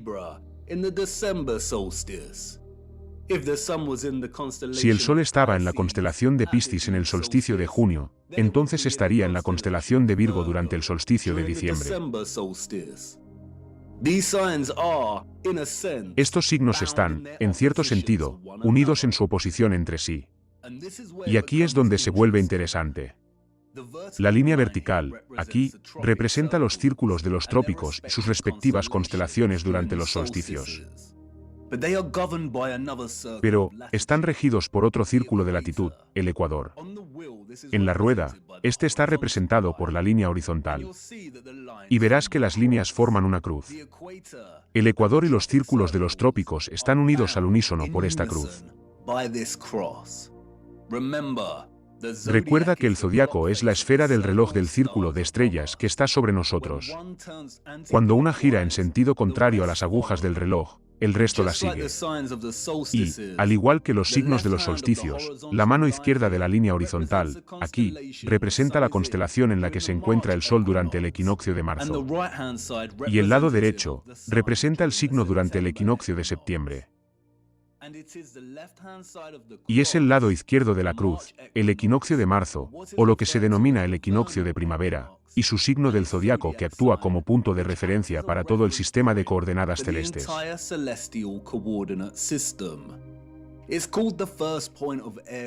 Se llama el primer punto de Aries. La denominación de este punto de referencia, según el signo Aries, es arbitraria, o eso dicen. También lo utilizamos como punto de referencia para nombrar la era en la que nos encontramos. Y, si empezamos en la era de Aries, podemos ilustrar la precesión del equinoccio y la designación de las constelaciones a sus correspondientes círculos de latitud con bastante claridad. Por ejemplo, si el Sol está en la constelación de Aries durante el equinoccio de marzo, entonces tenemos el trópico de Cáncer y Capricornio. También vemos que el Sol estará en la constelación de Libra durante el equinoccio de septiembre.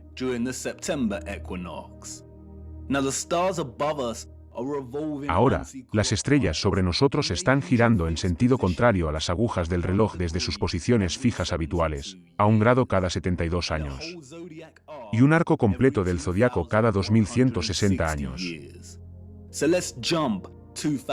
Así que, saltemos 2160 años, a la era de Piscis. El Sol está, por supuesto, en Piscis durante el equinoccio de marzo. Tenemos el trópico de Géminis y Sagitario y el Sol en Virgo durante el equinoccio de septiembre.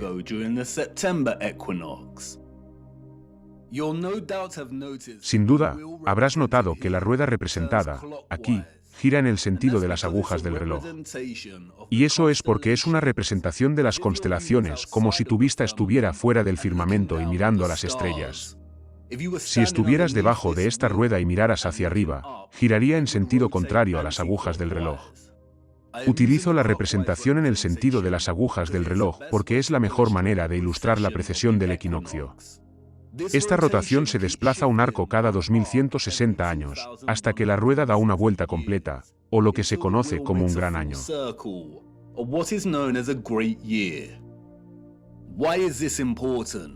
¿Por qué es importante? Lo que vemos aquí, y lo que confirma la narrativa dominante, es que los trópicos de Cáncer y Capricornio ocurren durante la era de Aries. Durante los últimos 2000 años, más o menos, hemos estado en la era de Piscis. Recuerda que una era dura aproximadamente 2160 años. Y ahora estamos en la cúspide de entrar en la era de Acuario. En junio de 2020, durante el solsticio, el Sol entró en la frontera de Tauro. Y, por lo tanto, la transición ya ha comenzado. Y Google te lo dirá, tú mismo, si buscas. Una nueva era, o una procesión de 30 grados hacia una nueva constelación en el equinoccio de marzo, no es una fantasía pseudo-espiritual de la nueva era de astrólogos y yogis, por igual. Es una ley astronómica de las estrellas en el firmamento. Y puedes seguirla tú mismo, cada equinoccio y solsticio. Es un componente crítico e integral en la función de nuestro reino.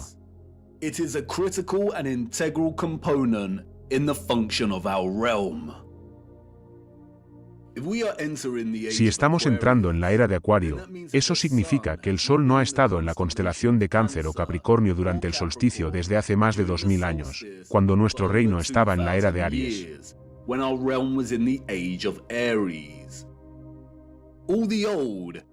Todos los mapas cartográficos antiguos y actuales, e incluso Google Earth, representan estos círculos de latitud como el trópico de Cáncer y Capricornio. No hay mapas que presenten las líneas de los trópicos correctamente como deberían estar en la era de Piscis, nuestra era actual. Wikipedia y otras narrativas de engaño de la corriente principal nos dicen que nuestros antiguos ancestros históricos de caballo y carro y cinceles de cobre nombraron estos círculos de latitud en los tiempos de AC.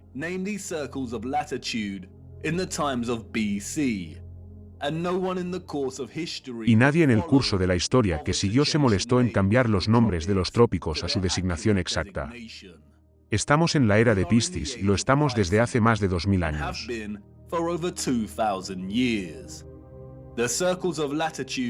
Los círculos de latitud deberían llamarse trópico de Géminis y trópico de Sagitario. ¿Y qué? ¿Qué hay en un nombre? Pero, esta brillante señora que me enseñó este hecho plano fue paciente. ¿Qué hay en un nombre? Todo. Y, hasta que ella lo dijo, no me di cuenta de lo estúpida que había sido al pasarlo por alto. Los mapas no son solo bonitas proyecciones de la masa terrestre.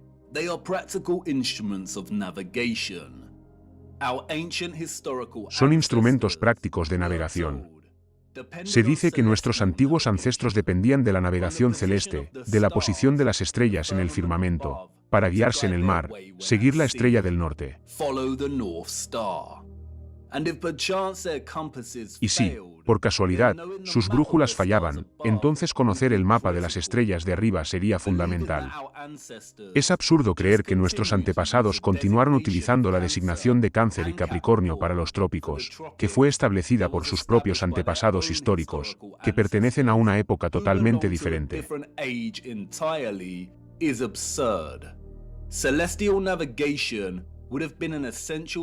La navegación celeste habría sido una habilidad esencial para cualquiera que navegara por los océanos. Y, si disponían de tecnología avanzada, como nosotros tenemos nuestros ordenadores y sistemas GPS, realmente serían tan perezosos y negligentes como para no molestarse en designar los círculos de los trópicos con sus títulos de constelación correctos.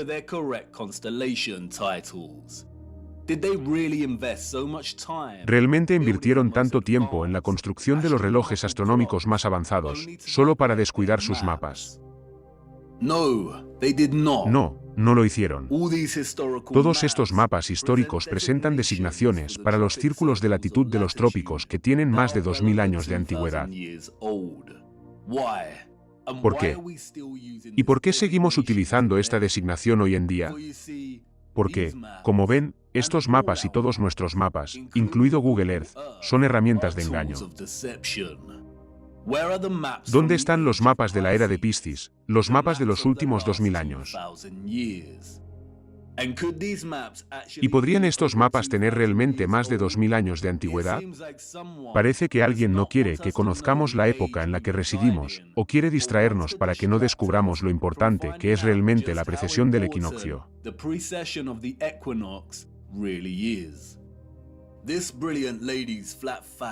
El hecho plano de esta brillante señora nos deja las siguientes conclusiones. Los mapas, todos ellos, Mercator y demás, son o bien 1. Mapas originales que pertenecieron a una época que ocurrió hace miles de años y a los que se les ha dado fechas y narraciones falsas en torno a su creación.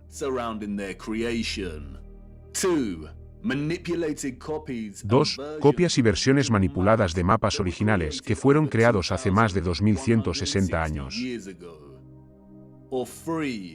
3. Todos son falsos y creados durante el gran reseteo de los últimos cientos de años, para generar una historia y una línea de tiempo falsas y solidificar la falsa narrativa histórica y el surgimiento de la heliocentricidad galileana.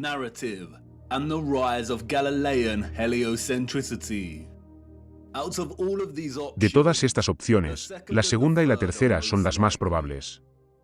Los mapas mundiales cartográficos no son documentos fáciles de crear y establecer. Requieren un sólido conocimiento del tamaño y la forma de la Tierra. Requieren un conocimiento profundo de los círculos de latitud que forman parte del funcionamiento de nuestro mundo. Requieren un conocimiento complejo de los continentes y las masas de tierra. Es probable que estos mapas sean duplicaciones manipuladas de mapas de hace miles de años, o completamente falsos.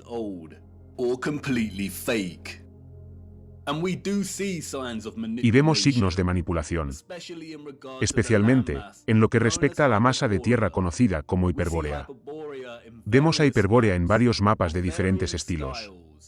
Y se nos dice que estos son del siglo XVI. Pero, hacia el siglo XVII, vemos que hiperbórea empieza a ser borrada de los mapas.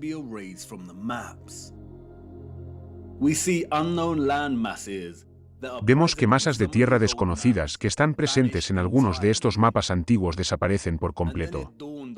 Y entonces, caí en la cuenta del mensaje de este hecho plano: no tenemos ningún mapa fiable, ni uno solo. No tenemos ninguna fuente fiable que nos muestre el panorama general del reino que habitamos. Continué mi viaje. Y, a medida que me adentraba en el bosque, el camino hacia el centro que me había llevado hasta allí había desaparecido. No podía volver atrás y no había ningún camino delante de mí. Me perdí de verdad. ¿Cómo saber a dónde vas si no sabes dónde estás en primer lugar, si no tienes un mapa? Todas las marcas históricas de camino en las que había invertido cierto grado de confianza antes eran, ahora, completamente poco fiables y cuestionables.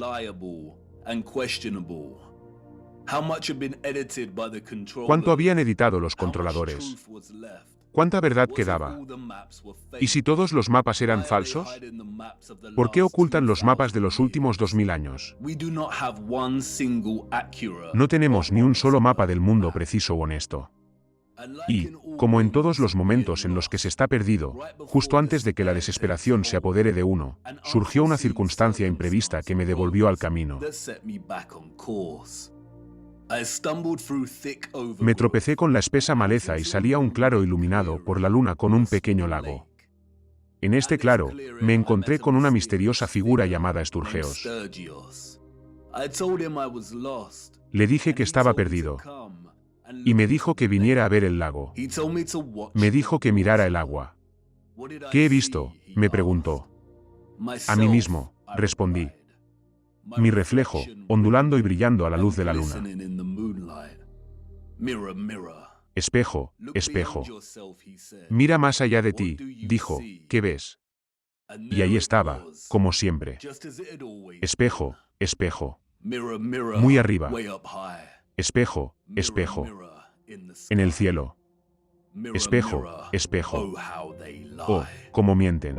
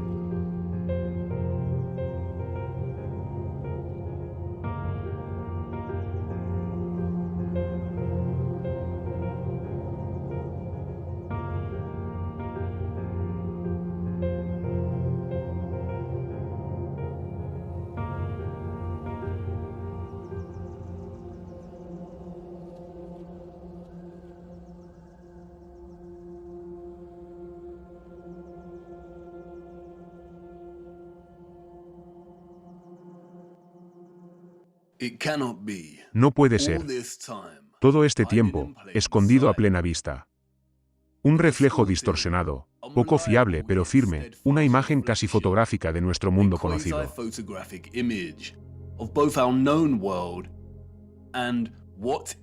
¿Y qué es esto? Esto es el mundo desconocido. Gracias, Esturgeos, por todo tu trabajo.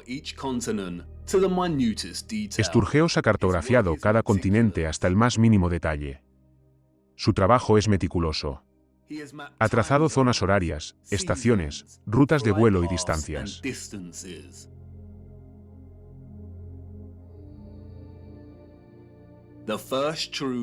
El primer verdadero mapa de la Tierra plana.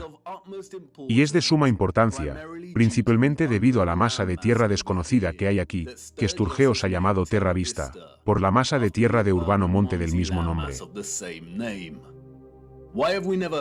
¿Por qué nunca hemos oído hablar de esta tierra antes? Si el área aquí es nuestro mundo conocido, entonces el reino es absolutamente enorme. Pero, un momento. La presentación de Sturgeon de nuestro mundo conocido aquí mapea los 5 círculos prominentes de latitud. Vemos el círculo polar ártico, los trópicos, el ecuador y el círculo polar antártico. Y Esturgeos ha trazado el viaje concéntrico del Sol alrededor de estos círculos de latitud, trazando las estaciones y los usos horarios con la mayor precisión y exactitud. Entonces, ¿qué ocurre? El Sol y la Luna no pueden recorrer la totalidad de las masas de tierra presentadas aquí porque tardarían demasiado. ¿Esta masa de tierra no tiene su propio Sol? O tal vez, la Luna no es un mapa del gran reino después de todo. Pero, no tan rápido. Tenemos que dedicar algo de tiempo a desglosar el descubrimiento de Esturgeos, aquí. ¿Cómo se formó y se forma la imagen en la cara de la Luna? ¿Cuándo se formó y por qué? Son todas preguntas que nadie puede responder.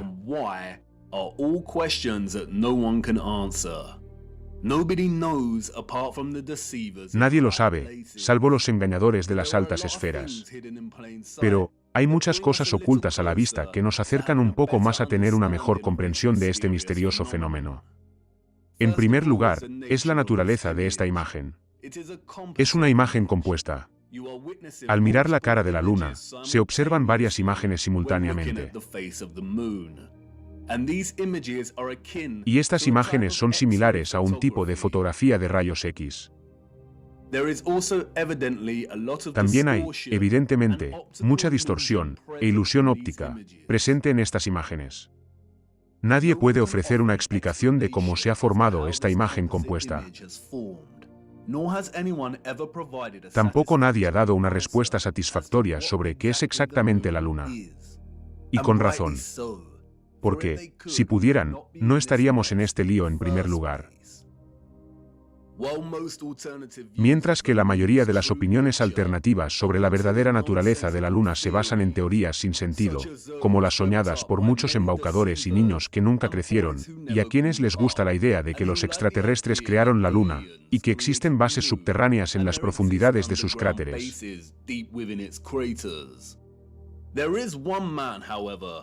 Hay un hombre, sin embargo, que habló de la Luna en los años previos a la carrera espacial de los 60, y que ofreció una visión muy sensata. En 1965, el profesor R. Foster desafió a un complejo científico corrupto al afirmar que aterrizar en la Luna era una imposibilidad. Es una imposibilidad, según Foster, porque la Luna es de plasma y no sólida. Esto es lo que dijo en una entrevista. ¿Cuál es su teoría? Bueno, a estas alturas es algo más que una teoría.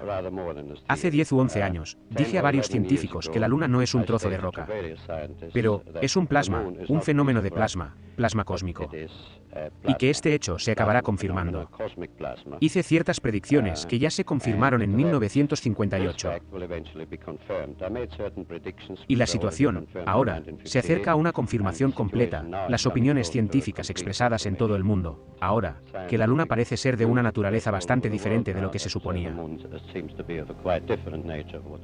Los americanos y los rusos están pensando en aterrizar hombres en ella. Bueno, eso nunca sucederá. No en la Luna, en Marte y Venus, en otros planetas, sí, pero la Luna es definitivamente, como afirmo, un plasma. Como la mayoría de los que hablan, Foster fue probablemente una oposición controlada. Nótese que dice que es posible aterrizar en otros planetas, pero no en la Luna. Es probable que haya sido su tarea introducir una verdad a medias, que la Luna es un fenómeno de plasma, solo para que sus afirmaciones sean desacreditadas y se demuestre que están equivocadas, unos años más tarde, después de que escenificaran los alunizajes. Sin embargo, desde la afirmación de Foster, nuestro propio acceso a la tecnología en los últimos años nos ha permitido investigar la Luna con más detalle. Y, gracias a ello, vemos una y otra vez diversos casos de comportamiento de la Luna que desmienten la mentira de que es una bola de roca.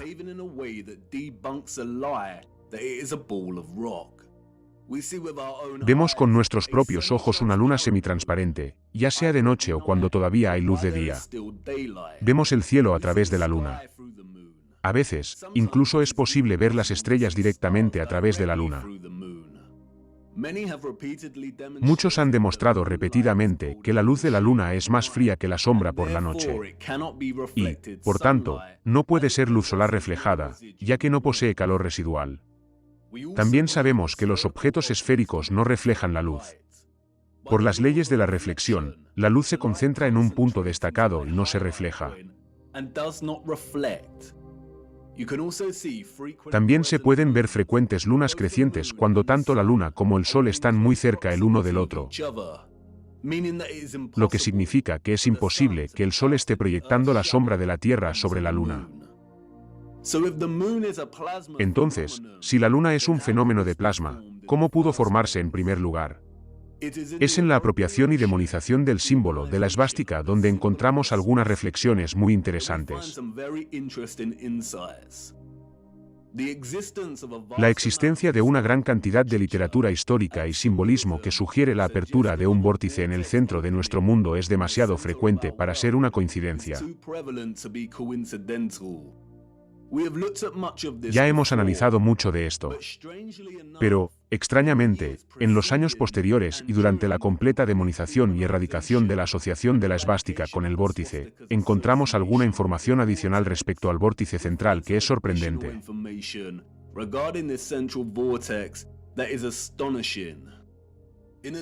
Además de la apropiación de la esvástica como emblema, los nazis también estaban obsesionados con un símbolo muy similar, el del sol negro.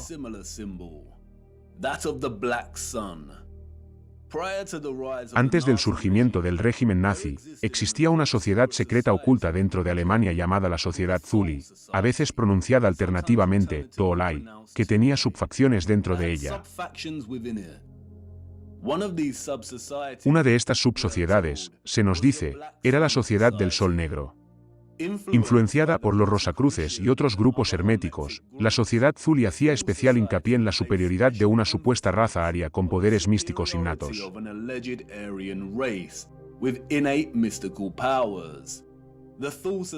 La sociedad Thule derivó su nombre de un mítico país del norte en la leyenda griega. Thule era supuestamente una tierra situada en el extremo norte. Otros la llamaron Hiperbórea. La sociedad Thule creía, según se nos dice, que una raza mayor, los arios, colonizó nuestra tierra, y que estaban ubicados en el centro de nuestra tierra hueca. El almirante Byrd, el explorador militar de la Antártida, también hizo referencia a una tierra hueca con una entrada en el Polo Norte. La sociedad Thule también creía que el Sol Negro era una gran bola de materia prima que existía en el centro de la Tierra, y emanaba radiación en forma de energía real.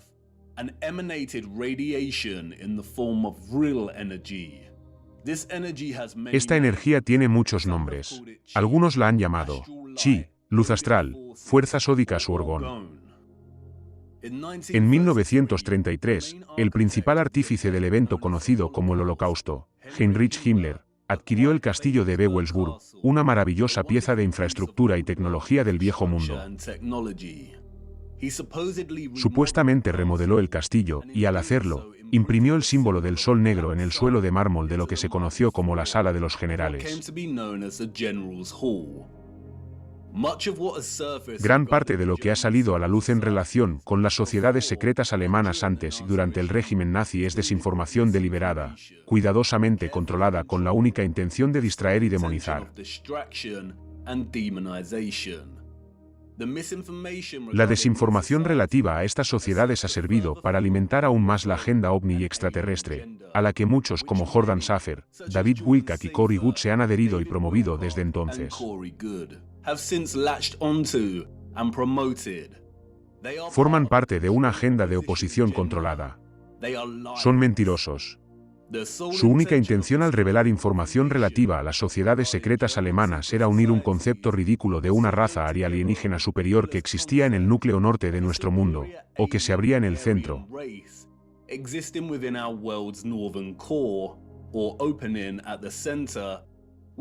con una dictadura maníaca que resultaba en un espantoso genocidio, o en otras palabras, hacerles parecer más locos de lo que ya estaban. Los controladores de nuestro reino tuvieron que apropiarse de la esvástica y erradicar su asociación simbólica con el vórtice central electromagnético y físico de la Tierra. Y, aunque no creo que exista un sol negro debajo de nosotros, si la noción de esto parece absurda y descabellada, solo hay que recordar que la mayoría de la población mundial ya ha aceptado que hay algún tipo de esfera oscura debajo de ellos, actuando como fuente de la energía electromagnética de nuestro mundo.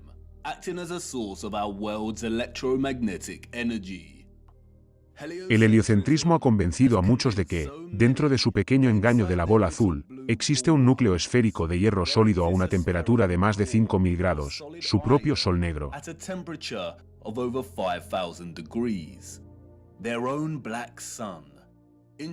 Curiosamente, en sus ilustraciones nunca representan este núcleo de hierro con las habituales asociaciones de color negro o gris oscuro del metal, a pesar de decirnos que es una esfera cristalina de hierro sólido.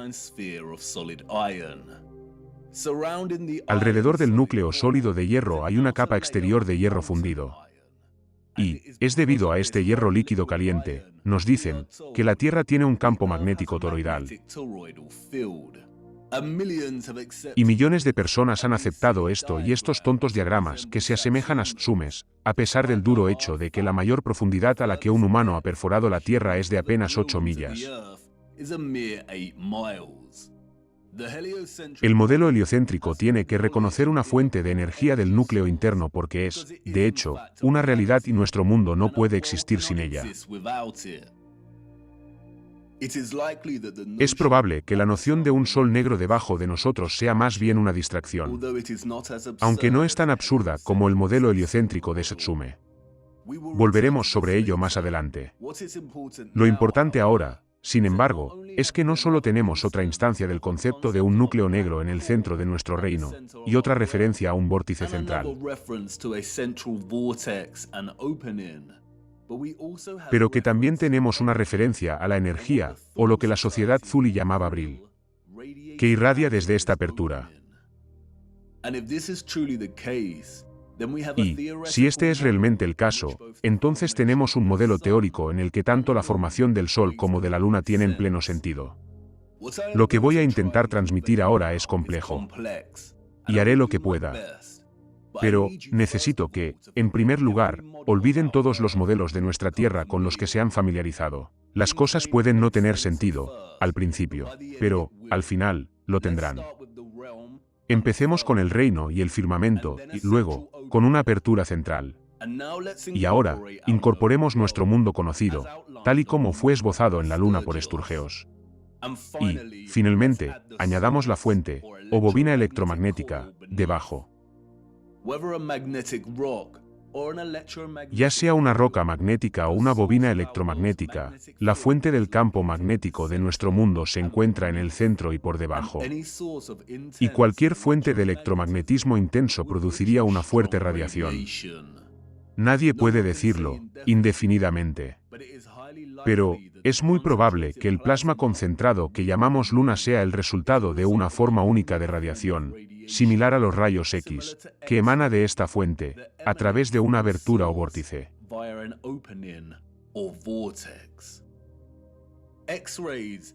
Los rayos X, o haces de radiación muy fuertes, emanarían, según las leyes de la física, de este vórtice central en líneas rectas divergentes.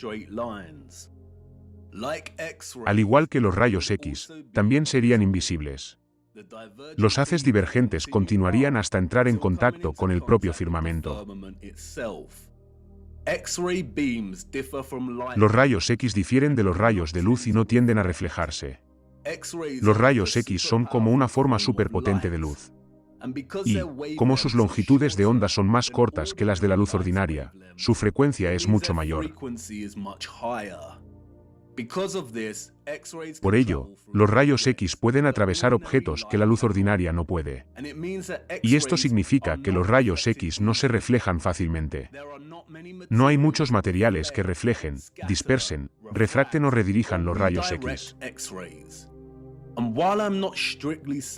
Y, aunque no estoy diciendo estrictamente que los rayos X sean la causa, cualquier forma de haces de radiación fuerte se comportaría de forma similar. Existen algunos materiales que pueden reflejar los rayos de alta energía.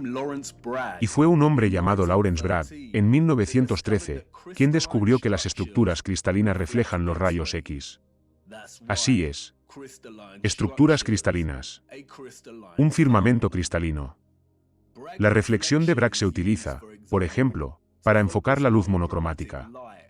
Y hay un dispositivo, llamado monocromador, que utiliza espejos de cristal curvados para reflejar los rayos X y enfocar la luz monocromática. Los monocromadores estándar utilizan un prisma para descomponer la luz. Esta es una imagen muy familiar y Wikipedia la muestra para que todo el mundo la vea. Ahora se asocia a un famoso álbum de música. ¿Cuál es el título de ese álbum? Nos lo dicen. Esto significa que estamos en el camino correcto. Los haces de radiación reflejados en el firmamento de cristal probablemente se redirigirán hacia abajo, fuera del centro y hacia la ionosfera sobre nuestras cabezas. La misma ionosfera en la que se cosechó la energía electromagnética etérea. Es aquí donde los rayos convergerán y se concentrarán y generarán el fenómeno de plasma que llamamos luna. La idea de que los rayos electromagnéticos se reflejen desde el firmamento y converjan en la ionosfera puede parecer absurda. Pero, hay muchos experimentos caseros que puedes realizar tú mismo para comprobar el poder de concentración de los rayos de luz. Como se ve aquí, los rayos del sol, reflejados en el espejo cóncavo, son capaces de producir un calor intenso y encender un fuego. Los rayos de luz reflejados se concentran en un punto para generar energía. Y, recuerda, los rayos de radiación similares a los rayos X son mucho más potentes que los rayos de luz. Si la luna es un punto de plasma concentrado y condensado, entonces tiene que ocurrir dentro de una de las capas de la ionosfera sobre nosotros. Todos los diversos gases nobles internos de nuestra ionosfera aparecen en diferentes capas y altitudes. Hemos visto cómo se cargan por el electromagnetismo del Sol, para formar el cielo de plasma. A cierta altitud en la ionosfera, hay dos capas de gas neón y helio. Es probable que el Sol se forme de manera similar dentro de estas capas.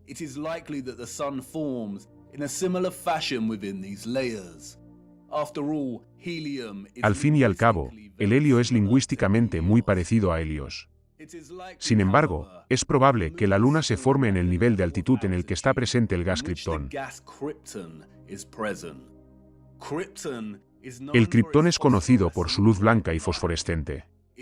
También se utiliza para crear plasma no térmico o frío, como demuestran los científicos contemporáneos que desarrollan este campo en la actualidad.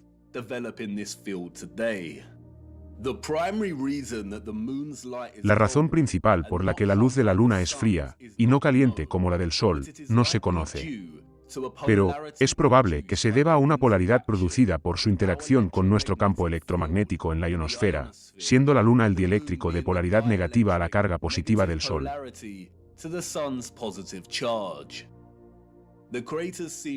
Los cráteres que se ven en la Luna son probablemente de la generación de este plasma. Tal vez se trate de algún tipo de emulsión de plasma que muestra una especie de desprendimiento de gases, o burbujeo, muy parecido a lo que vemos con los defectos de la pintura de uretano.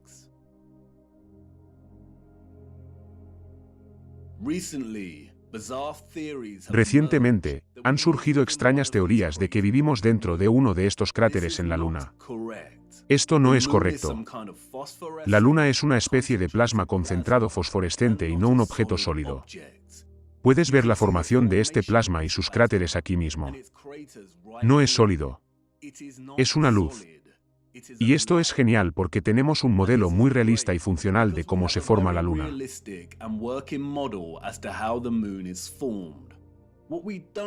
Lo que no tenemos, sin embargo, es una explicación de cómo se forma la imagen compuesta en su cara. Como he dicho antes, la imagen que vemos en la Luna es similar a una fotografía compuesta de rayos X de nuestro gran reino.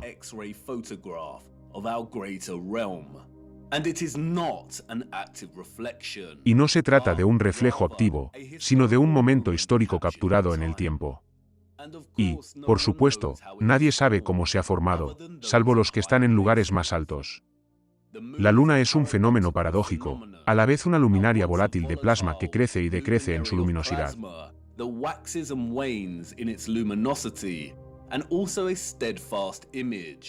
Y, también, una imagen firme captada en algún momento del tiempo que no parece cambiar. Solo vemos esta imagen en la Luna y nunca cambia. Esta extraña y misteriosa imagen, que ha desconcertado e inspirado a millones de personas, podría ser el resultado de un fenómeno orgánico natural, o quizás incluso artificial.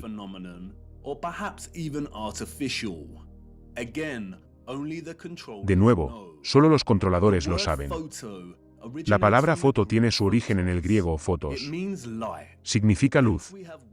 De ahí que tengamos palabras como fotosíntesis, que significa la síntesis de la luz en la que las plantas recogen la energía luminosa y la convierten en energía química.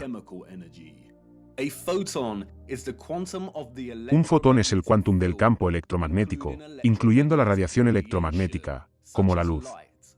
Un gran error es la noción de que la imagen fotográfica no es un fenómeno orgánico natural. Esto no es correcto. La palabra fotografía significa dibujo de luz. El concepto de material natural sensible a la luz se entiende bien. Nuestro cuerpo comienza a oscurecerse cuando se expone a demasiada luz solar. Dependiendo de la exposición a los rayos UV, nuestros cuerpos pueden desarrollar líneas de bronceado. La luz se dibuja literalmente sobre nosotros. Ciertas texturas y tejidos pueden desvanecerse o salir a la superficie cuando se exponen a la luz. Y existen cámaras oscuras naturales. Una cámara oscura natural se produce cuando un espacio oscurecido con un agujero permite la entrada de rayos de luz desde el exterior del espacio, lo que da lugar a una imagen proyectada del espacio exterior dentro del área oscurecida. Incluso podemos ver imágenes proyectadas de un eclipse solar, aquí, en el suelo bajo un dosel de hojas, debido a los agujeros en las hojas. La cámara oscura natural fue, por supuesto, la inspiración para el desarrollo temprano de la tecnología fotográfica. Curiosamente, el gas noble kriptón, el mismo que está presente en nuestra ionosfera, se ha utilizado durante años, según nos cuentan, como componente integral en los flashes de las cámaras para la fotografía de alta velocidad.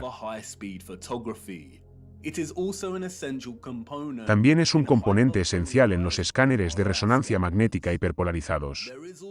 También existe la posibilidad de que la cara de la Luna no sea un fenómeno natural, sino que sea el resultado de un experimento. Las películas fotográficas y de rayos X se crean a partir de la fusión de una emulsión de gelatina con cristales de plata microscópicos. Gracias a ello, la exposición a la luz es capaz de capturar una imagen latente invisible.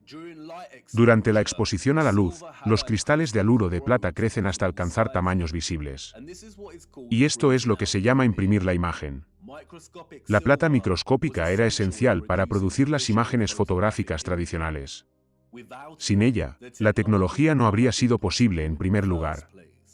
Curiosamente, en su alineación de los metales nobles con los cuerpos astronómicos, los alquimistas designaron a la luna como regente del metal plata.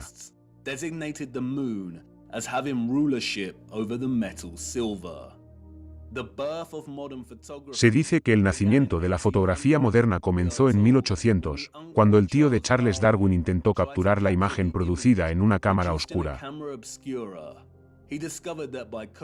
Descubrió que, recubriendo el cuero blanco con nitrato de plata, era capaz de capturar parcialmente imágenes de la vida real.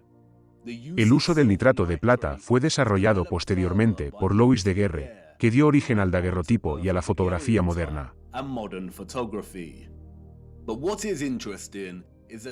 Pero lo interesante es que el nitrato de plata tiene otro nombre. Lo llamaron cáustico lunar, en homenaje a la asociación de los alquimistas entre la luna y la plata.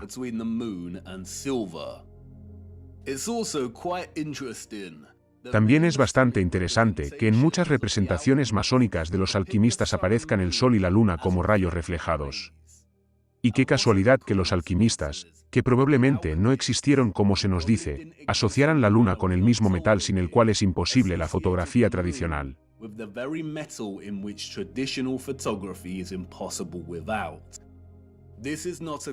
Esto no es una coincidencia. Los del mundo antiguo sabían lo que era la luna. Y, tal vez, una civilización más antigua que les precedió, y que también estaba tecnológicamente avanzada, tuvo que ver con la representación de la imagen de la luna. No es una idea tan descabellada, teniendo en cuenta que hoy en día estamos experimentando continuamente con cosas a escala cosmológica, montando falsos lanzadores de cohetes que a veces quedan atrapados en el firmamento, desarrollando soles artificiales y algunos demonios en lugares más elevados están incluso tratando de encontrar formas de atenuar el sol. El ser humano siempre se ha excedido en sus ambiciones cuando se trata de las luminarias. Y no veo por qué las civilizaciones avanzadas del pasado habrían sido diferentes. Cómo surgió este fenómeno de la imagen compuesta no es importante para nuestro viaje. Lo importante es lo que nos muestra. Y, tal vez, sea mejor dejar la luna envuelta en el misterio. Ya sea una imagen fotográfica de rayos X natural o artificial, lo importante es su naturaleza compuesta. La imagen que presenciamos aquí es una combinación de al menos dos imágenes fijas que se superponen. La primera imagen que vemos, tal y como ha demostrado una y otra vez el innovador trabajo de Sturgeos, es un esquema esquelético de las masas terrestres de nuestro reino, similar a una radiografía, y de una forma que nunca antes habíamos visto. En esta imagen, vemos todos los continentes de tierra que asociamos con la Tierra, o lo que se denomina más apropiadamente, el mundo conocido, representado por las zonas oscuras de la imagen. Y también vemos vastas masas de tierra y continentes que desconocemos por completo. Sturgeos reveló que, si se trata a la luna como la imagen del espejo que es y se invierte su imagen como se haría con cualquier reflejo, entonces se puede empezar a cartografiar nuestras masas terrestres conocidas con la máxima precisión. Y esto es exactamente lo que ha hecho Sturgeos, cartografiar el mundo conocido capturado en la luna hasta sus grandes lagos y desiertos. Las sorprendentes similitudes entre la masa terrestre de nuestro mundo conocido y la capturada en la luna son demasiado exactas para que se trate de cualquier tipo de coincidencia. Lo hemos tenido delante de nuestras narices todos los días, literalmente. Es probable que nadie haya conectado los puntos aquí antes debido a esta masa de tierra desconocida en particular, que Sturgeos ha llamado apropiadamente Lemurie. Y esta masa de tierra es muy importante porque sabemos que ya no existe. Las teorías sobre la existencia de Lemurie como continente perdido han existido desde el siglo XIX, y la mayoría de ellas han trazado su ubicación en algún lugar alrededor del Océano Índico. Los del siglo XIX también hablaban de otro continente perdido, llamado Mu. Son la misma cosa. Los mapas antiguos de Mu señalan la Tierra exactamente donde está en la Luna. Y, en 2007, Masaki Kimure descubrió enormes estructuras, incluyendo pirámides, castillos y carreteras en el fondo del océano, a cierta distancia de Japón, una ubicación muy similar a donde Lemuria está trazada aquí, en la Luna. El continente se hundió hace años y años. Y esto es muy útil porque significa que esta imagen no es un reflejo activo sino un momento capturado en el tiempo antes de que el continente se hundiera. La segunda imagen que presenciamos simultáneamente en nuestra luna es la del propio firmamento. Sí, han oído bien. La luna es la única imagen oficial conocida de nuestro firmamento. La cara de la luna es una imagen compuesta. Y tenemos que separar las imágenes para entender completamente lo que estamos viendo. Tenemos la masa de tierra del Gran Reino. Y esta es una imagen desde un ángulo. Y luego, tenemos otra imagen desde un ángulo diferente. Solo puedo ilustrar esto mostrándoles. Esta área específica de la Luna es principalmente lo que da al fenómeno su apariencia esférica en 3D. A los mentirosos heliocéntricos les encanta esta zona de la Luna. Y la han utilizado como arma de engaño contra nosotros. No es un cráter con rayos, como nos dicen. Miren más de cerca. Miren realmente. No son las marcas de un objeto esférico. Es el vértice del firmamento abovedado, desde dentro de la cúpula. Observe atentamente. Esta es la imagen compuesta en la Luna, presentando ambas imágenes simultáneamente. Y este es el interior de una cúpula hemisférica. Y ahora, verás, si alineas el punto central del vértice de una cúpula hemisférica interior, entonces se vuelve bastante obvio. Si borras las líneas vectoriales restantes de la cúpula, entonces se vuelve realmente obvio. Y, una vez que lo ves, se vuelve muy difícil dejar de verlo. No es una esfera. Es una ilusión óptica. Son las marcas de una cúpula hemisférica. Y, no solo es la corona del vértice interior del firmamento, sino que también es un reflejo del centro de nuestro reino, abajo. Esta zona de la Luna presta su forma esférica debido a los llamados rayos que emanan de ella. Pero, como puedes ver, se trata de una ilusión óptica. Los rayos son en realidad costillas semiesféricas que parten de la corona de la cúpula. Esta zona en medio de estas costillas no es un cráter. Es el vórtice que se encuentra directamente debajo del punto más alto de la cúpula. Los controladores han llamado a esta zona Taikou.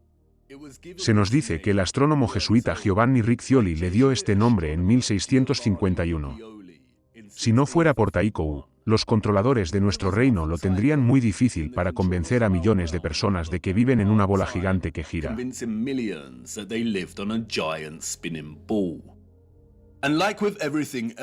Y, como en todo lo demás, han utilizado a Taikou para ocultar cosas a la vista. Por ejemplo, otro astrónomo masón del siglo XVII, llamado Pierre Gassendi, lo llamó Umbilicus lunaris, el ombligo de la luna, lo cual es interesante, ya que la mitología norteña utiliza el mismo símil del ombligo para describir Vergelmir, el remolino en el centro de nuestro reino.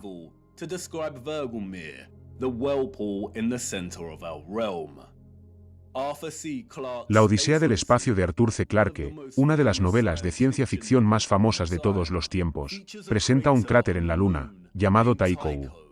En la novela, los científicos descubren que hay un fuerte campo magnético que emana del cráter y descubren que proviene de un monolito cúbico negro, enterrado 15 metros dentro del cráter.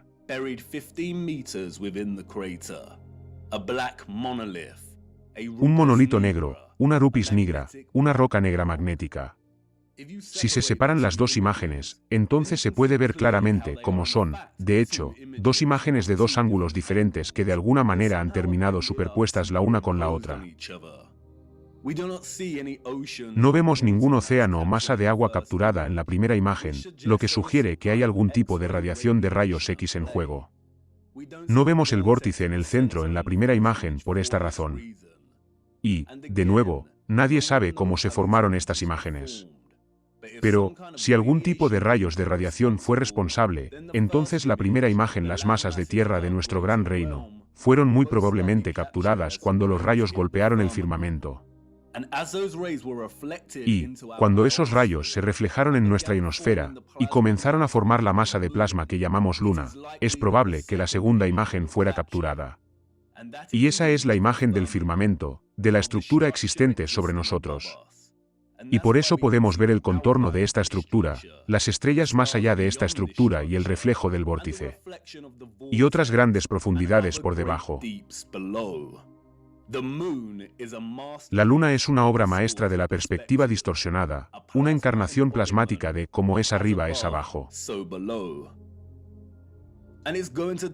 Y va a ser necesario mucho trabajo y una cuidadosa consideración para suavizar esta distorsión e intentar acercarse lo suficiente para crear un mapa adecuado del mundo en el que vivimos. Y, como la luna es una masa de plasma en forma de disco, la primera imagen de la Tierra presenta cierta distorsión curvilínea. Y se puede ver aquí en los bordes, ya que la Tierra comienza a deformarse y enrollarse ligeramente. Hay que trabajar mucho para crear una proyección plana de esta distorsión. Pero, no debería ser demasiado difícil porque la distorsión es solo ligera alrededor de estos bordes. Por eso Sturgeos puede trazar los círculos de latitud, las estaciones y los usos horarios con gran precisión. Un mapa sin esa distorsión puede tener un aspecto parecido a este. Pero, quedan preguntas importantes. Si el vórtice central está ausente de la imagen de la Tierra en la Luna, entonces, ¿por qué Sturgeos ha trazado la Tierra que suponemos es hiperbórea aquí, que no está en el centro? ¿Y qué hay de toda esta otra Tierra? El Sol y la Luna no pueden viajar por encima de toda esta Tierra, ya que tardarían más de 24 horas en dar la vuelta a todo esto, y conocemos las trayectorias del Sol y la Luna.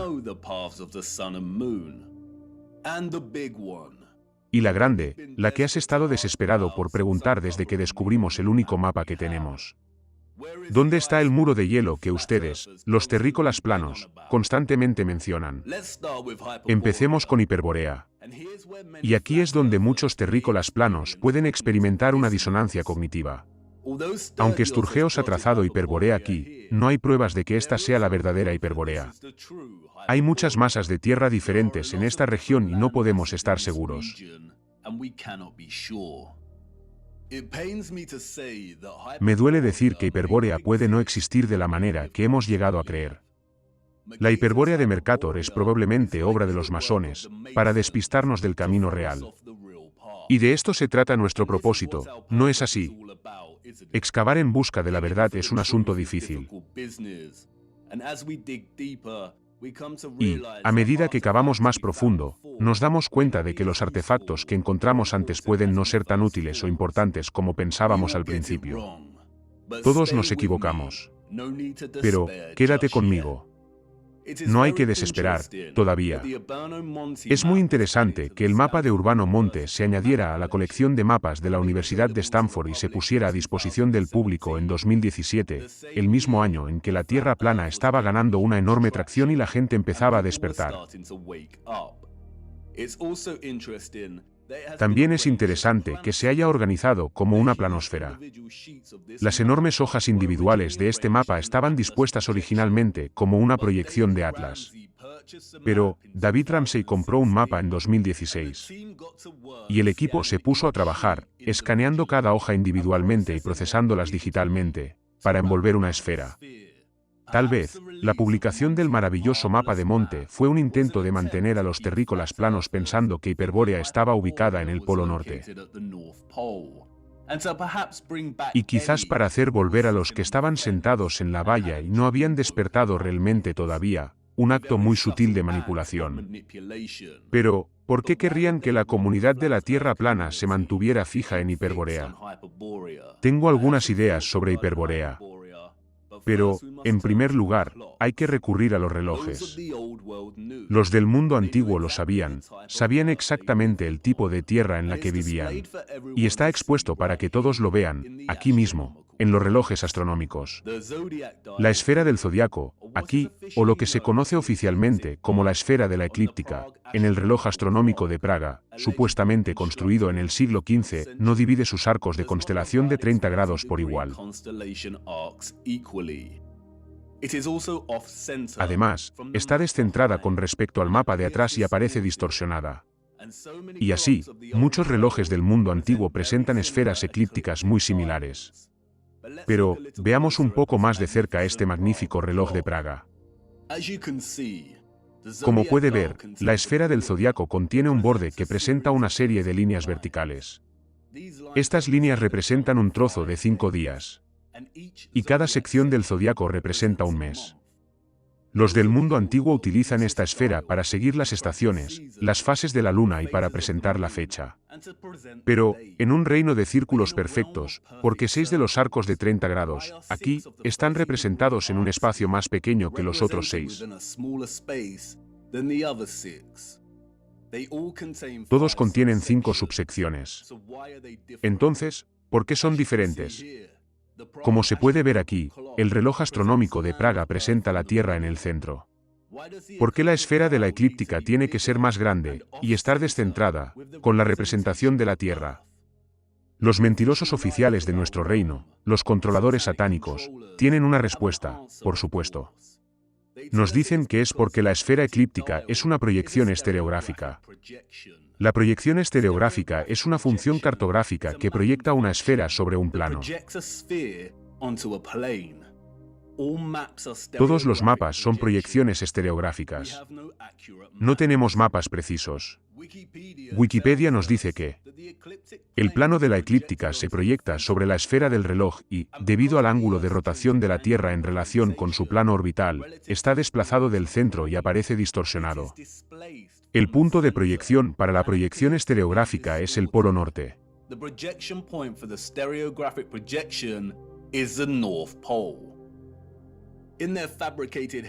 En su modelo heliocéntrico fabricado, la Tierra tiene una inclinación axial de 23,4 grados. Los controladores necesitaron inventar la inclinación axial para justificar toda la mentira esférica, para justificar las estaciones, los climas enormemente diferentes, y para justificar la posición fija absoluta de Polaris sobre el verdadero norte geográfico.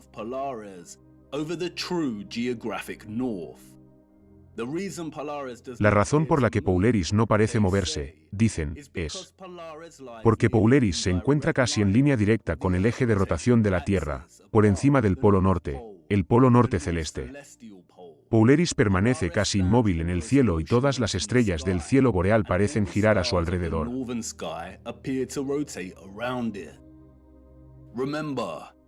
Recordemos que en su modelo todo se mueve a velocidades incomprensibles. Pero, podemos ver con nuestros propios ojos que Polaris permanece fija. Si no hubieran inventado la inclinación axial, o lo que se conoce como la oblicuidad de la eclíptica, entonces no tendrían forma de justificar esto en su modelo del país de las hadas de los planetas en órbita.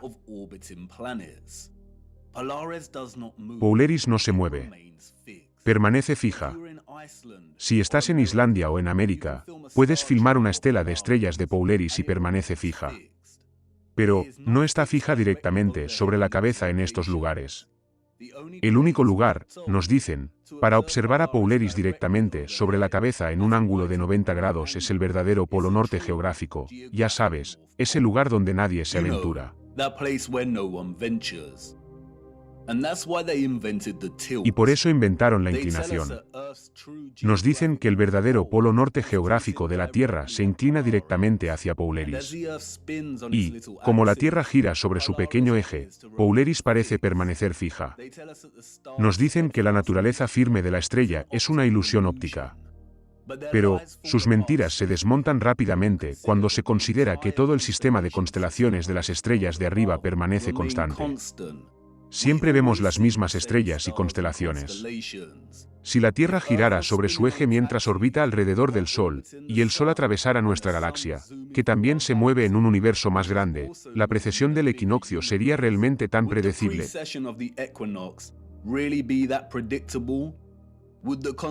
¿Aparecerían realmente las constelaciones de los círculos trópicos de latitud con tanta consistencia, en unión, año tras año, en el solsticio? ¿O parecería algo más aleatorio? Son mentirosos y todos sabemos que el agua no miente. El agua en reposo no se curva ni se conforma. Pues ya ves, los controladores satánicos son unos maestros de la ingeniería inversa. La esfera de la eclíptica del zodiaco celeste no es una proyección estereográfica. Todo el modelo heliocéntrico es ciencia de ingeniería inversa. Y han tenido que empezar por Pouleris y retroceder para asegurarse de justificar su posición fija e inamovible y asegurarse de que es compatible con su globo terráqueo.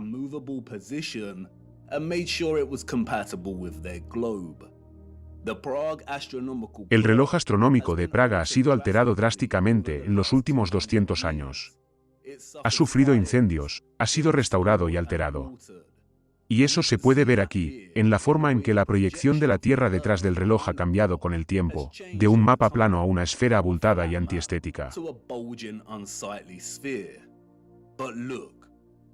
Pero, mira, cuando alineas la esfera eclíptica con el mapa de nuestro gran reino, entonces todo esto empieza a tener sentido. Las constelaciones del zodiaco aparecen distorsionadas, a pesar de tener todas 5 subsecciones iguales, porque nuestra ubicación está limitada dentro de una porción del gran reino y esto gobierna nuestra perspectiva de observación de las estrellas. La forma de este estilo no tiene nada que ver con una inclinación axial. Está diseñado así para reflejar nuestro mundo conocido dentro de esta bolsa de campo magnético. El reino es mucho más grande. Y, por lo tanto, el firmamento y la circunferencia de las estrellas fijas en el agua de más allá es mucho mayor que la circunferencia de nuestro propio campo magnético. Pouleris está aquí, sobre el centro. Y esto es muy importante, nos dicen que nuestro polo norte magnético está separado de lo que llaman norte geográfico verdadero. Nuestro polo norte magnético se está moviendo. ¿Cómo puede ser eso? ¿Es otra de sus mentiras? No, no lo es. Es una verdad a medias. Nos dicen que, en el transcurso de un siglo, el polo norte magnético se ha movido desde su ubicación justo por encima de Canadá hasta cerca de Groenlandia, y ahora está en camino a Siberia. Se está moviendo rápidamente. ¿Por qué? El símbolo de la esvástica y el sol negro ofrecen algunas pistas de por qué. Durante años, los terrícolas planos han llegado a ver el polo norte magnético y el polo norte geográfico como sinónimos. Pero no lo son, como usted sabe. La esvástica simboliza el vórtice. Pero, el sol negro lleva su mensaje simbólico más allá. El círculo central, aquí, representa el núcleo de hierro, el sol negro, o lo que el ficticio Mercator llamó la rupes nigra. Pero, mira más de cerca. Hay otro anillo fuera del núcleo central. Recuerda, el sol negro es el núcleo energético dentro del vórtice. Y, recuerden, también que, en el modelo heliocéntrico, reconocen que el núcleo de la Tierra es una esfera de hierro sólida. Pero, también existe un núcleo exterior de hierro líquido fundido. También nos dicen que este núcleo exterior líquido es el responsable de producir nuestro campo magnético y polos en movimiento. Esta es la razón por la que el polo se mueve. Porque el campo magnético no emana del núcleo sólido sino, de un núcleo exterior volátil. Esto es lo que el segundo círculo, aquí, representa. Y, como todo lo relacionado con el heliocentrismo, solo hay que aplicar el sentido común y aplanar la curva, y las cosas empiezan a tener sentido. No hay un núcleo exterior esférico, sino una especie de bobina electromagnética, quizás incluso de hierro fundido, que rodea el núcleo sólido central. En el núcleo, tenemos una apertura de vórtice. Pero, la verdadera fuente energética volátil está debajo. El núcleo central es similar a la esfera de un reloj central. Es sólido y permanece fijo y todo lo demás se mueve a su alrededor. Pero, también es la piedra angular responsable de todo este movimiento. Todo lo que rodea a nuestro mundo se mueve.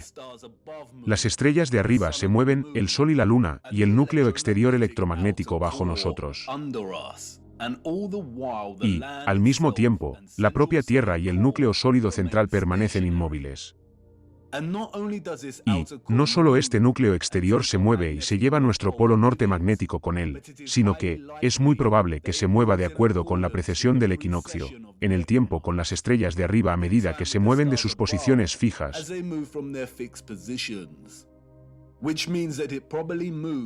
Lo que significa que probablemente se mueve 30 grados de la circunferencia del reino cada 2160 años. El polo magnético norte se mueve lentamente. Y es tan natural como el viaje concéntrico del Sol y la Luna sobre nosotros. Y por eso el símbolo del Sol negro es una rueda de 12 radios. Cada radio representa una constelación fija del zodiaco. Cada sección es una edad individual y el resultado es una situación como esta.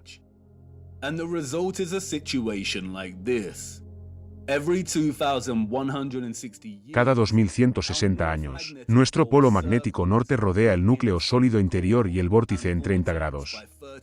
Por ello, el polo se ha desplazado desde Canadá y está de camino a Siberia.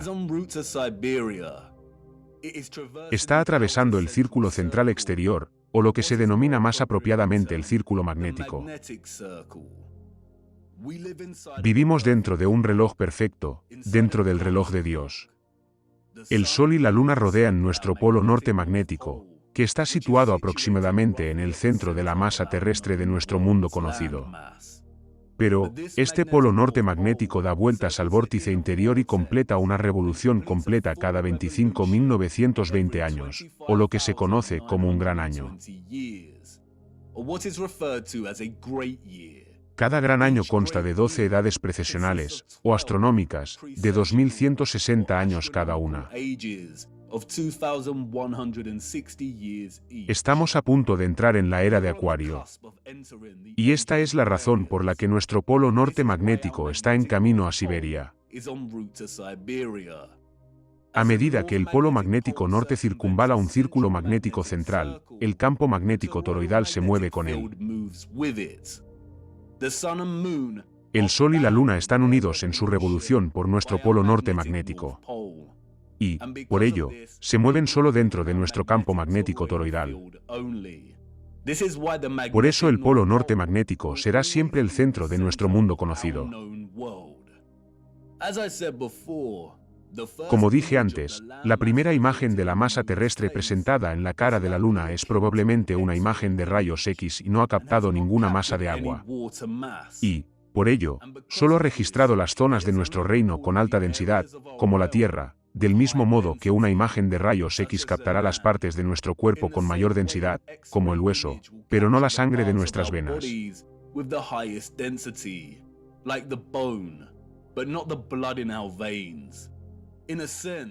En cierto sentido, es apropiado considerar la masa terrestre captada aquí como esquelética. Por ello, no ha captado el agua o el océano que rodea nuestra Tierra. Tampoco muestra una diferenciación entre la masa terrestre congelada y la que no lo está. Si el viaje concéntrico del Sol por encima de nosotros está limitado por el polo magnético norte, aquí, y su campo magnético toroidal, y todo este campo magnético se está moviendo con el polo, entonces es probable que tengamos una situación de un clima cambiante, mientras este proceso se desarrolla. Todas las áreas fuera de nuestro campo magnético serán inevitablemente congeladas y oscuras, debido a la falta de luz solar. Y esto es consistente con lo que nos dicen algunas de las escrituras. Vi los grandes ríos, llegué al gran río y a la gran oscuridad y fui al lugar donde no camina la carne, vi las montañas de la oscuridad del invierno.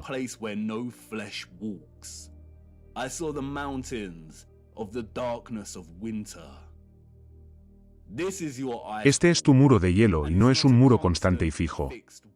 Se derrite y se vuelve a congelar continuamente con la revolución del polo, en el transcurso de un gran año y de cada edad astronómica.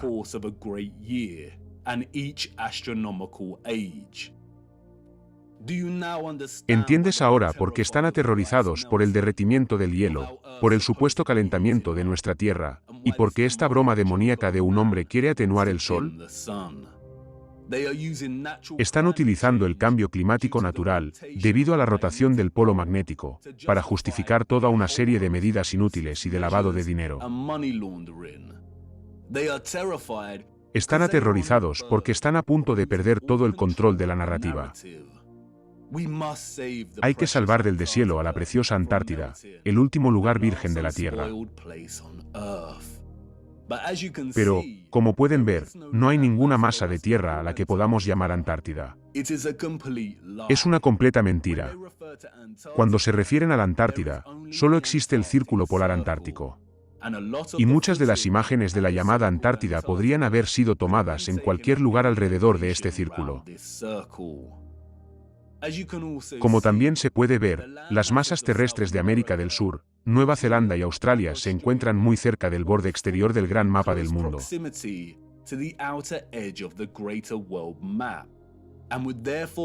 Y, por lo tanto, estarían muy cerca de los cimientos del propio firmamento. Esta es probablemente la razón por la que hay una fuerte presencia militar en estas regiones. El cambio climático, el deshielo del círculo polar antártico, es tan natural como el día y la noche. Es un macroproceso del reloj mayor en el que vivimos. Ya hemos hablado de cómo las constelaciones en las que se encuentra el Sol durante el equinoccio y el solsticio forman una cruz en la rueda del zodiaco, al señalar la designación de la edad y el trópico. Pues bien, vuelve a mirar con atención el reloj de Praga. La esfera central del reloj está situada dentro del centro de nuestro campo magnético. Y el Sol y la Luna se mueven dentro de este campo. Nuestro campo magnético está fuera del centro del reino mayor en general. No es una cruz uniforme sino una verdadera cruz, o lo que ahora se conoce como una cruz latina, o crucifijo. Vivimos dentro del travesaño de la cruz. Y, por si no te has dado cuenta, nuestra bolsa de campo magnético dentro del gran reino también forma una luna creciente.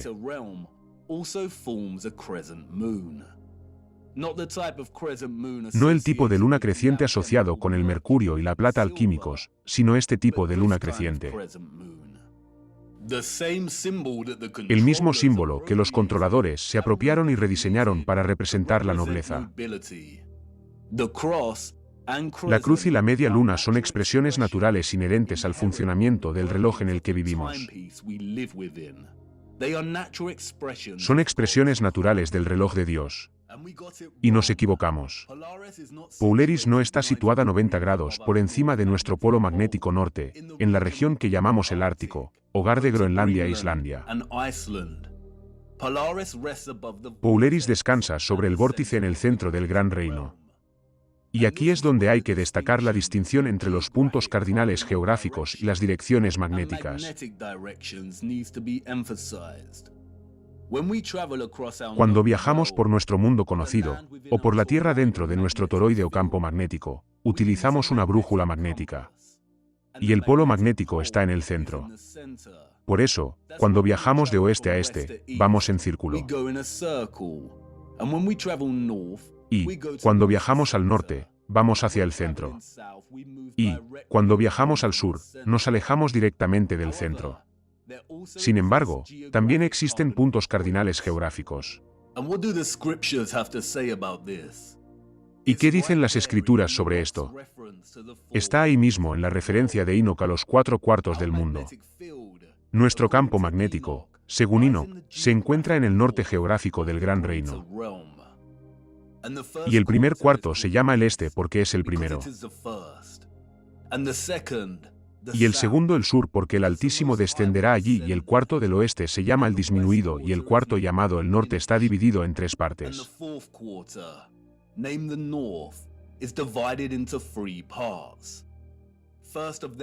La primera de ellas es para la morada de los hombres, la segunda contiene los mares de agua, los abismos y los bosques y los ríos y las tinieblas y las nubes. Y la tercera parte el jardín de la justicia. El vórtice está en el centro del reino, o lo que se denomina más apropiadamente el norte verdadero. La imagen de rayos X de la Tierra en el mapa lunar no muestra este vórtice. Pero, como se ha comentado, está presente en la segunda imagen del firmamento. En la corona del firmamento lo vemos reflejado, el ombligo del mundo. Podría ser que el jardín de la justicia al que se refiere Enoc, y que también se conoce como Hiperbórea, esté situado justo donde Sturgeos lo ha trazado. Pero, esta tierra no es el verdadero norte o vórtice central. Eso solo puede existir en el centro. Y, como se dijo antes, hay alguna distorsión curvilínea presente en la imagen compuesta en la cara de la luna. He utilizado mi pequeño mapa de colores, aquí, estrictamente para fines ilustrativos. No soy un creador de mapas, pero he intentado suavizar parte de esta distorsión.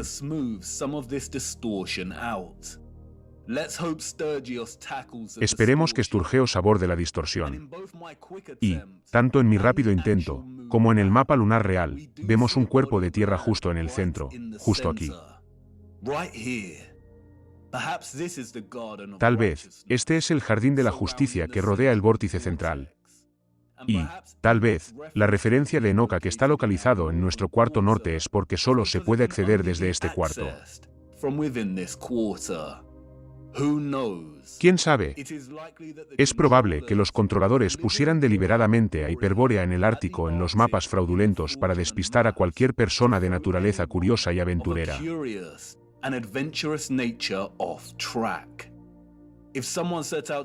Si alguien se propusiera encontrar el norte verdadero utilizando estos mapas, fracasaría.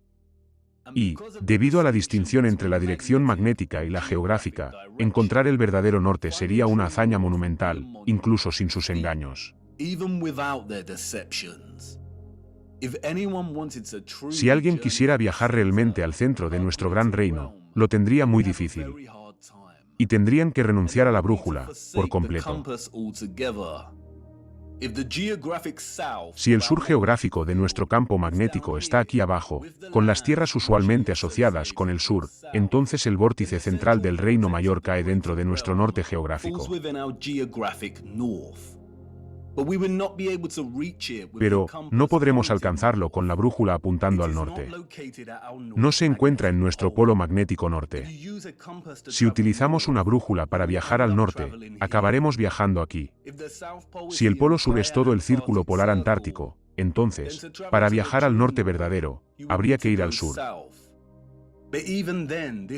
Pero, incluso en ese caso, lo más probable es que esto falle. Si el centro está hecho de hierro, entonces, en algún momento, suplantaría el polo magnético sur de nuestro campo magnético. Si, por casualidad, tuviera la suerte de dirigirse en la dirección del norte verdadero, entonces lo más probable es que la brújula fallara por completo, debido al núcleo de hierro. Como dice el misterioso texto de la Inventio Fortunata. Aquí la brújula del barco pierde su propiedad y ningún barco con hierro a bordo es capaz de alejarse. La única manera de llegar al norte verdadero es mediante la navegación celeste, vía Pouleris, una habilidad que ha sido generalmente erradicada del conocimiento común. Y apuesto a que estos océanos están fuertemente vigilados. Volveremos a los campos magnéticos, más adelante en nuestro viaje. Y realmente necesitamos reapropiarnos de la definición de la palabra planeta. Planeta, una subsección o fracción más pequeña de un plano mucho más grande. El tiempo corre, espectador. Te preguntarás por qué te he traído a este bosque oscuro. ¿Por qué es importante todo esto? Porque, una vez reiniciada, la línea de tiempo establecida es una mentira. No podemos empezar a trazar una línea de tiempo revisada a menos que empecemos a trazarla de acuerdo con el gran reino que habitamos. Necesitamos aplicar el reloj astronómico, las edades, para acercarnos a algún tipo de claridad. Todavía no hemos salido del bosque. Y puedes sentirlo, ¿todavía? Toda la matriz está empezando a desmoronarse. Todo lo que hemos aprendido, todo en lo que hemos confiado para dar forma a nuestra comprensión del reino que habitamos temporalmente, es ahora poco fiable. Y lo único que nos queda son nuestros propios ojos. Y todo lo que vemos, una y otra vez, es el agua buscando siempre su nivel plano. Vemos restos estructurales que los de los libros de historia no podrían haber construido. Y vemos un gran mal que se multiplica. Solo tenemos nuestros ojos y viejas fotografías, momentos capturados en el tiempo. El acto de la fotografía, el arte de la yuxtaposición, de la comparación y el contraste. The art of juxtaposition, of comparison and contrast. Somos tan pequeños, nuestro mundo en el espejo. ¿Dónde están los mapas de la era de Piscis? ¿Dónde ha ido nuestra historia y qué ha sido de nosotros, ahora? ¿Somos tan diferentes a los que vemos en el siglo XIX? Míranos, buscando desesperadamente el tiempo perdido. Nuestras botas empapadas de barro, todo el día dedicado a cavar a través del engaño, cavando y moviendo el barro.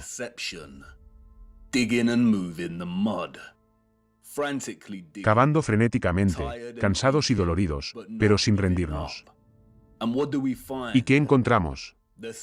Lo mismo que encontraron nuestros antepasados del siglo XIX.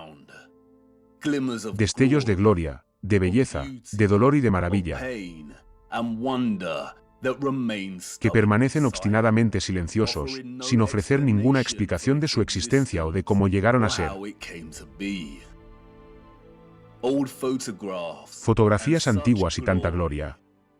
Todavía no les he mostrado lo imposible que son estas estructuras. Lo único que esta gente ha construido es la mentira, ladrillo a ladrillo. Y tengo que mostrarte cómo lo hicieron, nuestro mundo en el espejo. Una vez que un restablecimiento. Ha habido muchos grandes reinicios durante la historia de nuestro reino, todos de naturaleza muy diferente. Tenemos que verlos todos. Como reiniciar el tiempo, retroceder el reloj, la muerte y el amanecer de una nueva era. Este no ha sido el primer reinicio, ni tampoco el último. Está sucediendo de nuevo, ahora mismo. Ciudades vacías. ¡Qué tranquilidad! Hay una guerra en casa, espectador. Y la mayoría no se ha dado cuenta.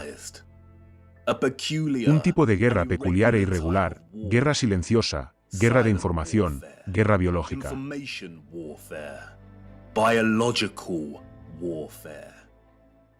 Una guerra tan antigua como el propio tiempo.